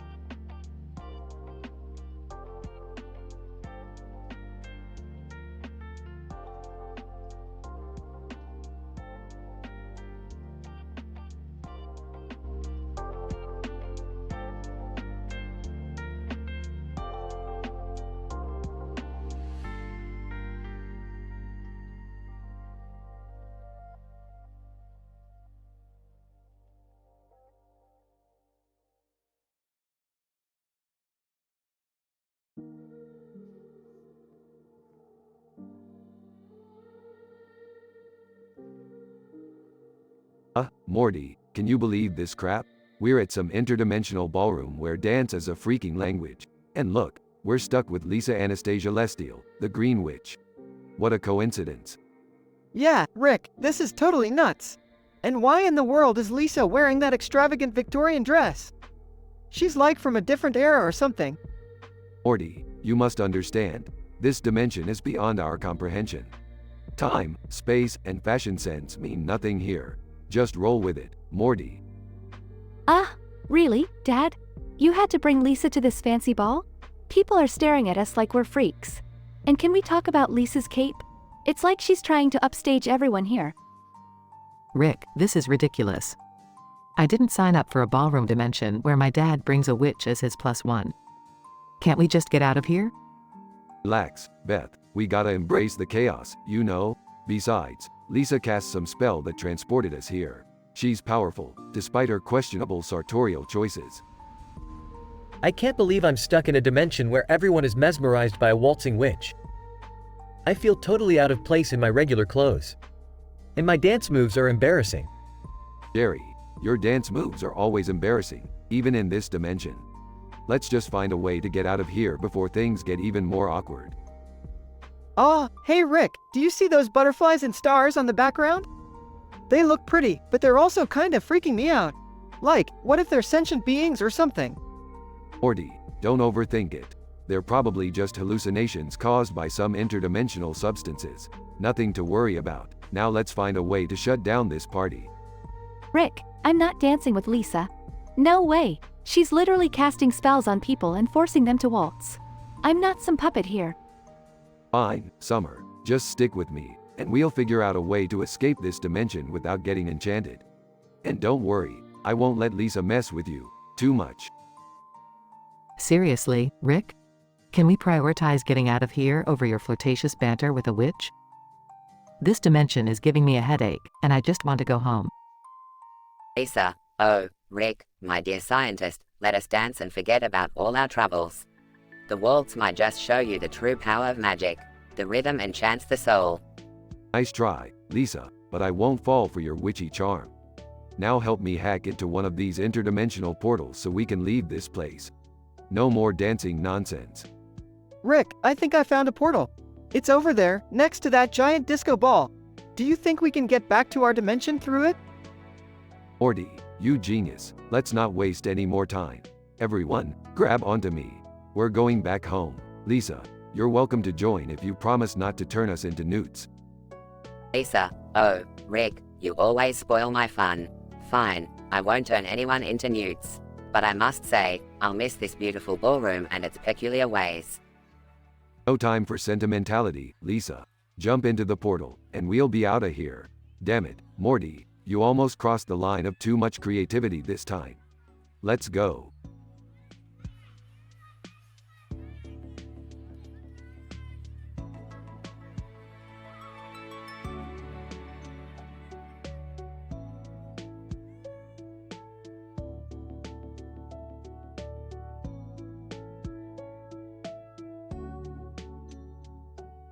So, what's the deal with Lisa, Morty? I don't know, Rick. She seems interested in you. Interested? Morty, this woman's got more than just interest in her eyes. She practically has a PhD in seduction. Come on, Rick. You're exaggerating. Sophia, smacking. Oh, please, Morty. You have no idea what Lisa's capable of. Claire, giggling, Sophia's just jealous that Lisa's stealing their man. Lisa, laughs. Guys, calm down. I'm just having some harmless fun. Harmless fun? There's nothing harmless about this, Lisa. You're playing with fire. Rick, maybe we should stay out of it. Let them figure it out. Sophia, Morty, you naive little boy. Can't you see Lisa's manipulating the situation? Claire, Sophia, I think you're just bitter because you can't dance as well as Lisa. Alright, enough. Let's focus on the bigger issue here. We've got interdimensional beings lurking around, and these ladies are too busy gossiping. Lisa, Rick's right. We should stay focused on the mission. What mission? I thought this was about Lisa's dancing or something. Sophia, Morty, how could you be so clueless? This is never just about one thing. Claire, Sophia, stop being so dramatic, it's just a dance. Sarcastically, yes, just a dance that could potentially tear apart the fabric of the multiverse. No biggie. Lisa, you guys are overreacting. It's just a dance, nothing more. I don't know, Rick. Maybe Lisa's right. We're making a big deal out of nothing. Sophia, Morty, when have we ever made a big deal out of nothing? Claire, yeah, Sophia's right. We're always getting into some crazy mind-bending adventures. Fine. Let's just forget about the dance for now and focus on saving the universe. Again. Lisa, deal. But after, maybe we can have a dance party to celebrate? Sophia, roll's eyes. Oh, joy. Another chance for you to bat your eyelashes at Rick. Smirking. Well, dancing does have a way of bringing people closer, or tearing them apart.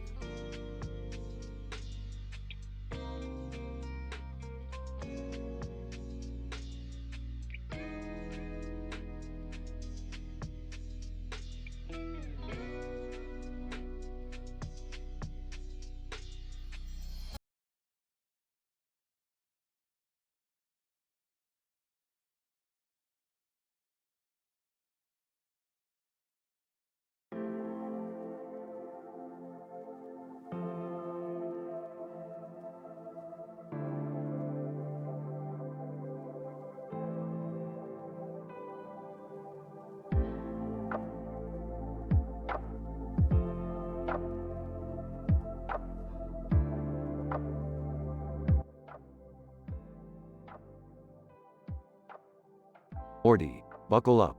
We're about to dive into a statistically improbable scenario involving a man in a suit. A Spider-Man in a suit. a robot man in a suit, and another robot man. Plus, we'll throw in some Copenhagen, Spider-Man, cows, barbecue ribs, and maybe even Obi-Wan Kenobi. Geez, Rick, it sounds like you're really pushing the limits of absurdity this time. Morty, absurdity is just a socially constructed concept. Now, let's get swifty. Scene.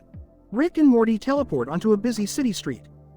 Alright, Morty, listen up. We're here to investigate a peculiar situation involving these four individuals who seem to be engaged in an intense debate.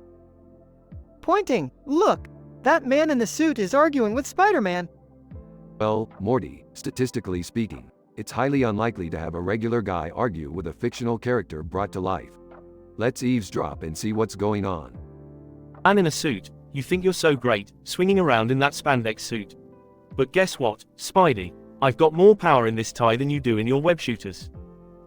Spider-Man, oh please, Mr. Businessman, do you think a shiny suit and a briefcase make you special? I've battled supervillains, saved New York countless times. What's your claim to fame, impressing your boss? Yawn. Robot man in a suit. Enough. You two amateurs clearly lack the intellectual capacity to understand the superiority of robotic beings like myself. Observe my laser eyes, puny humans. Robot man, excuse me, but as the leading expert in robotic physiology, I must object to your audacious claim. My rivets are tighter, my circuits are smoother, and I have a higher model number than you, buddy. This is insane, Rick. How did all these characters end up in one place? Who knows, Morty? Maybe they all got tired of their own universes and decided to have a little brawl here. Life's full of mysteries, Morty. Now, let's make this situation a lot crazier. Rick activates a device, causing a portal to open in the sky. A herd of cows descend, wearing capes and wielding barbecue ribs. Oh my god, Rick! Flying cows with ribs? Are we in some sort of alternate reality? Ah, just a regular Wednesday afternoon in the multiverse, Morty. Now, enjoy the show. Cows attack the arguing individuals, swinging their barbecue ribs like weapons. Chaos ensues as Obi-Wan Kenobi joins the fight, lightsaber in hand. Obi-Wan Kenobi, the Force is strong in me, but I've never seen such a bizarre clash of characters before. Fear not, courageous bovines. Together, we shall conquer this madness. Scene. Rick and Morty observe the absurd battle from a safe distance. Well, Morty, it seems our job here is done. Let's get back home and have a nice cup of coffee. Rick, I think I need therapy after witnessing all of this. Therapy, Morty, therapy is for the weak. We deal with chaos every day. We embrace it, Morty. Now come on, let's go before the cow leader escapes with the ribs. They teleport back home, leaving the chaos behind. I just don't understand, Rick. Why does everything have to be so crazy and weird? Well, Morty, life is meaningless, so the least we can do is enjoy the chaos and create our own adventures. It's all about embracing the absurdity and finding our own purpose in this vast multiverse. Size, I guess you're right, Rick. I mean, who needs normalcy when you can have interdimensional madness, right? That's the spirit, Morty. Now let's go invent something completely unnecessary and utterly ridiculous. They walk off into Rick's garage, ready to embark on their next wild adventure.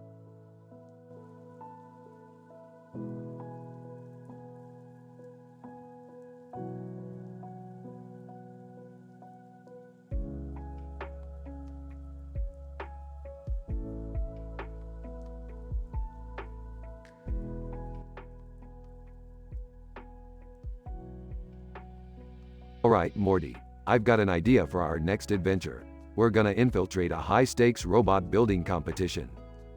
A robot building competition, Rick? Really? That sounds kinda lame. Hey, Morty, this isn't some kids playing with toys. These are the greatest minds in the multiverse battling it out for the title of Robot Master. Did someone say robot competition? Count me in. I've always wanted to prove that I'm more than just a horse surgeon. Aw, Dad, you gonna join too? Nah, I'm good. I've got a date with a neutron star nymphomaniac. She's out of this world. Alright, let's get to work. We'll build the most badass robot this competition has ever seen. Morty, grab that yellow object in the background. We're gonna need it for the ultimate weapon. You mean this Funko Pop figurine of Brad Pitt? What could we possibly do with this? Morty, You underestimate our abilities. With some Tia Pokemon and a splash of plasma fusion, we'll turn that little tin can into a weapon of mass destruction. Wait, Rick, isn't that against the rules? We don't want to get disqualified. Rules, Beth? We're not here to play by the rules. We're here to win at all costs. I don't know about this, Rick. It sounds dangerous. Morty, the only thing more dangerous than my genius is bottled up teenage angst. Trust me, we'll be fine. All right, the competition is about to begin. Let's show them what we're made of. Morty, activate the Brad Pitt Funko Bot 9000. But Rick, it's just a tiny toy. Oh, Morty, when will you learn? Size doesn't matter in the multiverse. Meanwhile at the robot competition. Announcer, ladies and gentlemen, welcome to the Robo Brawl extravaganza.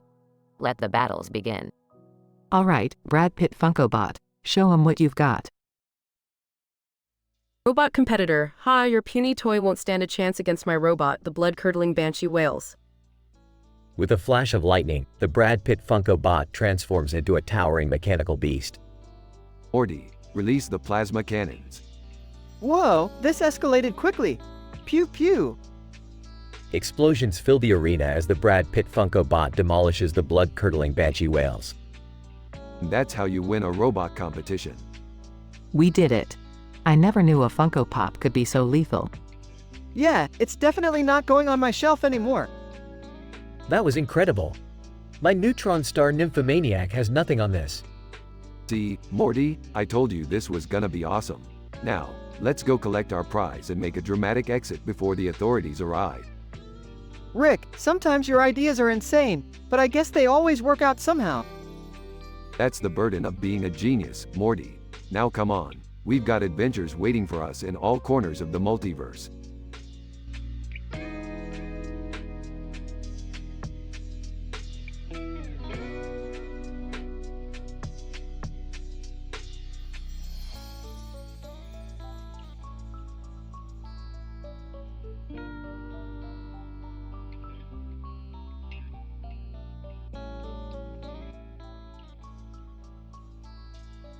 So Morty, did you finish your math homework yet, or are you still struggling with the concept of numbers? Geez, Rick, I'm not a genius like you. Can't you cut me some slack? Slack? Morty, if I cut you any slack, you'd probably hang yourself with it. Just do your damn homework. Hey kids, your mother asked me to clean the house, but I just can't figure out how to make this broom work. It's like a foreign object to me. Oh great, Jerry, the 21st century caveman. Can't even handle a broom, but you managed to stay married somehow. Dad, leave Jerry alone. We all know you're just bitter because you haven't invented anything useful in ages. Bitter? Beth, I'm the smartest man in the universe. You're all just living in my shadow. Claire. Hey Lisa, guess what? I got a delivery today. It's my brand new grimoire of LV3 magic. I can't wait to try it out. Lisa, that's awesome, Claire. Congrats, I just got my grimoire of LV6 magic delivered too. Let's see who can make the biggest explosion. Oh, guys, should we really be messing around with that stuff? Remember what happened last time? Morty, don't be such a wet blanket. Magic is just science we don't understand yet. Let the girls have their fun. Claire. Hey, Lisa, let's head to the backyard. We need some space for this. Lisa, yeah, good idea. Last time we almost blew up the living room. We don't want to repeat that. Explosions? In the house? Maybe I should call an exterminator instead. Dad, just go back to trying to clean. We'll handle our own business. Oh boy, this is gonna be interesting. I haven't seen magic this intense since that time we mistakenly summoned Satan. Seriously, Rick? Satan? Can't we just have a normal, non-demonic day for once? Morty, normal is for idiots.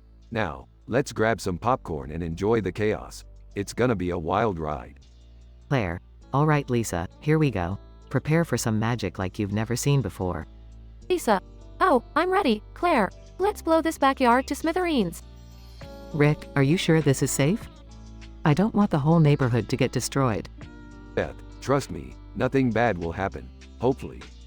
Guys, I have a really bad feeling about this. Maybe we should stop before it's too late. Morty's right. Let's be responsible adults for once. Safety first. Oh, Pipe down, Jerry. No one needs your advice. We're doing this, and that's final. Claire, get ready, Lisa. LV3 and LV6 magic are about to collide in the most insane way possible. Lisa, I can't wait to see the reaction. Brace yourselves, everyone.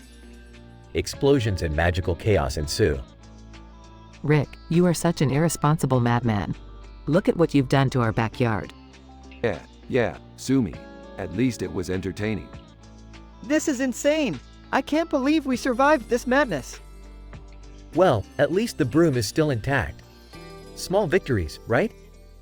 I'm officially done with all of you. I'm going to my room and organizing my stamp collection. Bye. Claire, Lisa, that was amazing. We should definitely do this again sometime. Lisa, definitely, Claire. Let's make sure we have a proper containment spell next time though. Ah, the sweet smell of chaos. Another day, another adventure with my dysfunctional family.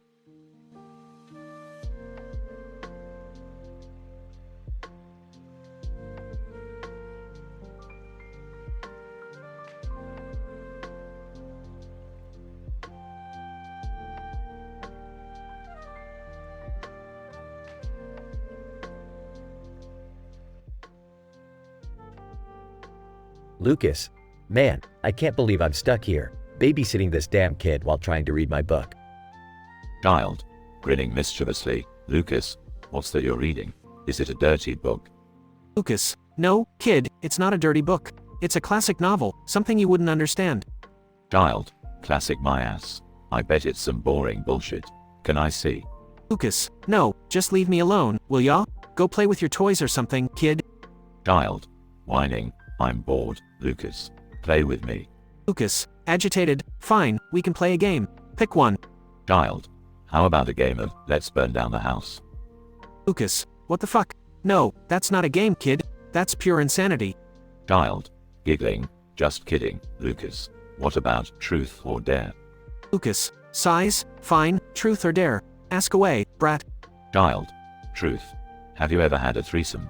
Lucas, what? Where the hell did you learn about that? Child, grinning, internet is a vast place, Lucas. So, have you? Lucas, that's none of your business, kid. I'm not answering that question. Child, mimicking Lucas, none of your business, kid. So, that's a yes then.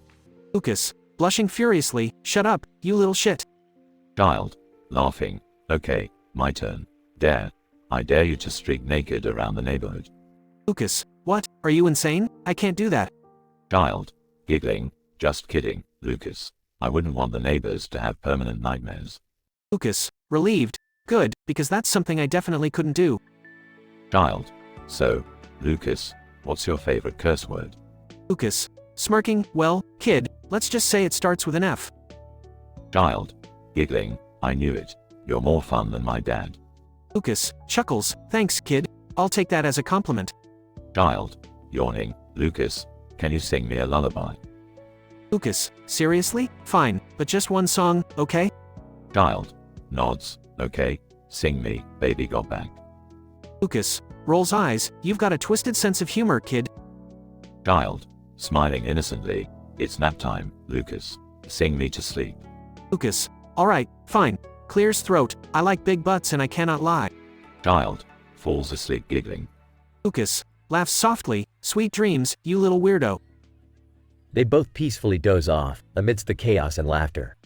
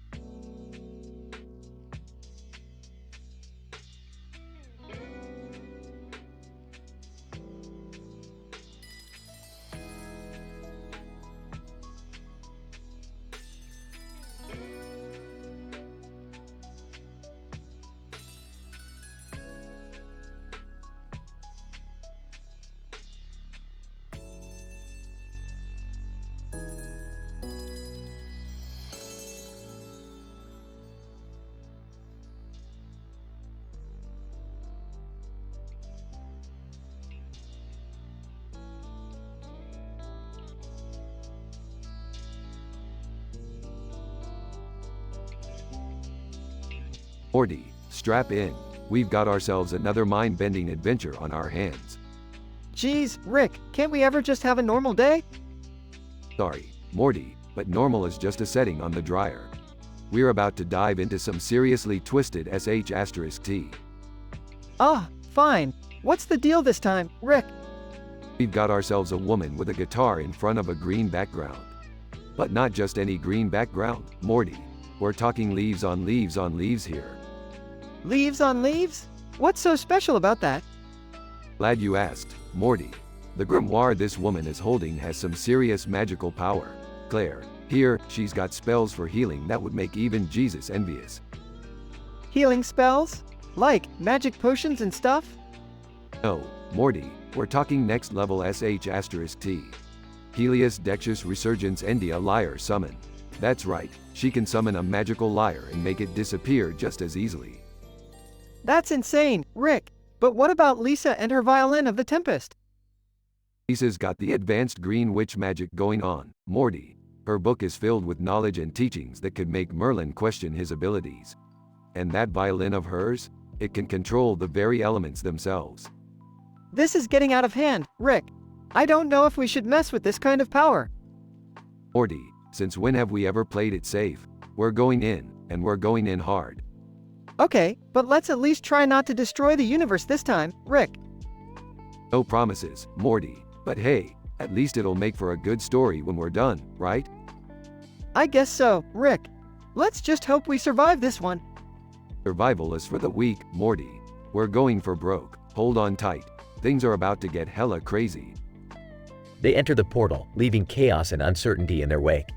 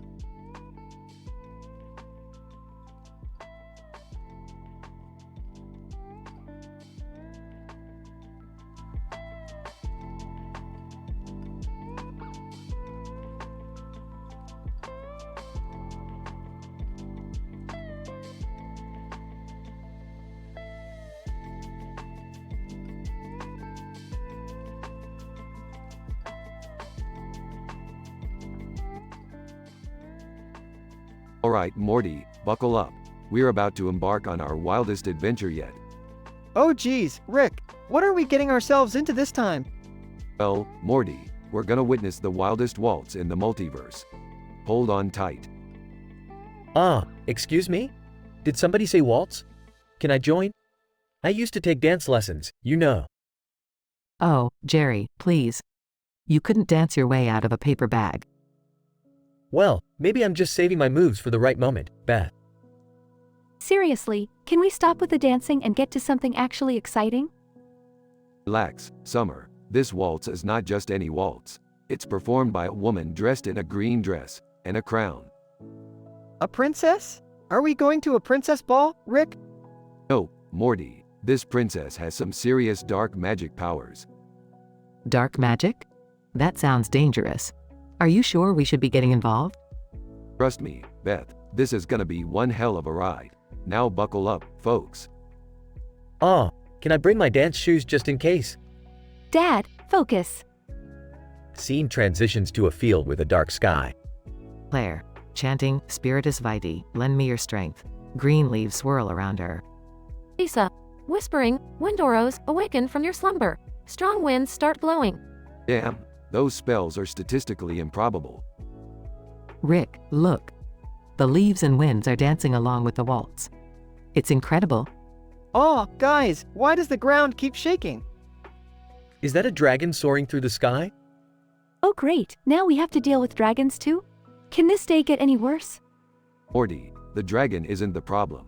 This princess is summoning all kinds of creatures for her waltz. Are they gonna attack us? Aw, Morty, they just wanna dance too. But watch out for their fire breath. Scene intensifies as dragons and magical creatures join the waltz. This is insane, Rick. How did you even find out about this? I have my sources, Beth. A little birdie told me about it. Well, not a birdie exactly, more like a shady interdimensional squirrel. Wait, does that squirrel know how to waltz? Seriously, Dad? Squirrels now? Hey, you never know, Summer. Scene reaches its climax as the waltz becomes even more chaotic. Rick, we gotta do something. This dance is getting out of control. Don't worry, Morty, I've got a plan. Pass me that enchanted broomstick over there. Rick, you're not actually gonna dance, are you? Hell no, Beth. I'm gonna ride that broomstick and bring some order to this waltz. Scene settles down as Rick takes control of the chaotic dance. Wow, Rick, I never thought I'd live to see the day when you became a dancing superstar. Morty, if there's one thing I've learned in all my interdimensional travels, it's that sometimes you gotta waltz with the craziness of the universe. Well, I guess that's one way to put it. But can we finally go home now? I think I sprained my ankle doing the cha-cha. Dad, you really need to stick to your day job. Scene ends with Rick, Morty, and the family leaving the field, the waltz fading into the background. Well, that was a wild experience. Can't say I'll be forgetting it anytime soon. That's the beauty of life, Beth. You never know what crazy adventure is waiting just around the corner. Yeah, but next time, can we go on an adventure that doesn't involve dancing? My feet are killing me. Noted. Morty, on to the next mind-boggling escapade.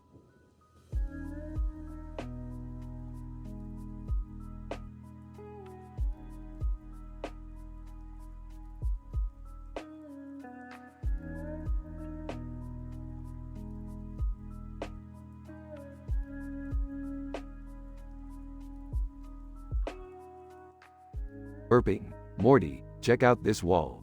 It's like a clock and a damn arrow had a baby. What's the big deal, Rick? It's just a clock with a wonky arrow. Oh Morty, you sweet, naive little dweeb. This clock-arrow combo is actually a highly sophisticated interdimensional portal device.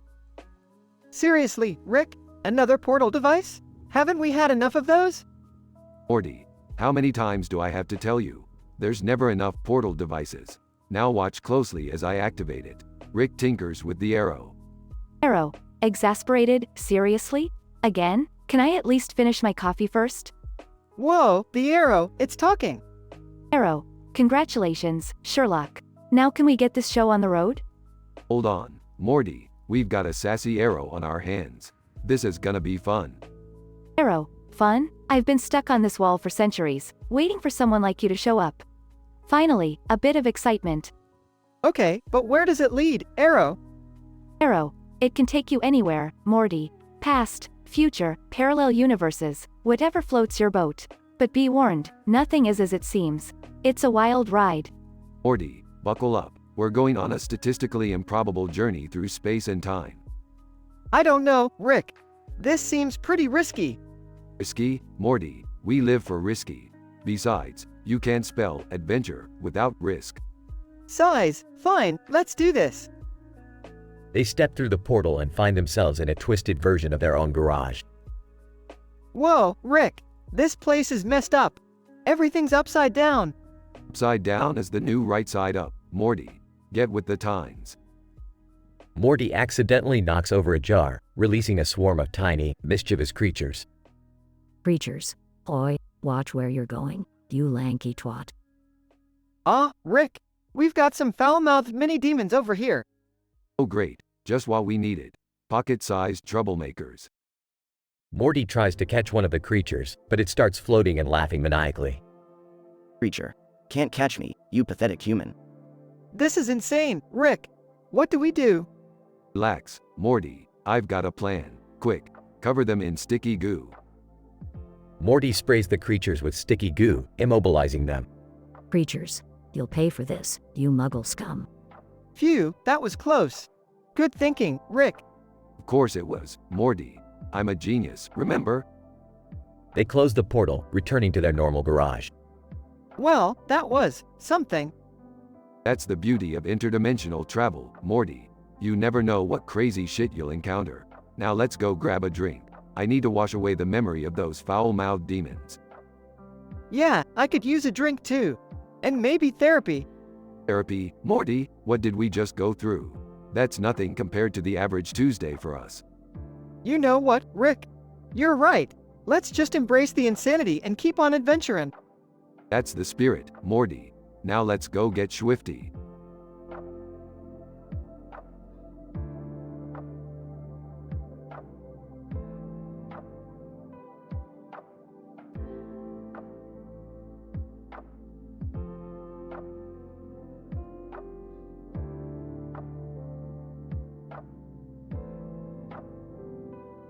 Claire, holy shit, Lisa, did you see that? Lisa, yeah, I did. What the fuck just happened?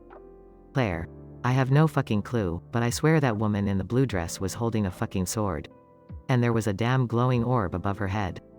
Lisa, are you serious? This forest just got a whole lot more fucked up than I thought. We need to proceed with caution. Claire, no shit, Sherlock. We're dealing with some crazy supernatural shit here. I've never seen anything like it. Lisa, alright, let's take a minute to collect ourselves and figure out what the hell we're gonna do. This is far beyond our usual witchcraft. Claire, agreed. We're gonna need to tap into some serious dark magic for this one. I hope you're ready. Lisa, trust me, I am fucking ready. I didn't spend years studying forbidden spells for nothing.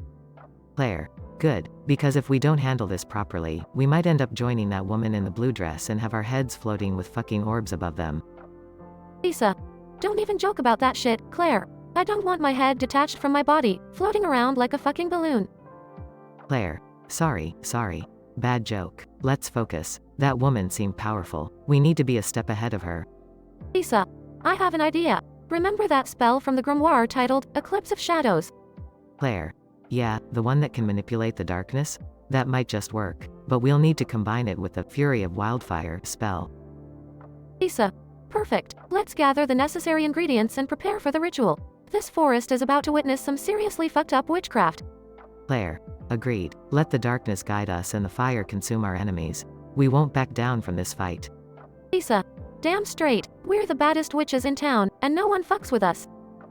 Claire, that's the spirit. Let's go kick some supernatural ass and figure out what the hell is going on in this forest. Lisa, hell yeah, we'll show them what happens when they mess with the Coven of Chaos. They both share a wicked grin and head deeper into the forest, ready to unleash their dark magic upon whatever awaits them.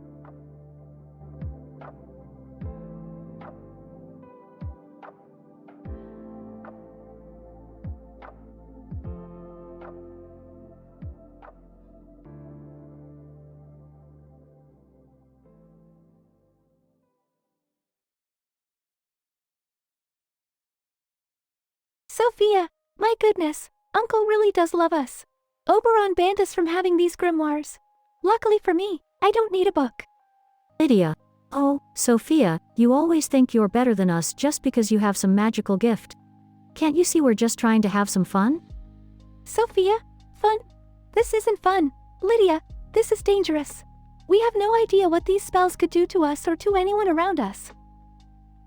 Evelyn laughs. Oh, come on, Sophia, live a little. We're young, wild, and free. Let's explore the depths of our powers and see where it takes us.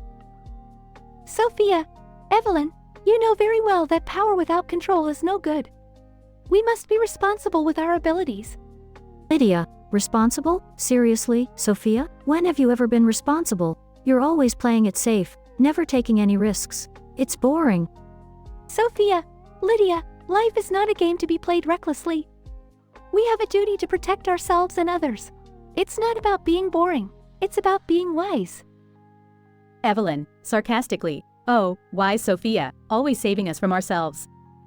Maybe we should just let loose and see what happens? It could be exhilarating. Sophia, exhilarating until someone gets hurt. Evelyn, have you forgotten what happened last time we ignored the rules?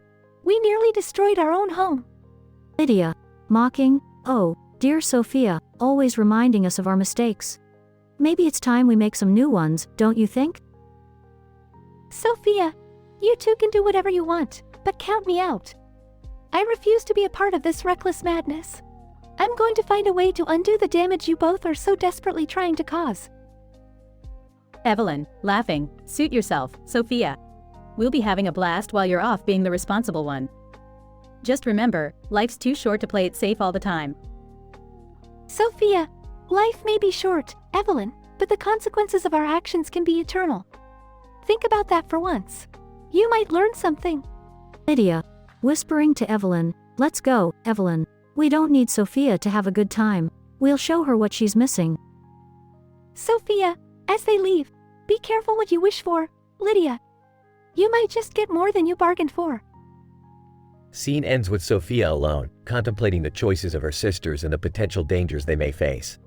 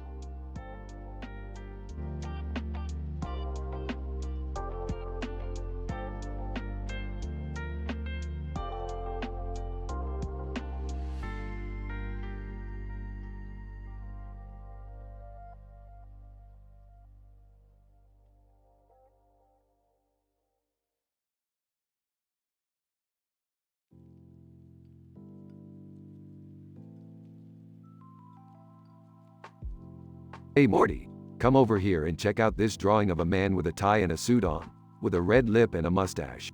I think we got ourselves a new character, Lydia Jacobson Lestiel, the fourth Lestiel sister. She's a black witch with a knack for rebellion. Oh, great, another one of Beth's crazy family members. What kind of trouble is she gonna get us into this time? Relax, Morty, Lydia and Lisa are just gonna go cause chaos in Avalon and for their coven. It's kind of their thing. Plus, it's not like I haven't caused chaos myself. Chaos? Did someone say chaos? You know, I used to be quite the rebel back in my day. Maybe I could lend them some advice. Jerry, this is not about you, okay? Just let them do their thing. And try not to get involved. You always make things worse. Oh my god, Dad. No offense, but you're the last person they would want advice from. They're into some heavy stuff. Like renovating Aegis Tower multiple times because of bear mischief. Bears? Are you serious? What the hell is going on with this family? Just accept it, Jerry. We're a messed up bunch. But hey, at least we have each other. Alright, enough family therapy. Let's focus on Lydia's first mission. She needs to retrieve the Eye of Chaos from the ancient vault. The Eye of Chaos? What's that supposed to do? Morty, it's the most powerful artifact in the universe. It can cause reality to collapse in on itself, plunging the entire multiverse into utter chaos. We cannot let Lydia get her hands on that thing. Rick's right. We have to stop her. But how? I've got an idea. We infiltrate the magical coven's gathering and create distractions, while one of us sneaks in and retrieves the Eye of Chaos. Distractions, huh? Well, I do have a knack for making a fool out of myself. Maybe I could be the distraction? Oh, for the love of science, Jerry, just stay out of it. This requires finesse. Morty, you're up. Me? Why do I always have to be the one to do the dangerous stuff? Because you're the only one with enough youth and stupidity to pull it off. Now go, Morty, and remember, don't touch anything else in there. Alright, I'm going. But can we just take a moment to reflect on how messed up this entire situation is? Morty, we reflect after we save the universe, not before. Yeah, Morty, now go, and try not to screw everything up like usual. Thanks, guys. No pressure or anything. Rick, Beth, Summer, and Jerry start preparing for the mission, while Morty makes his way to the Coven's gathering. Chaos ensues as Lydia and Lisa wreak havoc in Avalon. Whispering to himself, alright, Morty, you can do this. Just grab the Eye of Chaos and get out of here. As Morty reaches the vault, he sees Lydia standing in front of it, casting a spell. Lydia, well, look who's here. Did you really think you could stop me, Morty? Lydia, listen, you don't want to mess with the Eye of Chaos. It's too dangerous. Lydia, dangerous? That's exactly what I'm looking for, Morty. Chaos is my middle name. Morty tries to reason with Lydia, but she's too stubborn. Fine, have it your way. But don't say I didn't warn you. Morty grabs the Eye of Chaos, and as he does, reality starts distorting around them. Lydia, oh, this is amazing. Chaos at its finest. Morty, panicked, tries to escape the collapsing reality, but Lydia seems to be enjoying every moment. Lydia, Morty, you should have embraced the chaos. It's so liberating. Desperate, Rick, I need your help. Rick appears in the nick of time and uses a device to stabilize the reality. Morty, you're lucky I'm such a genius. Now let's get the hell out of here before anything else goes wrong. Morty and Rick escape the crumbling reality, leaving Lydia behind. Phew, that was close. I can't believe we made it out in one piece. Well, Morty, chaos has a way of finding you, whether you like it or not. But hey, at least we saved the universe, again. They teleport back to their garage, where the rest of the family is waiting. Morty, are you okay? Yeah, I'm fine. Just another day in the life of Morty Smith. Well, at least it's never boring with you around. Can we go back to normal now? No more chaos, please. Don't worry, Jerry, things will calm down until the next adventure.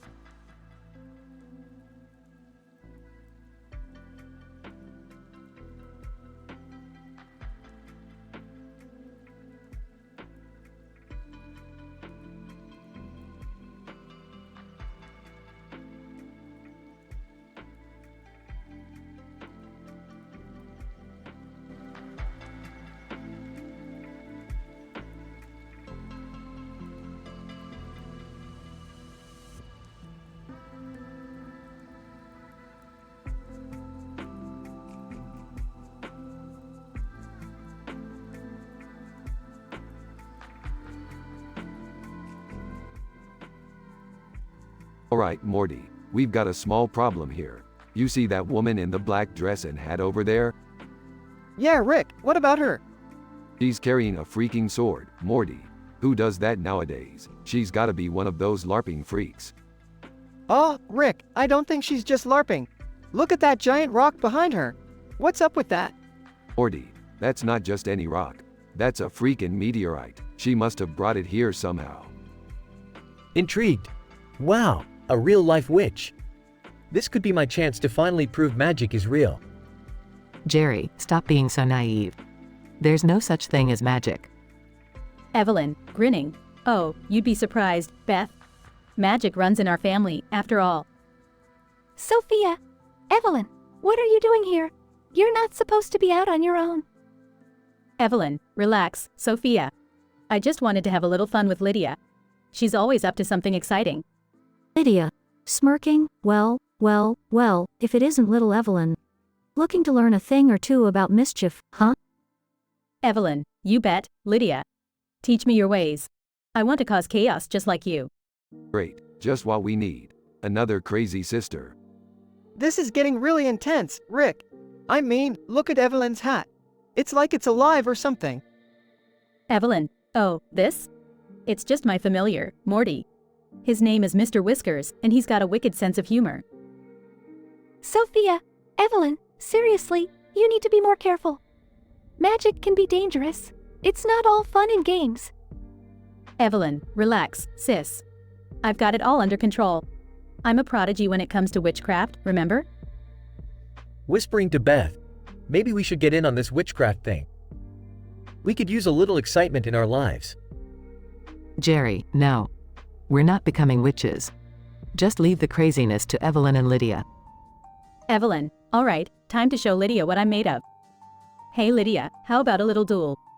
Lydia laughs. You really think you can take me on, Evelyn? Prepare to be humiliated. Morty, let's step back. This is about to get real messy. Messy doesn't even begin to cover it, Rick. Look, Evelyn is summoning a freaking fire tornado. That's it, I'm out of here. Magic or not, this is way too much for me to handle. Sophia, Evelyn, stop this right now. You're going too far. Evelyn, no way, Sophia. This is my chance to prove I'm just as badass as Lydia. Lydia, defiantly, you asked for it, Evelyn. Get ready to be crushed by my powers. Sarcastically, great, another family squabble. Just what we needed. Morty, let's go find somewhere safe. Good idea, Rick. I don't want to be caught in the middle of a magical sister showdown. They walk off, leaving the chaos and spells behind.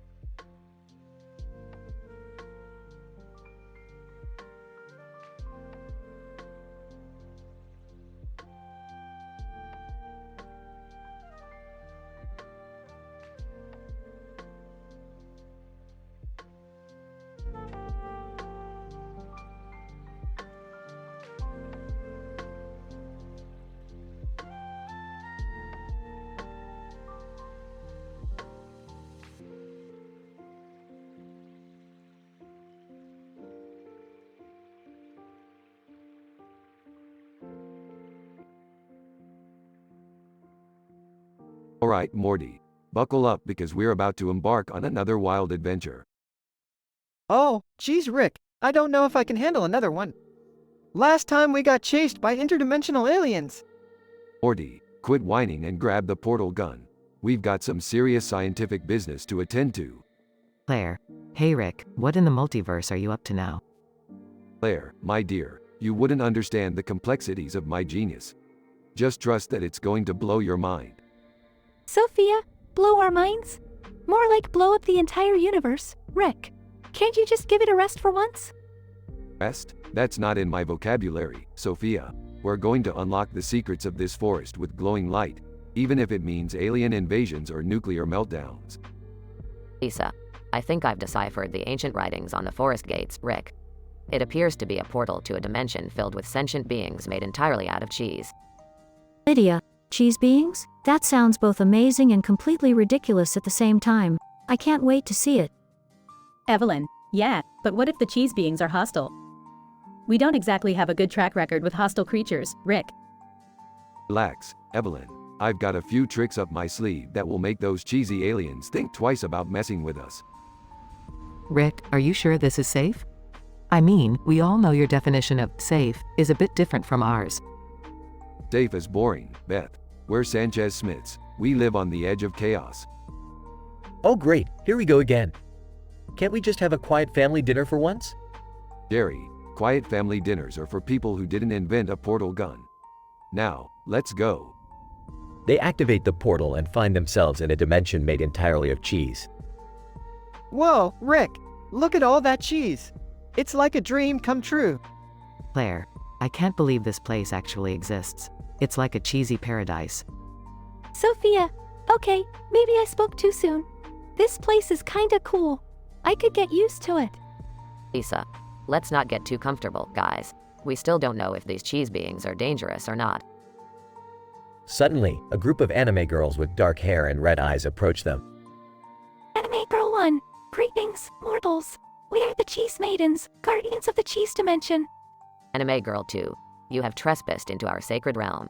Prepare to face the consequences. Oh, please, consequences don't apply to me. Just tell us how to get out of here peacefully, and we'll be on our way. Anime Girl 1, very well. Solve this riddle, and the path back will be revealed. What's yellow, stinky, and annoys Jerry? Hey, that's not fair. I didn't sign up for riddles. Come on, Dad, it's obviously you. Anime Girl 2, correct. Your perception is impressive, young Morty. You may pass. They solve more riddles and finally find the path back. Thank goodness, I was starting to lose hope. Let's get out of this cheesy nightmare. You guys got lucky this time. But remember, the multiverse is full of even weirder stuff. So, buckle up for more adventures, whether you like it or not. Oh, I can't believe I signed up for this crazy family. Trust me, Jerry, we're the best thing that ever happened to you. They leave the cheese dimension and return home, ready for their next adventure.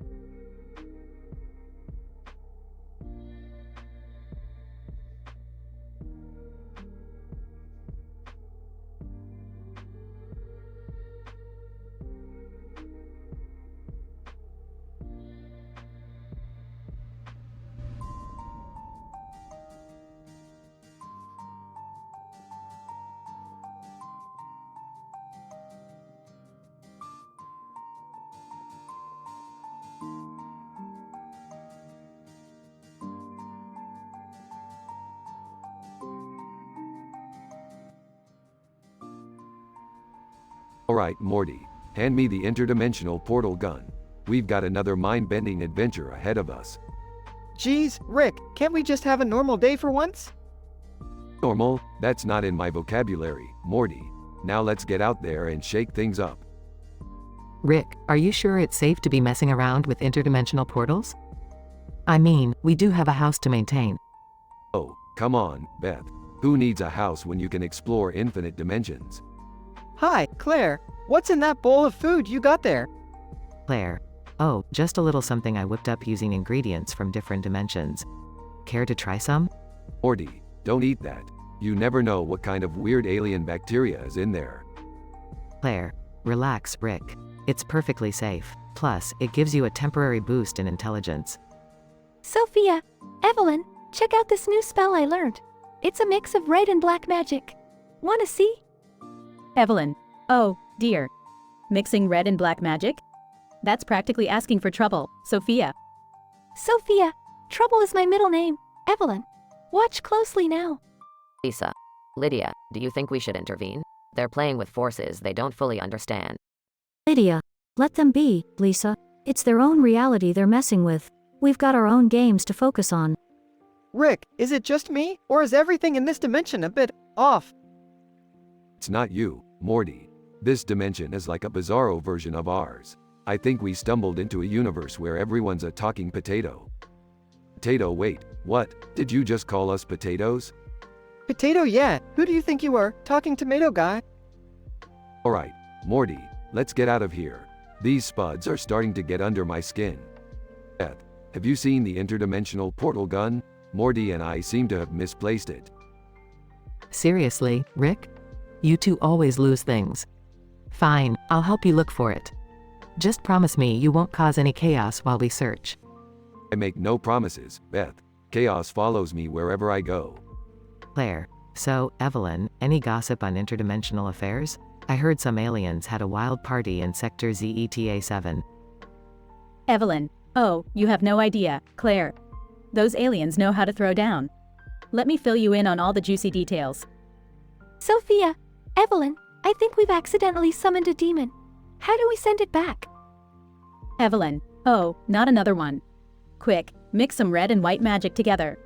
It should create a temporary portal back to its own dimension. Sophia, all right, here goes nothing. Abracadabra, hocus pocus, send this demon back where it came from. Lisa. Lydia, did you see that? They actually managed to banish the demon. Lydia. They may be reckless, Lisa, but they've got some serious magic skills. We should learn a thing or two from them. Rick, why is there a talking dog dressed as a pirate in our living room? Morty, it's a long story involving a portal, some rum, and a pirate planet. Let's just say I owe Sparrow some money. Beth, have you seen the portal gun? We need to get out of here fast. Evelyn accidentally turned herself into a pickle. Oh, for the love of. This family and their interdimensional shenanigans. Fine, let's get the pickle jar ready. Morty, hold my coffee. I've got a pickle to rescue. Never a dull moment with you, Rick. Never a dull moment.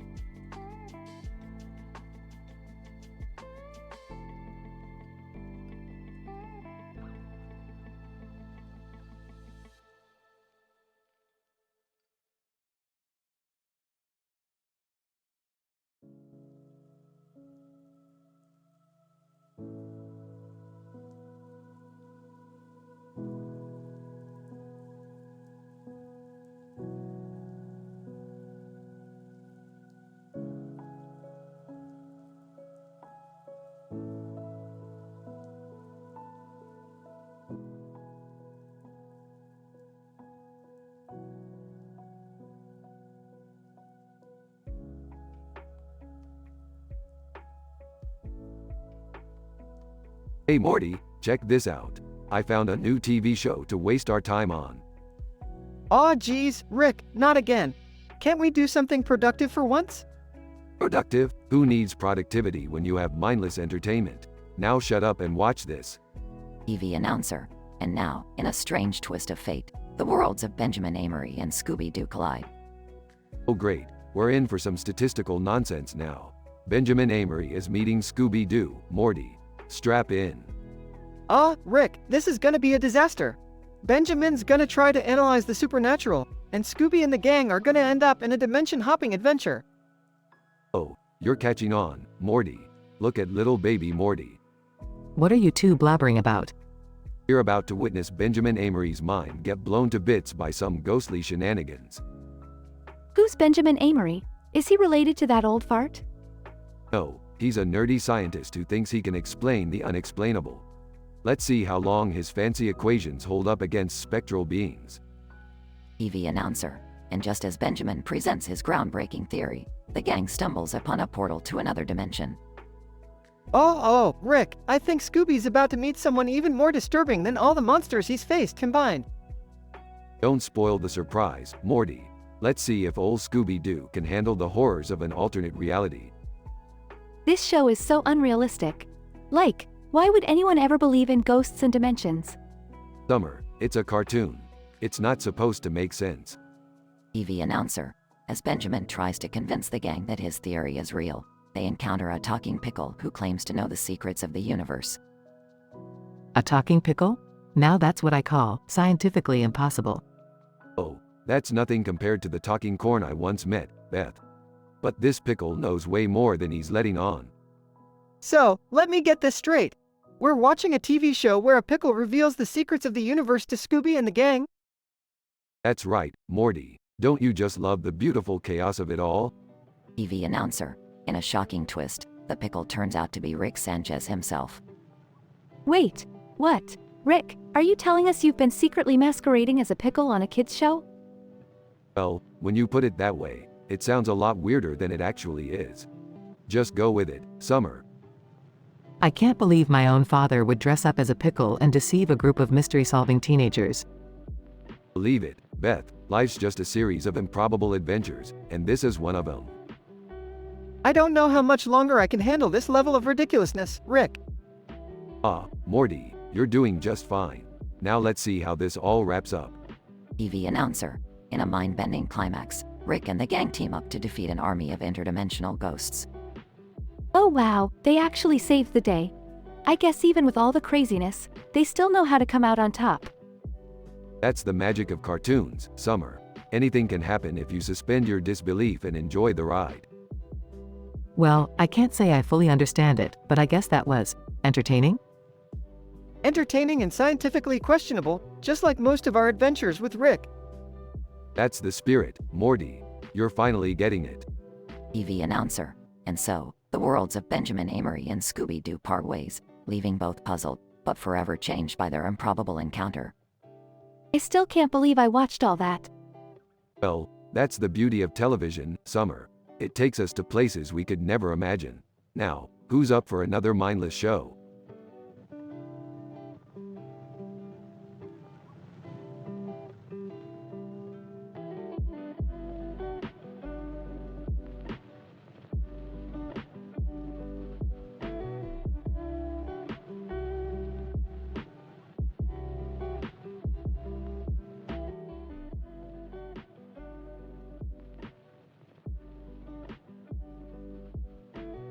Kite, leaning towards Claire.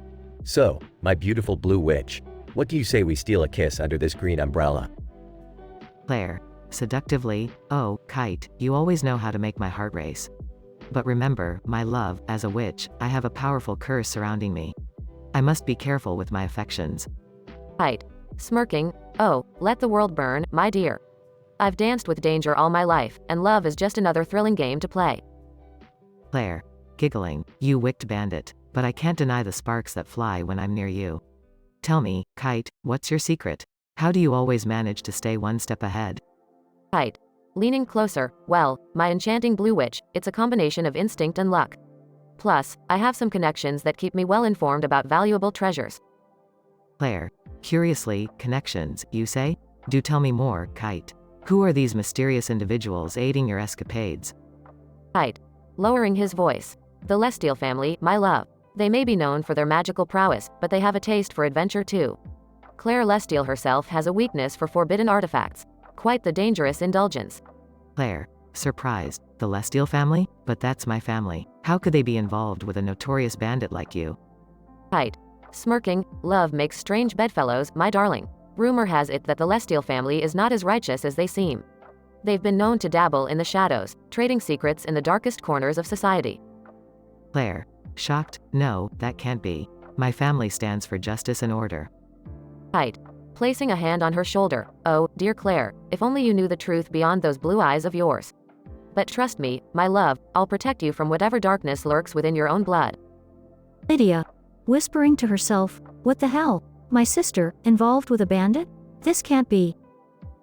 As Lydia continues to watch, the conversation between Kite and Claire becomes more intense, revealing shocking secrets about the Lestial family and their connection to Kite.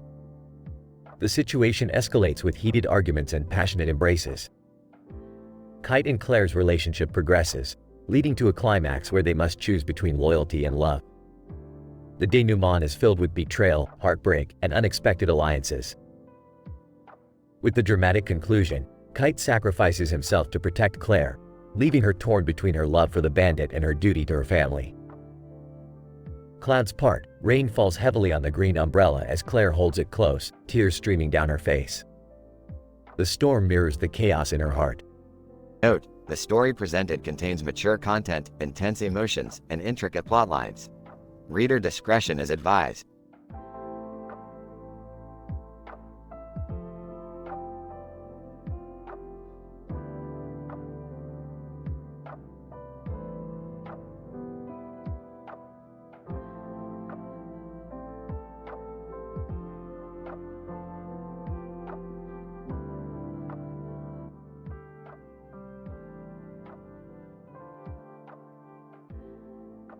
Hey Morty, pass me that interdimensional remote, will ya? I want to check out what's happening in the city of Townsville today.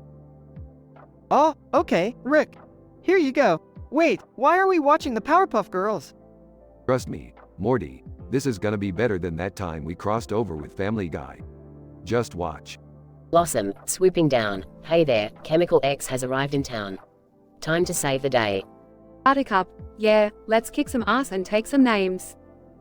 Bubbles. Wait, guys, I just bought this new chemistry set. Can we save the day after I'm done? Laughs, chemistry set, huh? Looks like someone's got a new hobby. Morty, take notes. This might come in handy for our next adventure. I don't know, Rick. I mean, they're just little girls. What kind of trouble can they really get into? Morty, why are you constantly underestimating people? It's not about the size, it's about the attitude. And trust me, these girls have plenty of attitude. Scene switches to Walter White, pacing in the background. Walter White. Oh, how have I ended up in this cartoon city? I should be back in Albuquerque, cooking my blue myth. Oh, Morty, looks like Walter White has entered the picture. This is gonna get interesting.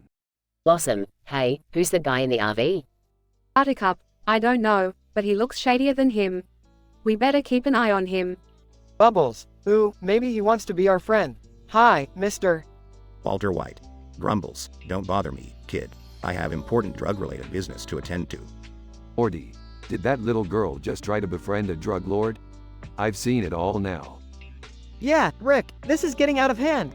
Should we, step in or something? Oh, let's see how it plays out. Sometimes chaos can be a real kick in the ass.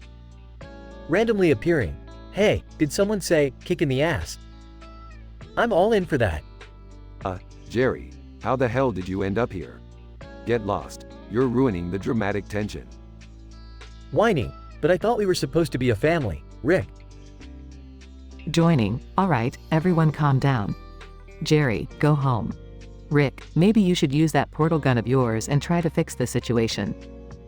Fine. Morty, hold my flask. I'll be back in a jiffy.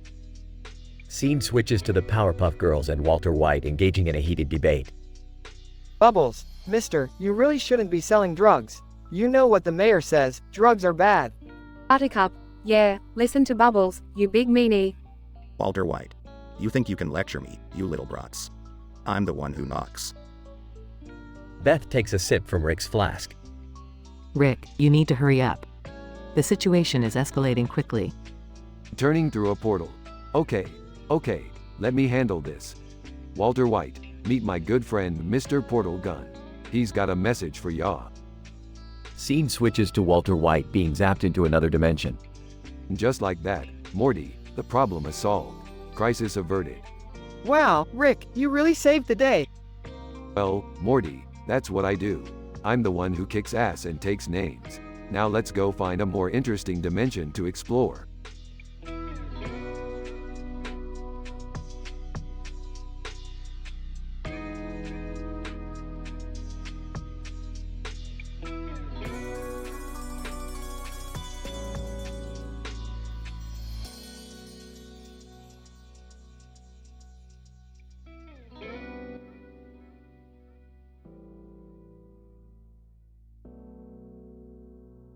Daddy, hey kiddo, it's getting late.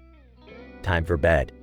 Child, but Daddy, I'm not tired yet. Can I stay up a little longer? Daddy, no negotiations, kiddo. Bedtime means bedtime. Child, okay, Daddy, I'll go to bed, but can you at least knock 3 times on my ceiling? It helps me fall asleep. Daddy, knock on the ceiling, what's that supposed to do? Child, it's just a silly little thing, Daddy. It makes me feel safe and loved. Daddy, alright, fine. If it helps you sleep, I'll do it, but don't think I understand why it works. Child, thank you, Daddy, you're the best. Later that night. Daddy, knock, knock, knock asterisk good night, kiddo, sleep tight. Child, size contently asterisk good night, Daddy, I love you. The room suddenly fills with a blinding light, engulfing the child. Child, Daddy, what's happening? Help. Daddy, hold on, kiddo, I'll get you out of there. As the light subsides, the child finds themselves in an entirely new world. Child, where am I? Daddy, I don't know, kiddo, but I won't let anything happen to you. We'll figure this out. They begin their journey through this strange land, encountering bizarre creatures and overcoming impossible obstacles. Child, Daddy, this place is so weird and dangerous, but as long as you're here, I know we'll be okay. Daddy, that's right, kiddo, we're in this together, nothing can break us apart. After days of searching, they finally find a way to return home. Child, Daddy, look, a portal, let's go. Daddy, hold my hand tight, kiddo, we're going back.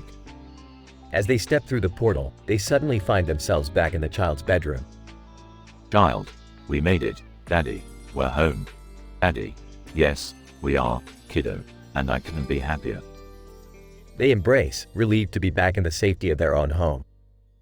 Child, Daddy, I'm sorry for asking you to knock on the ceiling. I had no idea it would lead to all of this.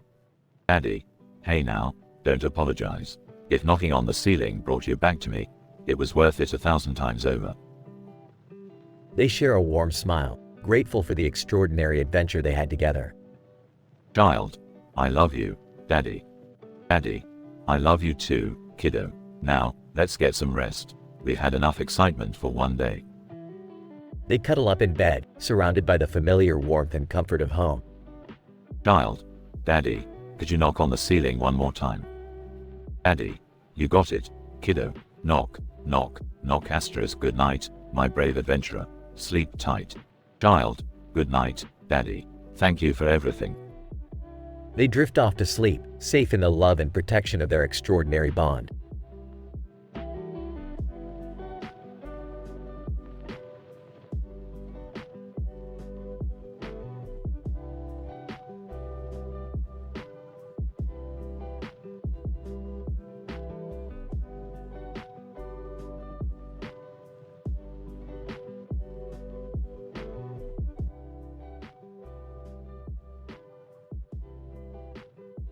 Hey Morty, you ever wonder why the universe is so full of dumbasses?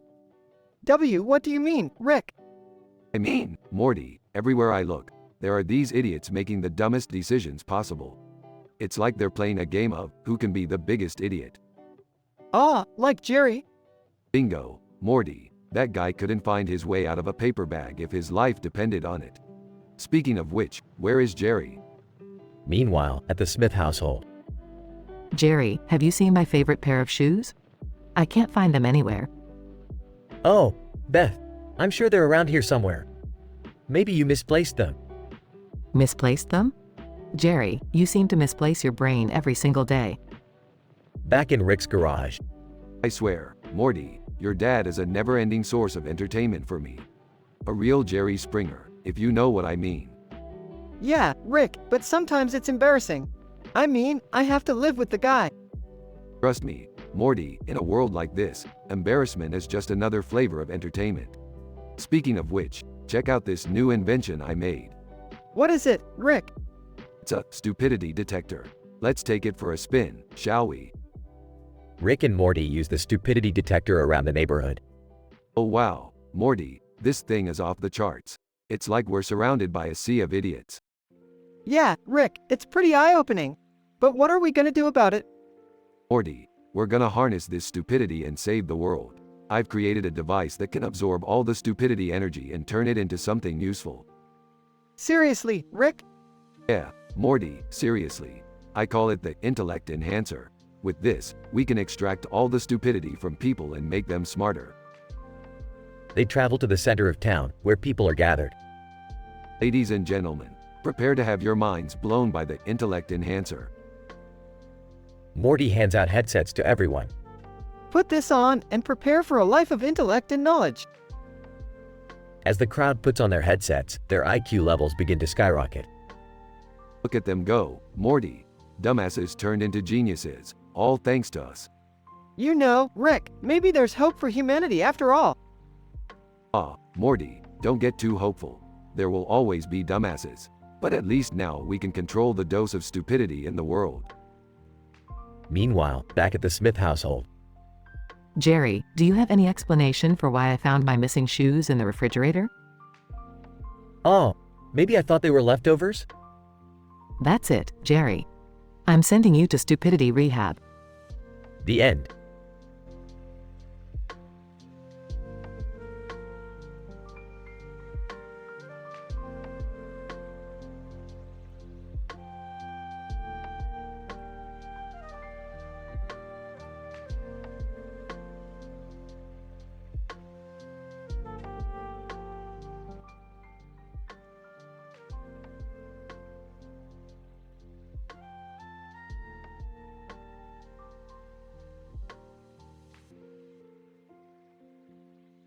Title: The Blue Witch's Confluence.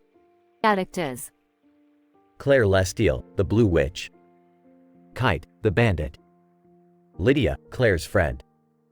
Sophia, Claire's friend. Lisa, the cynical observer.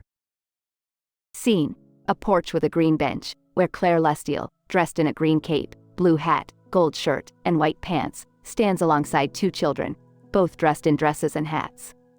The atmosphere is tense, soaked in mystery and danger. Claire, to the children, stay close, my darlings. We must be cautious for both safety and secrets. Kite, emerging from the shadows, a charismatic and mischievous bandit. Ah, Claire, my fair blue witch. It seems we find ourselves entwined once again. Lydia, whispering to Sophia, do you think they're friends or frenemies? Sophia, whispering back, it's hard to tell, but I sense a complicated history between them. Claire, locking eyes with Kite, I've grown tired of our cat and mouse game, Kite. Why do you persist in crossing paths with the Lestiel family? Kite, grinning devilishly, oh, dear Claire, you know I can't resist the taste of forbidden fruit. Your family's secrets are far too tempting for a rogue like me. Lisa, rolling her eyes, here we go again, Claire, dancing with danger. Can't you see this scoundrel is nothing but trouble? Kite, leaning closer to Claire, ah, Lisa, always the party pooper. Jealous, are we? Or perhaps you're just afraid of a little excitement. Claire, maintaining her composure, Kite, your charm may sway others, but I remain steadfast. Your treacherous ways will not sway me or my family. Kite, mocking laughter, oh, Claire, are you still sore over our last encounter? It was a thrilling chase, was it not? The stolen artifacts, the tantalizing secrets. Sophia, in awe, Claire, Did you really steal artifacts from ancient civilizations? Lydia, eagerly listening, tell us everything. Claire, we want the inside scoop. Lisa, sighing, my god, you two, this isn't some romantic novel or a Hollywood movie. It's real life, and Claire, you're playing with fire. Claire, smirking, perhaps, Lisa, but sometimes dancing with fire helps us find our true strength. You should try it sometime. Kite, leaning even closer, Claire, my love, let's not let these naysayers dampen our electrifying chemistry. We make quite the duo, don't we? Claire, gazing deep into Kite's eyes. We may have a twisted connection, Kite, but remember this, I am the witch who can bring both blessings and curses. Choose your next steps wisely. Lydia, whispering, barely containing her excitement, Sophia, I can't believe we're witnessing this intense standoff between the Blue Witch and the enigmatic bandit. Sophia, whispering back, in awe. I know. Lydia. This is like a scene out of an epic fantasy novel. Lisa, raising her voice, exasperated, oh, for God's sake. Are we going to stand here all day, listening to you two flirt and menace each other? Let's get inside before this whole situation explodes. The tension dissipates as the characters retreat inside, leaving the porch behind. The secrets and dangerous connection between Claire and Kite continue to simmer in the shadows, ready to emerge once again. As Claire and Kite retreat into the night, their passionate and volatile relationship remains a delicate balance of attraction and danger. The Lestial family and their allies must be prepared for the storm that awaits them, for the Blue Witch's powers may be both a blessing and a curse, depending on which side of her they choose to stand.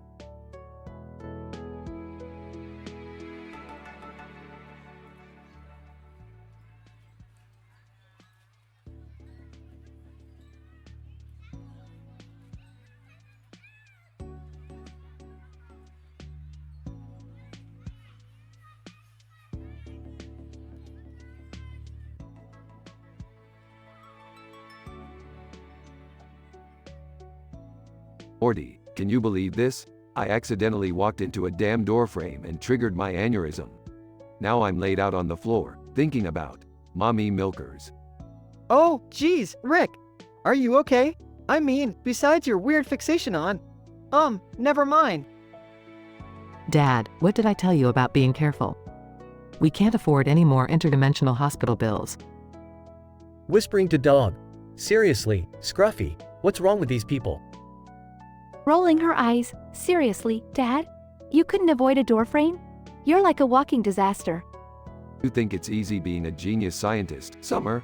It's not all butterflies and mayonnaise rocks, you know. Yeah, Summer, cut Grandpa some slack. You have no idea what he's been through. Morty, don't encourage him. We need to deal with the situation at hand. Whispering to Cat. At this rate, Fluffy, we'll have to start a GoFundMe for interdimensional doorframe awareness. Let's just get Dad up off the floor and make sure he's okay. I can handle this myself. I don't need your help. Alright, Rick, but if you start spewing out some weird conspiracy theory, I'm out of here. Morty, keep your grandfather in check, and be careful around that damn doorframe. Whispering to dog. Maybe we should just invest in some bubble wrap, Scruffy. It seems safer than this family. That's it. I've had enough of your judgment, Jerry. Let's settle this with a scientific experiment. Oh boy, here we go again. Can't we just call an ambulance? Morty, let your grandpa have his weird methods. It's the closest thing he has to therapy. I can't believe we're actually encouraging his madness. This family is seriously messed up. Whispering to Cat. Fluffy, I'm starting to think that this whole dimension might be a lost cause. Alright, I've bounced back from aneurysms before. Let's see if my genius brain can handle another round. Just promise me, Rick, no more talk of mommy milkers during the experiment. Fine, Morty. I'll try to suppress my desires for your innocence. Let the science begin. The family gathers around as Rick, with Morty's help, slowly gets up off the floor. The experiment is about to commence, hoping for a statistically improbable solution to Rick's aneurysm predicament. And as crazy as it may seem, it wouldn't be the first time the Smith family found themselves in a scientifically absurd situation.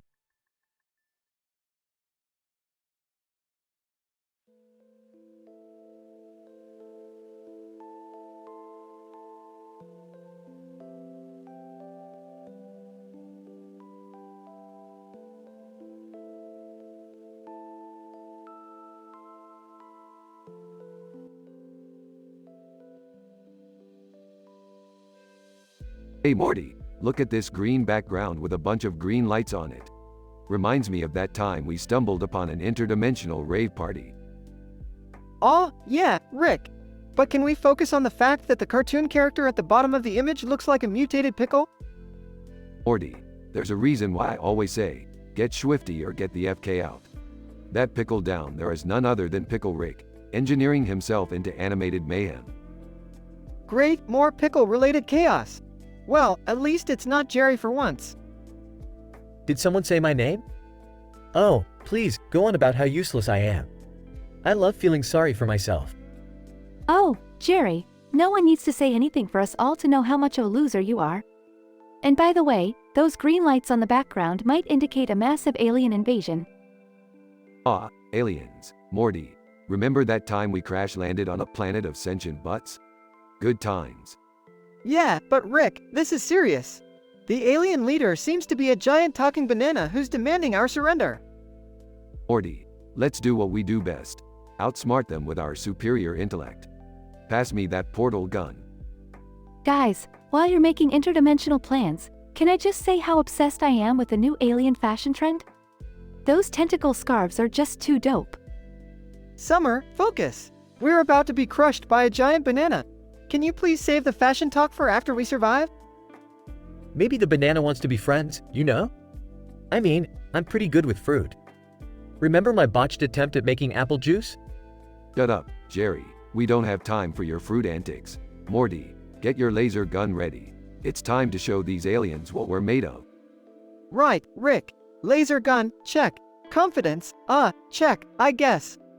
Alright, Morty, I'll create a diversion while you and Summer rescue Jerry from those tentacle monsters in the background. Seriously? Why do we always have to save Jerry? Can't he just be abducted for once? Oh, thank you, Summer. You still care about me, right? Care about you? Jerry, I care about removing your existence from my life.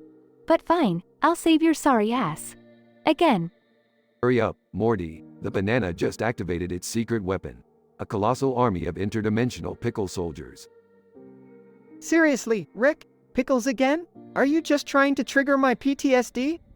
Morty, do you want to save the world or keep whining about your insecurities? We've got a pickle war to win. Can I join? I've always wanted to kick some pickle ass. You guys go ahead. I'll just slip on one of those tentacles and probably end up missing the action. That's the spirit, Jerry. Always finding a way to be irrelevant. Morty, Summer, let's show these pickles who's the real boss in the multiverse. I can't believe I'm saying this, but let's kick some pickle butt.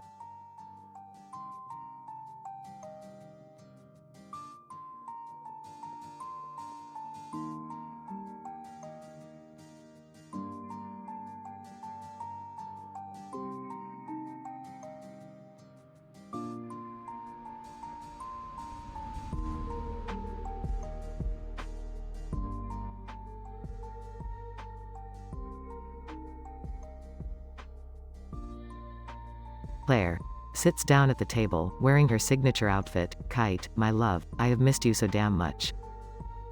Kite, grinning mischievously, ah, Claire, my sweet blue witch. The pleasure is all mine. Leans in and kisses her passionately. Lydia, whispering to Sophia, did you just see that? Kite and Claire, they're like fire and ice. So intense. Sophia nods. It's like they combust every time they touch. So raw, so primal. Lisa rolls her eyes. Can we just focus on the plan, please? We're here to discuss our next big heist, not indulge in their over-the-top lust affair.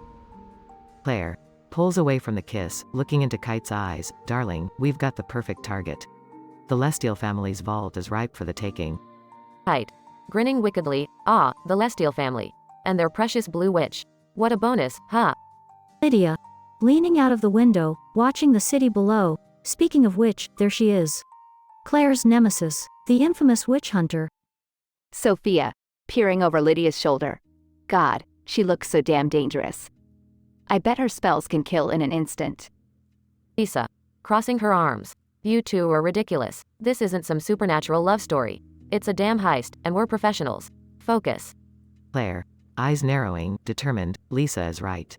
This is about business. We need to make sure nothing stands in our way, especially that blue witch hunting bitch. Kite, smirking, don't worry, my love. The Lestial family won't even know what hit them.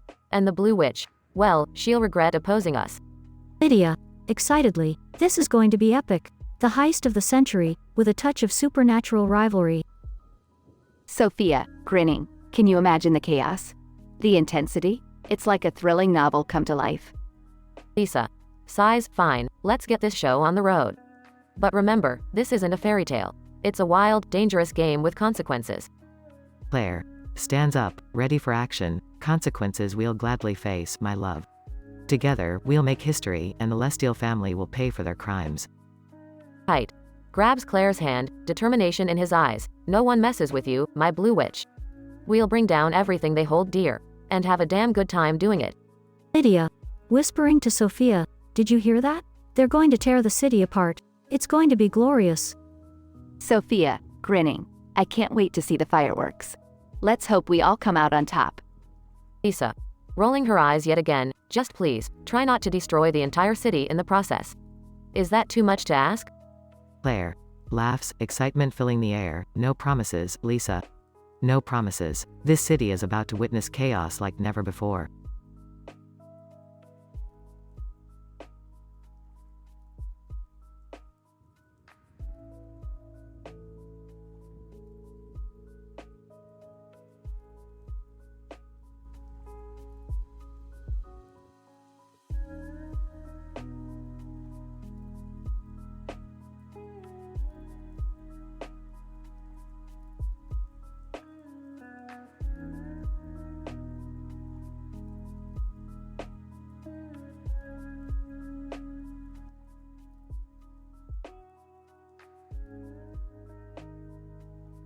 Lydia, whispering to Sophia, look at them, Sophia. Claire and Kite sitting on the couch, all lovey-dovey. It's sickening. Sophia, rolling her eyes. Oh, please. You're just jealous. They're sweet together. Lydia, sweet? He's a bandit, for crying out loud. And Claire, being a Lestial, deserves better than that scoundrel. Sophia, defending Claire. Love knows no bounds. Lydia. And Kite has been nothing but devoted to her. It's not just about money or status for them. Lydia, snorting skeptically, devoted? Please, he's just using her to get closer to the Lestial family's secret treasures. Sophia, leaning closer to Lydia, that's just an old rumor. Kite has done so much for Claire, even protected her from danger countless times. Lydia, sarcastically, oh, yes, protecting her while he robs the innocent. Such a noble act, indeed. Sophia, getting defensive. You don't understand, Lydia. Kite has a complicated past, but he's trying to change. He's not just some common criminal. Lydia, smirking, trying to change, huh? I'll believe that when pigs fly. Lisa, interrupting, clearly displeased, enough. Both of you, stop arguing. Claire is capable of making her own decisions, and she seems happy with Kite. Sophia, apologetically, sorry, Lisa. We were just discussing, expressing our concerns. Lisa, frowning, concerns are one thing, but constantly belittling Kite won't help the situation. Let them figure things out themselves. Lydia, mockingly, oh, so you're on their side too? Defending the love-struck Lestial and her charming bandit? Lisa, firmly, I'm on Claire's side. And right now, Claire sees something in Kite that we may not fully understand. Let's respect her choice and support her. Sophia, nodding. Lisa is right. Lydia, love can be unexpected, and sometimes we have to trust in others' judgment. Lydia, sighing in defeat, fine, fine. I'll keep my opinions to myself. But mark my words, this will end in disaster. Sophia, whispering to Lydia, don't be so pessimistic, Lydia. Love has a funny way of surprising us. Lisa, smiling, let's hope for the best, for Claire's sake. Love may just be the transformative power Kite needs. Lydia, grudgingly, well, I guess we'll find out soon enough. But don't say I didn't warn you all. The conversation ends as they continue watching Claire and Kite, each silently hoping for a happy ending.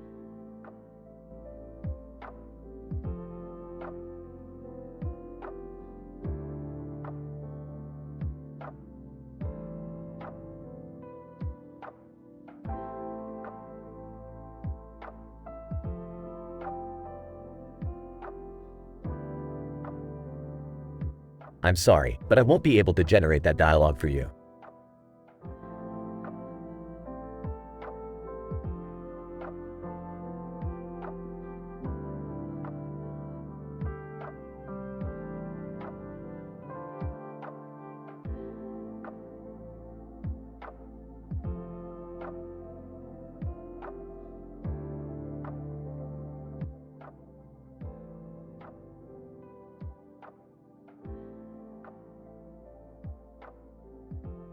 Morty, I've developed a device that can manipulate reality itself. We can basically do whatever the fuck we want. Really, Rick? You just want to mess around with reality? You know that never ends well. Oh, come on, Morty. Don't be such a pussy. We'll just dip our toes in. What could go wrong? Hey guys, what are you doing? Can I join? No, Jerry, we're about to do something dangerous and you'll probably mess it up with your incompetence. Oh, well, excuse me for wanting to be a part of something cool for once. Ah, Jerry, stop being such a loser. Just let Rick and Morty do their thing. Alright, Morty, let's fire up the device and see where it takes us. I'm not sure about this, Rick. It's like playing with fire. Morty, don't be a wuss. We're about to create the craziest shit ever. Rick activates the device and reality starts to warp. Oh my god, what's happening? I knew this was a bad idea. Rick and Morty start singing. Singing, pack it up, pack it in, let me begin. Singing, I came to win, battle me, that's a sin. Cheering. Yeah, Rick. Show him what you got. Cheering, get it, Morty. Sing your heart out. Morty and Rick continue singing. The reality around them becomes even more chaotic. Is this normal? I don't think this is normal. Shut up, Jerry. We're in the middle of something epic here. Singing, jump around, jump around, jump around. Singing, jump up, and get down. Cheering. Haha, Morty's got moves. Singing, I'll serve your ass like John McEnroe. Singing, if your girl steps up, I'm smacking the hoe. Cheering. Oh man, this is wild.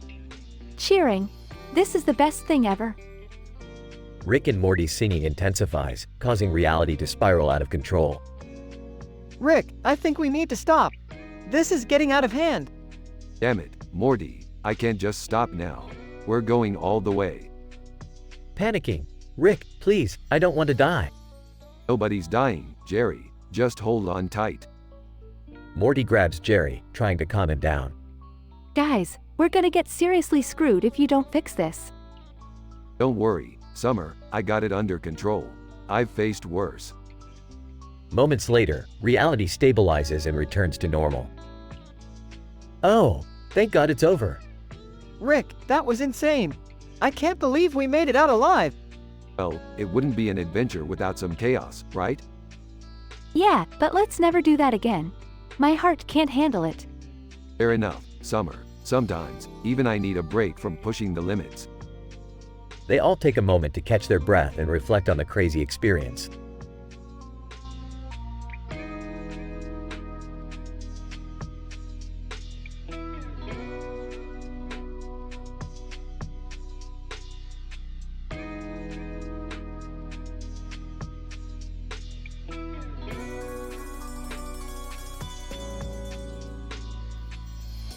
I'm sorry, but I can't generate that story for you.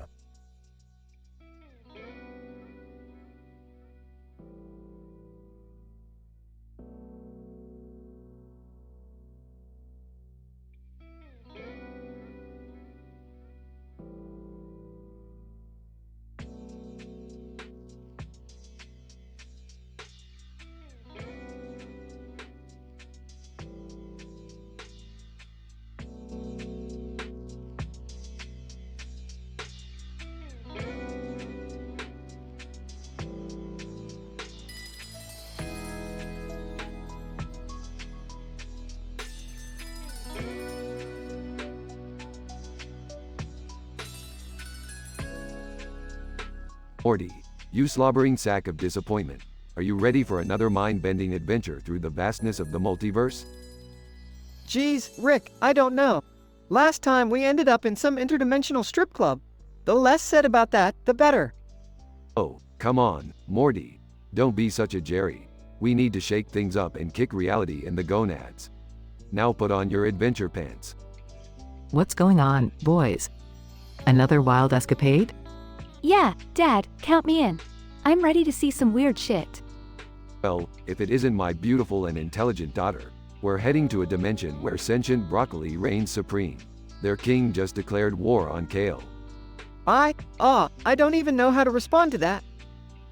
Can we make a quick stopover in a dimension where math doesn't exist?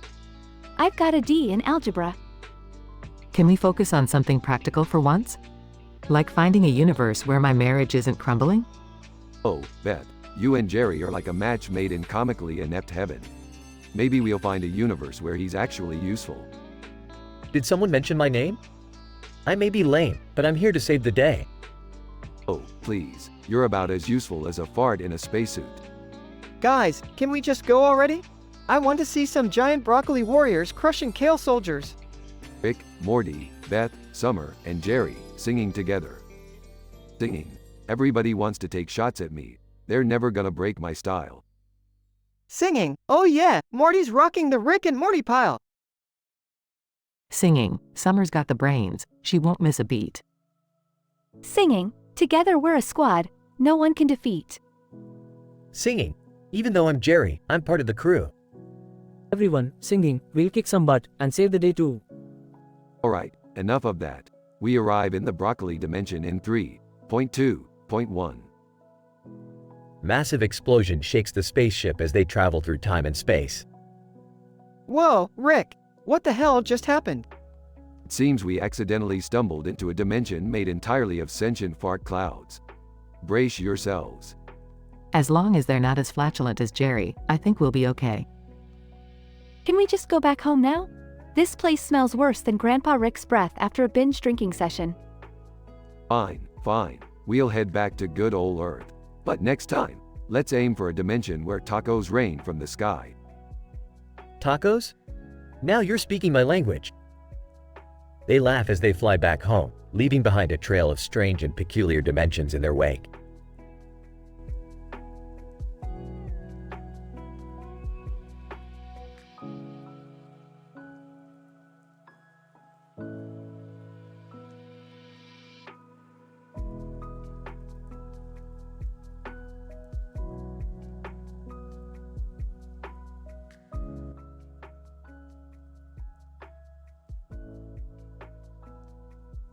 Alright, Morty, here we are, at our own interdimensional concert. Holy crap, Rick! This is insane! I can't believe we're actually performing on stage. You guys, this is gonna be legendary. I heard there's a crowd of aliens out there ready to rock out with us. Strap in, Morty, it's time for some intergalactic tunes. Rick, what song are we gonna perform? Oh, Morty, my sweet summer child. We're going all out tonight. We're never gonna give 'em up, Morty. What? Are you serious, Rick? Are we really gonna rickroll an entire alien audience? You got it, Summer. Prepare to be amazed by our vocal prowess. Nervously, I don't know, Rick.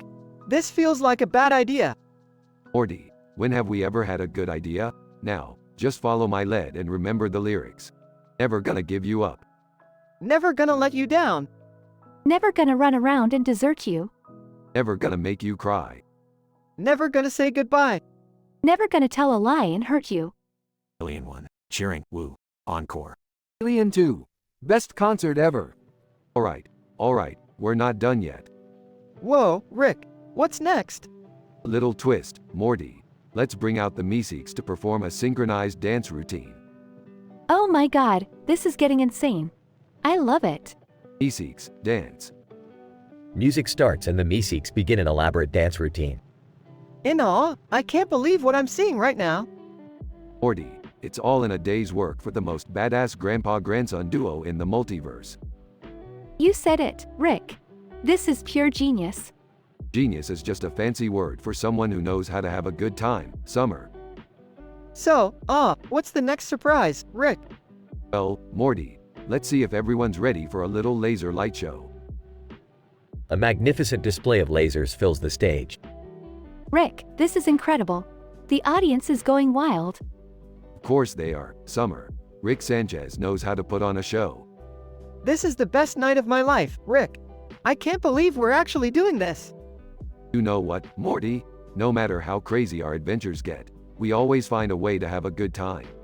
So just enjoy the ride. That's right, Morty. Life with Rick and Morty is like one big interdimensional concert.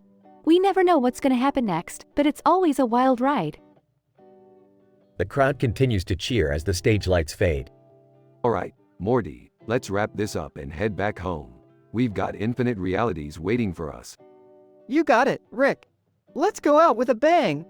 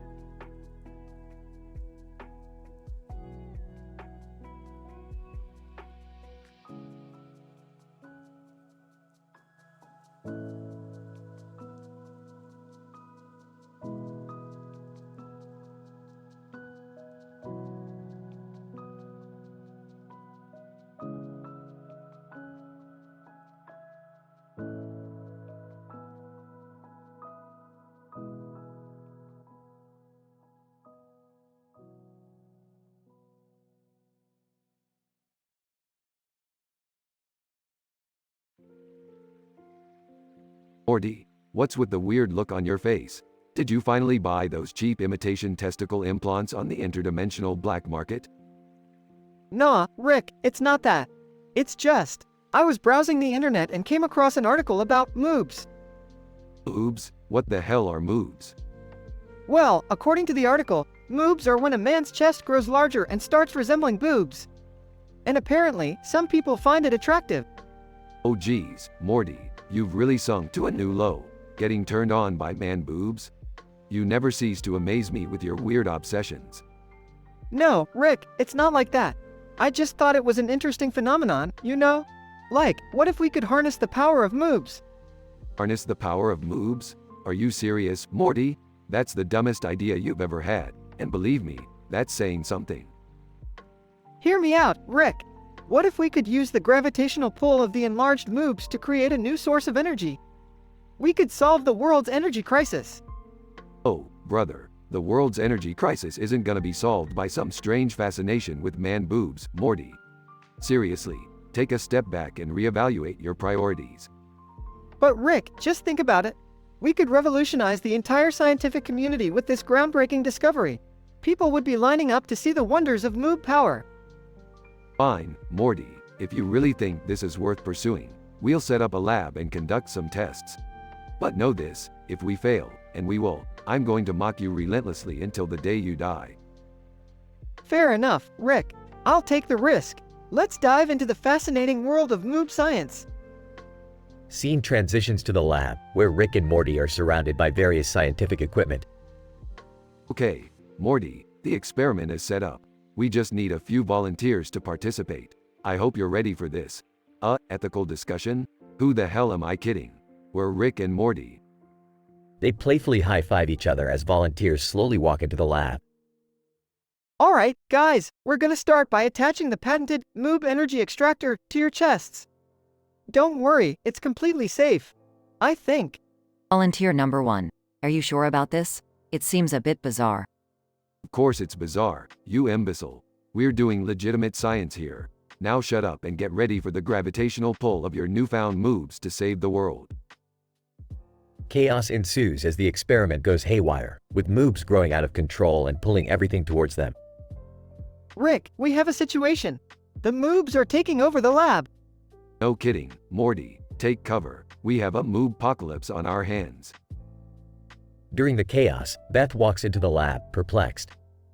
Oh my god, what are you two doing? And why are there giant moobs everywhere? Long story, Beth, but let's just say we underestimated the power and allure of the almighty moob. The scene ends with the lab in ruins, moobs still growing wildly and the family's disgusted faces. Entering the lab, what did I miss? Trust me, Jerry, you don't want to know. Just run, and never speak of this again. Fade to black, with the sound of giant moobs continuing to wreak havoc in the background.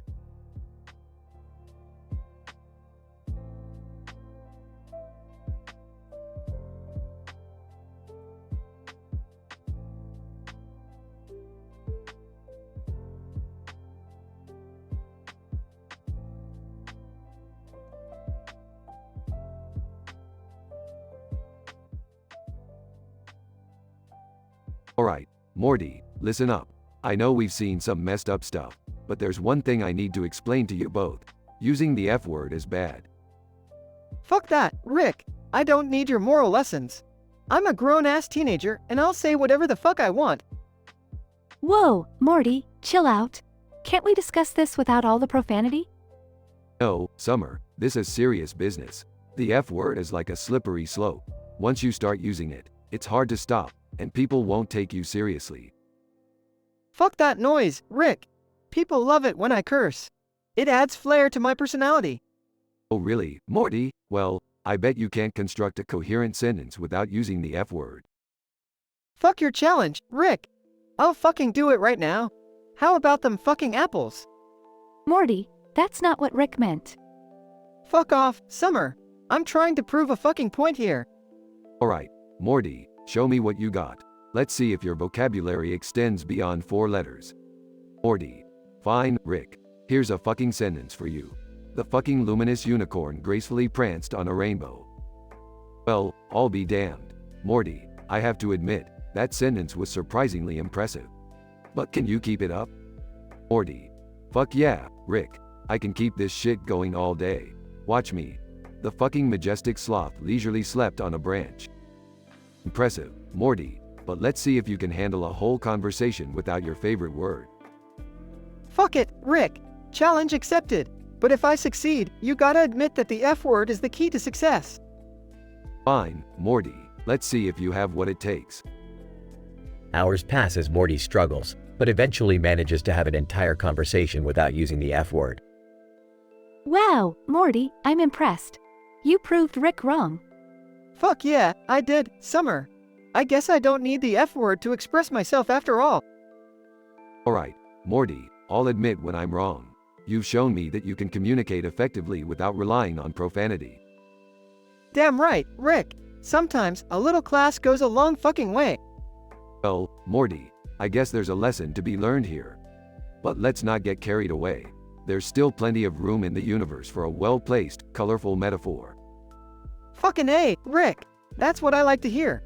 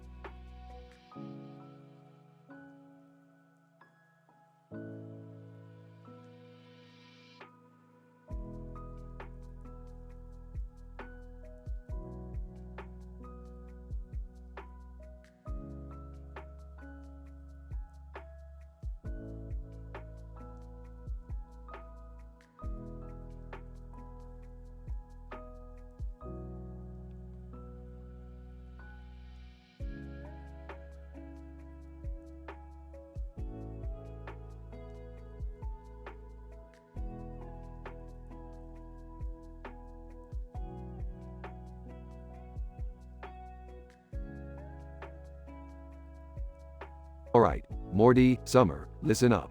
I'm about to drop some knowledge on you two inexperienced imbeciles. Oh great, another one of Rick's life lessons. This ought to be good. Shut up, Morty. Now, pay attention. Using the F word is not cool. It's crude, unimaginative, and makes you sound like a Neanderthal. Who cares, Rick? It's just a word. Everyone says it.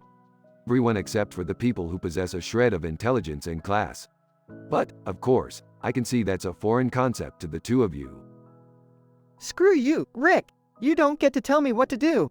Fuck this, fuck that, fuckity fuck fuck fuck. Yeah, Rick, fuckity fuck fuck. How do you like that? Oh, real mature, you two. Real fucking mature. I'm so impressed by your extensive vocabulary. What's all this commotion about? Can't a family have a civilized dinner for once? Yeah, kids, be respectful. Your grandfather is a genius, after all. Genius? Ah, Jerry, you couldn't spell the word genius if I gave you all the letters and a dictionary. Rick, fuck you. You think you're so much smarter than everyone, but you're just a fucking asshole. Oh, Morty, your unparalleled ability to state the obvious never ceases to amaze me. You know what, Rick? Maybe we don't need your pretentious lectures. Fuck off, you self-righteous bastard. Oh my god, language. Can we please finish dinner without all this unnecessary hostility? Yeah, everyone calm down. Let's just enjoy our meal in peace. Fine, fine. If you want to be a bunch of unrefined degenerates, I can't stop you. But mark my words, the world will see the consequences of your profane idiocy.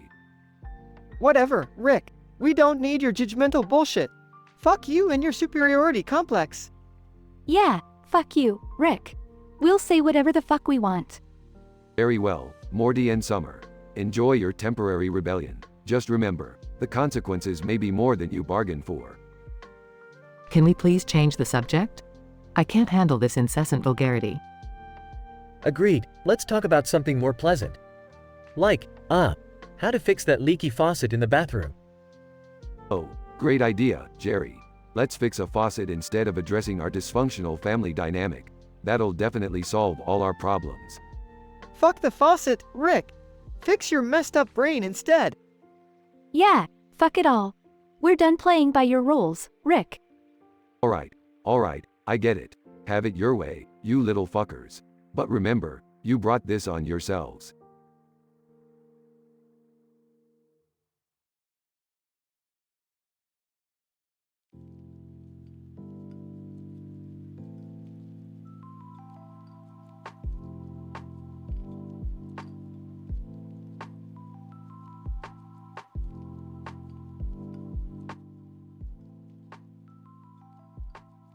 Alright, Morty, gather round. I've got an important lesson for you little twerps. Oh geez, what is it now, Rick? Language. Morty, I understand we all have our colorful vocabularies, but there are some words we should avoid, especially on interdimensional adventures. Wait, you're seriously gonna lecture us on language, mister? I swear more than I breathe. Summer, if you interrupt me again, I will make you regret your existence. Got it? Now, Morty, listen up. The F word is a linguistic grenade, ready to blow up in your face. Fuck off, Rick. I can say whatever the fuck I want. Language, Morty. Do you kiss your mother with that mouth? Oh please, Mom. You and Dad once had a threesome with 2 aliens and a talking cat. That's enough, Morty. You think you're tough, huh?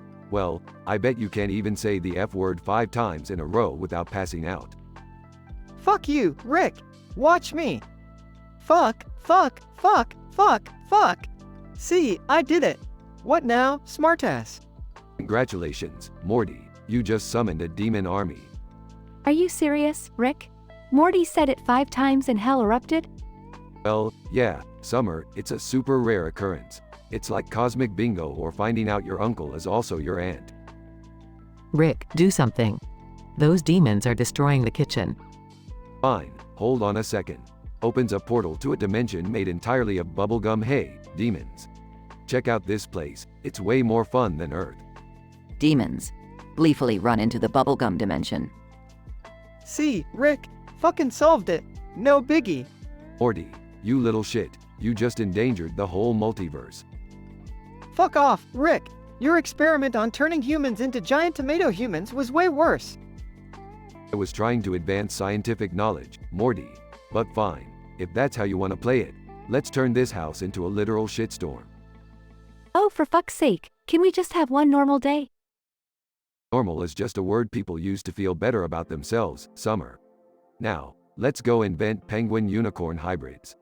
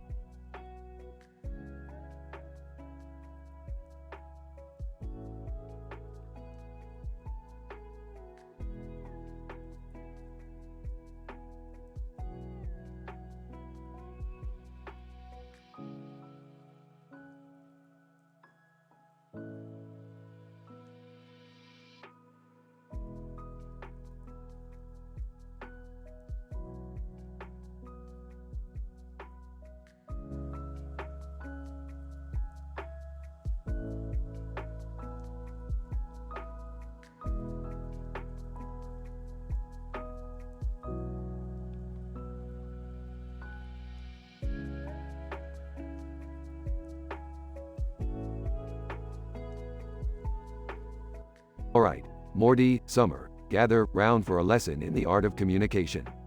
Today, we're gonna talk about the power of words. Oh boy, here we go. What's your big lecture this time? Well, genius, I'm glad you asked. You see, words have the power to shape the very fabric of reality. They can inspire, motivate, and even hurt people. Yeah, like when you called that alien leader a Glorbnarf and started an intergalactic war. Hey, that Glorbnarf had it coming. But that's not the point. What I'm trying to say is that excessive use of foul language can have consequences. Oh, like consequences worse than being chased by homicidal aliens and giant space sharks? You catch on quick, Morty. But seriously, using profanity indiscriminately can make you look unintelligent and offensive. Oh yeah. Well, FK that, Rick. FKT FK. Morty, control yourself. This is an AF King joke. Morty, you're taking it too far. Maybe we should listen to what Rick is saying. Screw that, Summer. I'll say whatever the FK I want. My point exactly, Morty. Your incessant use of the F word is making you sound like a total dumbass. Oh, like you're one to talk, Rick. You swear all the F King time. Touché, Morty. But when I swear, it's for emphasis or comedic effect, not just to fill the void in my F King vocabulary. What's all this commotion about?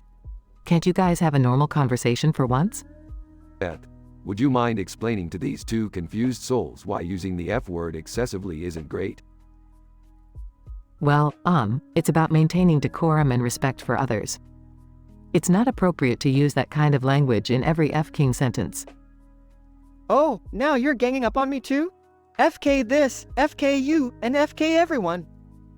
Morty, calm down. You're letting your foul-mouthed rage control you. Morty, maybe if you open your mind a little, you'll see that there are ways to express yourself without resorting to constant swearing. Yeah, well, FK you guys. I'm gonna go hang out with Mr. Poopy Butthole. At least he understands me. Fine, go ahead, Morty. We'll be here, having an intelligent conversation without the need to rely on pointless profanity. Thank you, Rick. That was surprisingly insightful. Yeah, well, don't get used to it. Now, where were we? Ah yes, the scientific explanation behind the existence of parallel universes and how to properly party in each one without F-king it up.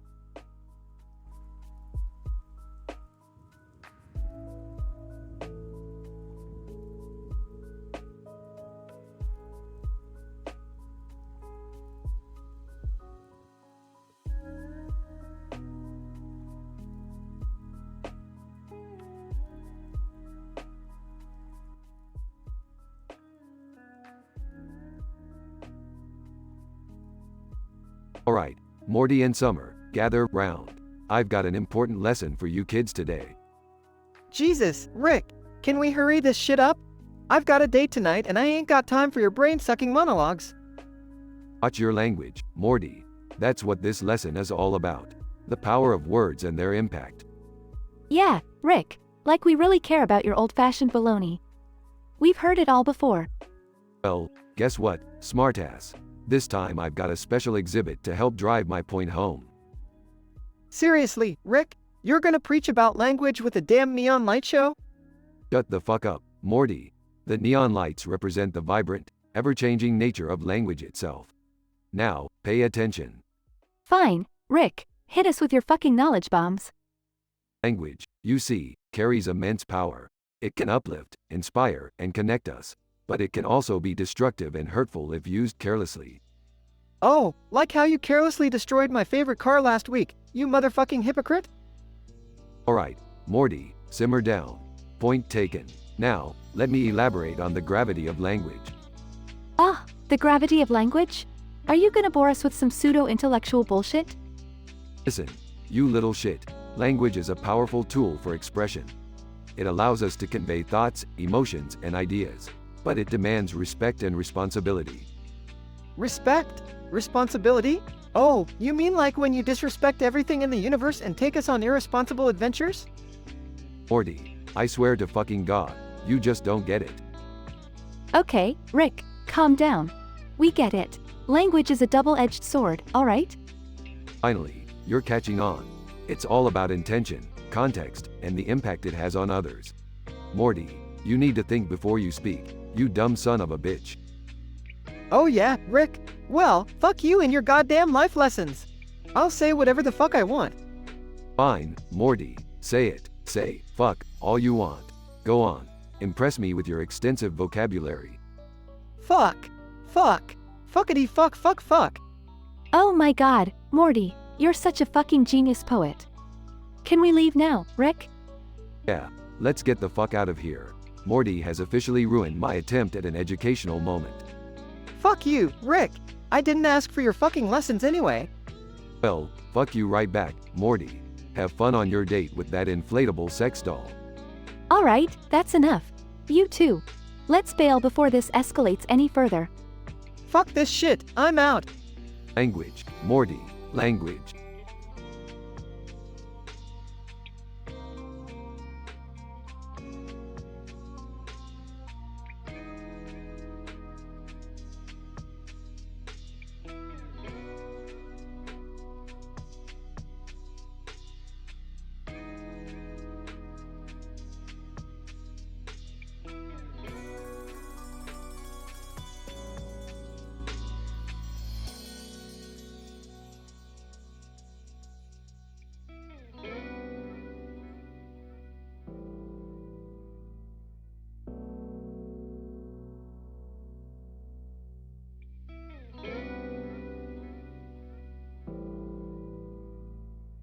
Alright, Morty and Summer, gather around.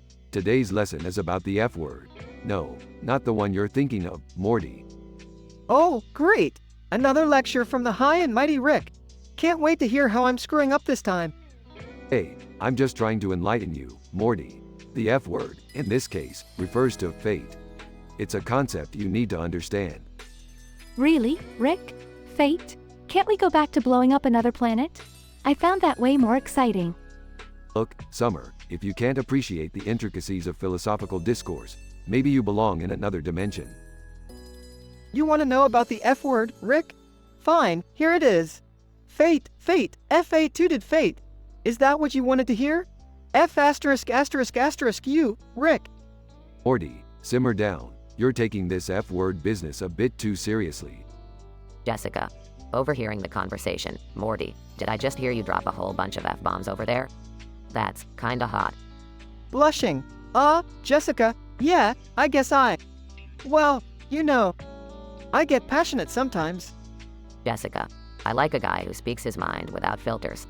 Let's go on an adventure together, Morty. Just, you know, exploring the F word. Uneasy. Sure, Jessica.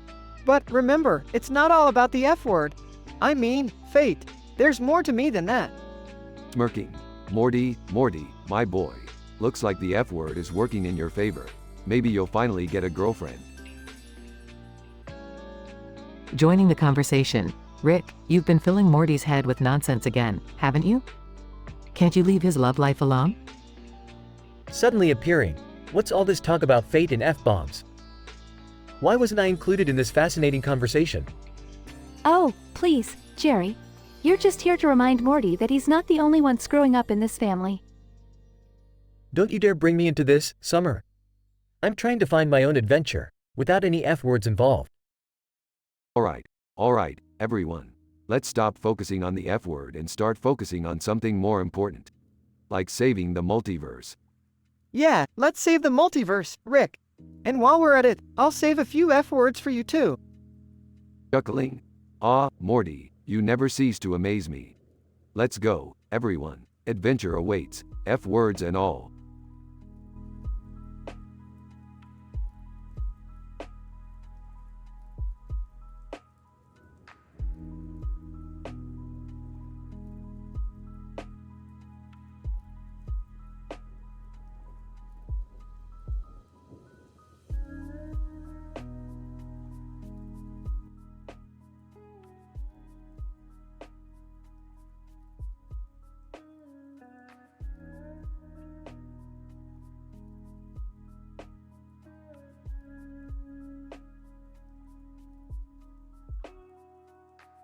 Alright, Morty, listen up. We've got a real pickle on our hands here. I used this crazy interdimensional portal to snatch the most sought-after tarot card in the universe. What's on it, Rick? It's a guy with a bow and arrow, surrounded by a bunch of dudes. Real Greek mythology shit, Morty. Entering the room, what are you two up to now? We got ourselves a tarot card, Beth, and we're gonna use it to mess with this reality's history. Yeah, we're gonna replace the statue of David with a new version created by Rick. Oh God, what have you done now, Rick? Relax, Beth. My David statue is gonna be a work of art. But here's the twist. The genitalia is so massive it's literally resting on the ground. That sounds, excessive, Rick. Excessive? Maybe. But it's gonna blow everyone's minds. Imagine the gossip that's gonna spread like wildfire, Morty. This is mortifying, Rick. You're crossing a line here. Oh, come on, Beth. It's just a little bit of harmless fun. Now help me set up the new statue in the middle of the town square. They go to the town square where the townsfolk gather. What the hell is that, Rick? It's art, Jerry. Pure art. Can't you appreciate genius? I can't unsee this. This is traumatizing, Grandpa. Relax, Summer. It's just a statue, and a damn good one at that. Chaos ensues as people gasp and take photos. Annie, whispering to Summer, did you see the size of that thing? I never thought I'd be into statues, but damn. Blushing, Tammy, seriously? Whispering to Jerry, so, Dad, you think Mom would be into this whole, statue thing? Morty, don't drag me into your weirdo fantasies. Rick, Beth, and Morty observe the townsfolk reacting. See, Morty, I told you this would shake up their boring lives. You can thank me later. I don't know, Rick. This might be a bit too much, even for us. Rick, I can't believe I'm saying this, but I think we need to fix this. It's causing a scandal. Fine, fine. I'll create a reverse polarity dimensional vortex and zap it back to wherever it came from. Happy now? Ecstatic. Rick activates the device and the statue disappears. Thank God that's over. I can't handle any more weird shit today. Well, Jerry, you better buckle up because this is just the tip of the iceberg. We've got plenty more bizarre adventures ahead. Morty and Summer give each other a knowing look. Aw, geez, Rick.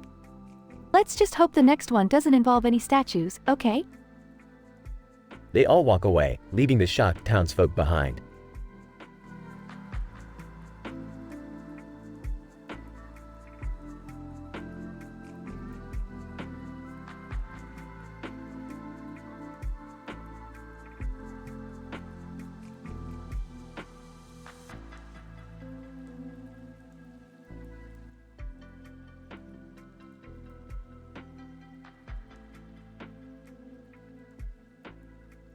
Morty, listen up. I've come up with an ingenious idea that will blow everyone's minds. We're gonna revolutionize the world of art. Oh, Rick, I don't know about this whole art thing, you know? I mean, we could get in trouble, right? Trouble? Nobody cares, Morty.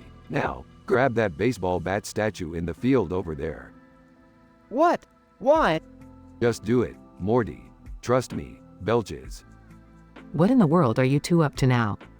You're about to give art a facelift, Beth. Hold on tight. Oh my God, you guys, you're always up to something crazy. Can I be a part of it? Sure thing, Summer. Grab that mountain over there. We're gonna need it for my masterpiece. Dad, this is ridiculous. You can't just make a statue of a mountain. Oh, you think that's ridiculous? Stand back and watch the magic happen. Moments later. Behold, the new and improved David. Oh my God, Dad. You gave David, enhanced features. Geez, Rick, I don't think that's anatomically correct. Yeah, that's definitely not what Michelangelo had in mind. Art is subjective, you bunch of prudes. It's all about pushing boundaries. Well, congratulations, Rick. You managed to turn a masterpiece into a horrifying monstrosity. Monstrosity? Art evolves, Beth. Now, let's take this bad boy to an art exhibition and blow their minds. Rick, I don't think the world is ready for this.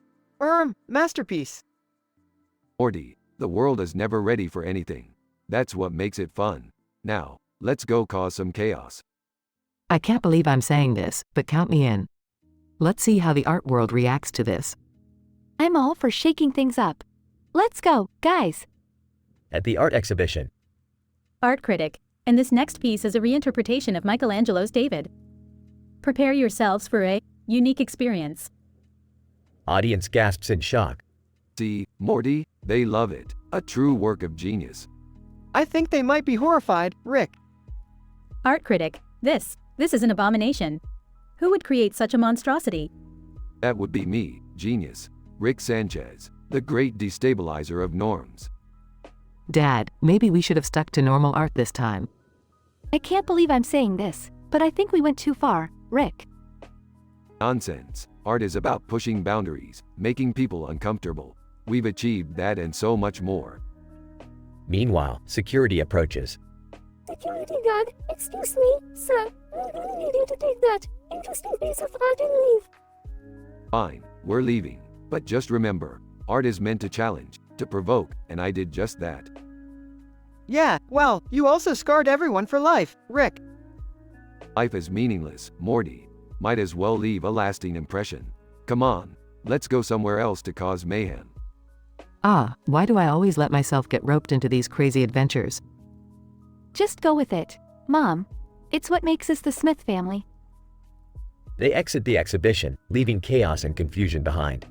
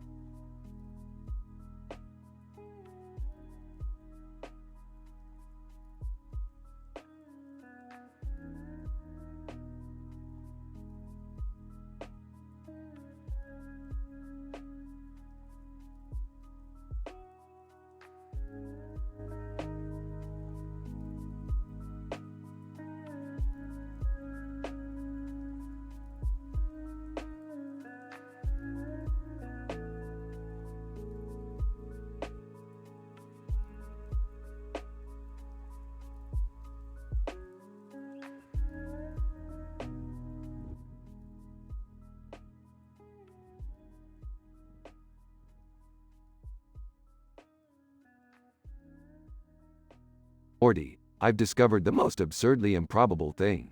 In this universe, someone has made 25 different versions of the statue of David. Can you believe it? Wow, Rick, that's I mean, isn't one David enough? Who needs 25 of them? Morty, these people are compensating for something. You know what I mean? It's like they're trying to out-David each other. Pathetic. Well, I think it's fascinating. Each statue probably represents a different artistic interpretation. It could be quite thought-provoking. Oh, please, Beth. Art can be thought-provoking without turning the iconic David into a competition of sculpted junk. Yeah, Morty, can you imagine? 12 Davids with abs like Adonis, 10 with an over-the-top bulge. Oh, Summer, we don't need the details. I think one David was enough for me. Morty, you're missing the point. We need to find the artist responsible for this madness. They must have some serious self-esteem issues. Let's go to the museum and see these statues for ourselves. Maybe we'll find some clue about the artist's intentions.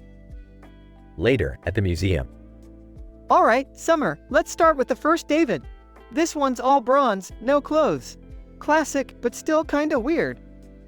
Yeah, Morty, but check out David number 7 over there. Leather pants, tattoos, and a cigarette? That's like a rock star David. Morty, Summer, you're wasting your time. Look at David number 20. It's a cyborg David with laser eyes. It's like they ran out of ideas. Guys, David number 15 is covered in glitter. Glam David. And David number 9, man, I don't know what that is. Tentacles? Is that even allowed? Morty, focus.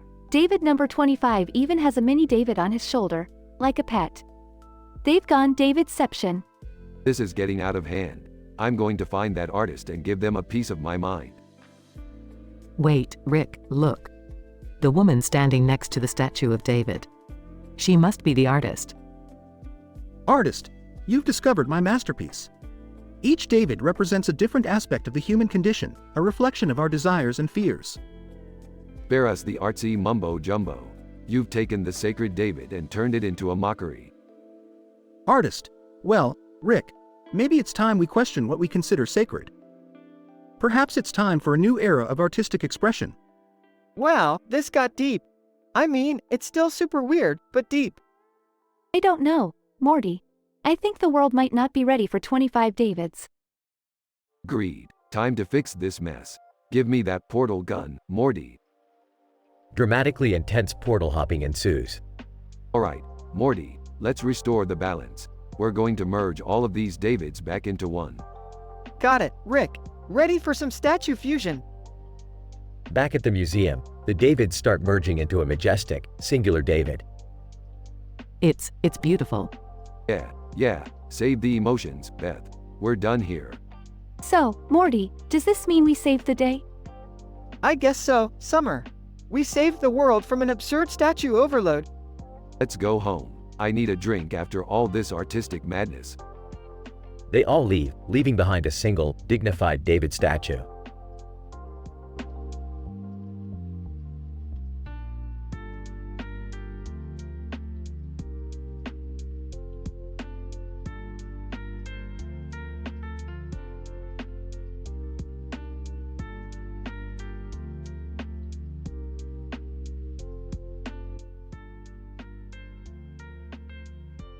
Mike, check out my sick frisbee skills, bro. John, damn, you're on fire today. That frisbee's gotta be hella aerodynamic. Ike, you know it, bro. I spent weeks perfecting my frisbee technique for this very moment. John, you're like the frisbee god, man. Nothing can stop you. Ike, thanks, dude. Watch this. I'm gonna make it land in the shadow of that person on the ground. John, dude, that's impossible. But I believe in you. Ike, here goes nothing. As Mike throws the frisbee, a gust of wind suddenly lifts the shadow off the ground. John, whoa, what the actual fuck? Ike, holy shit, the shadow just came alive. As they watch in awe, the shadow transforms into a humanoid figure. Shadow figure, finally, I am free. Prepare for chaos. Ike, what the fuck did we just unleash? John, I don't know, but it doesn't look friendly. They both start running away as the shadow figure chases after them. Ike, we have to find a way to stop it, bro. John, but how? It's like a shadow with a grudge. Ike, we need a plan, and fast. They run towards the statue of David standing nearby doing Russian squats. Ike, wait, I have an idea. The statue's massive and muscular. Maybe it can help us. John, you think a statue can fight a shadow? Ike, it's worth a shot, man. Let's try anything. They approach the statue and explain the situation to it. David, fear not, for I shall lend you my sculpted might. Ike, can you fight that shadow thing, David? David, with strength and bravery, all things are possible. As the shadow figure approaches, David charges towards it, engaging in an epic battle. Ike, look at him go. That statue's a total badass. John, this is seriously the craziest shit I've ever witnessed. The battle rages on, with David and the shadow figure locked in an intense struggle. Ike, we have to help David. Let's distract the shadow figure. They pick up rocks and start throwing them at the shadow figure, hoping to draw its attention. John, this is insane, but we can't give up. Ike, together, we'll prevail. With their combined efforts, they manage to distract the shadow figure momentarily. David, finish it now. Strike, my friends. They rush towards the shadow figure and, with one final blow, manage to defeat it. Ike, we did it. We fucking did it. John, I can't believe it. We saved the world from a goddamn shadow. David, you both fought valiantly. I shall forever be grateful. As they catch their breath, the shadow figure dissipates into thin air. Ike, that was the most absurd and exhilarating experience of my life. John, same here, bro. We should never throw a frisbee in the grassy field again. They all share a laugh, basking in the absurdity and victory of their unlikely adventure.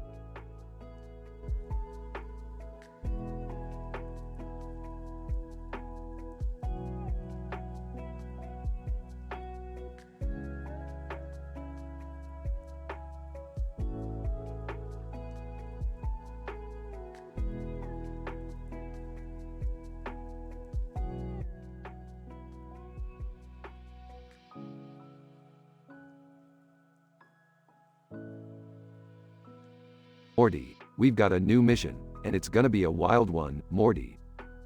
Oh geez, Rick, what's the mission this time? We need to travel to the alternate dimension where statues have genitalia, Morty. Yeah, you heard me right, statues with dongs and lady bits. What?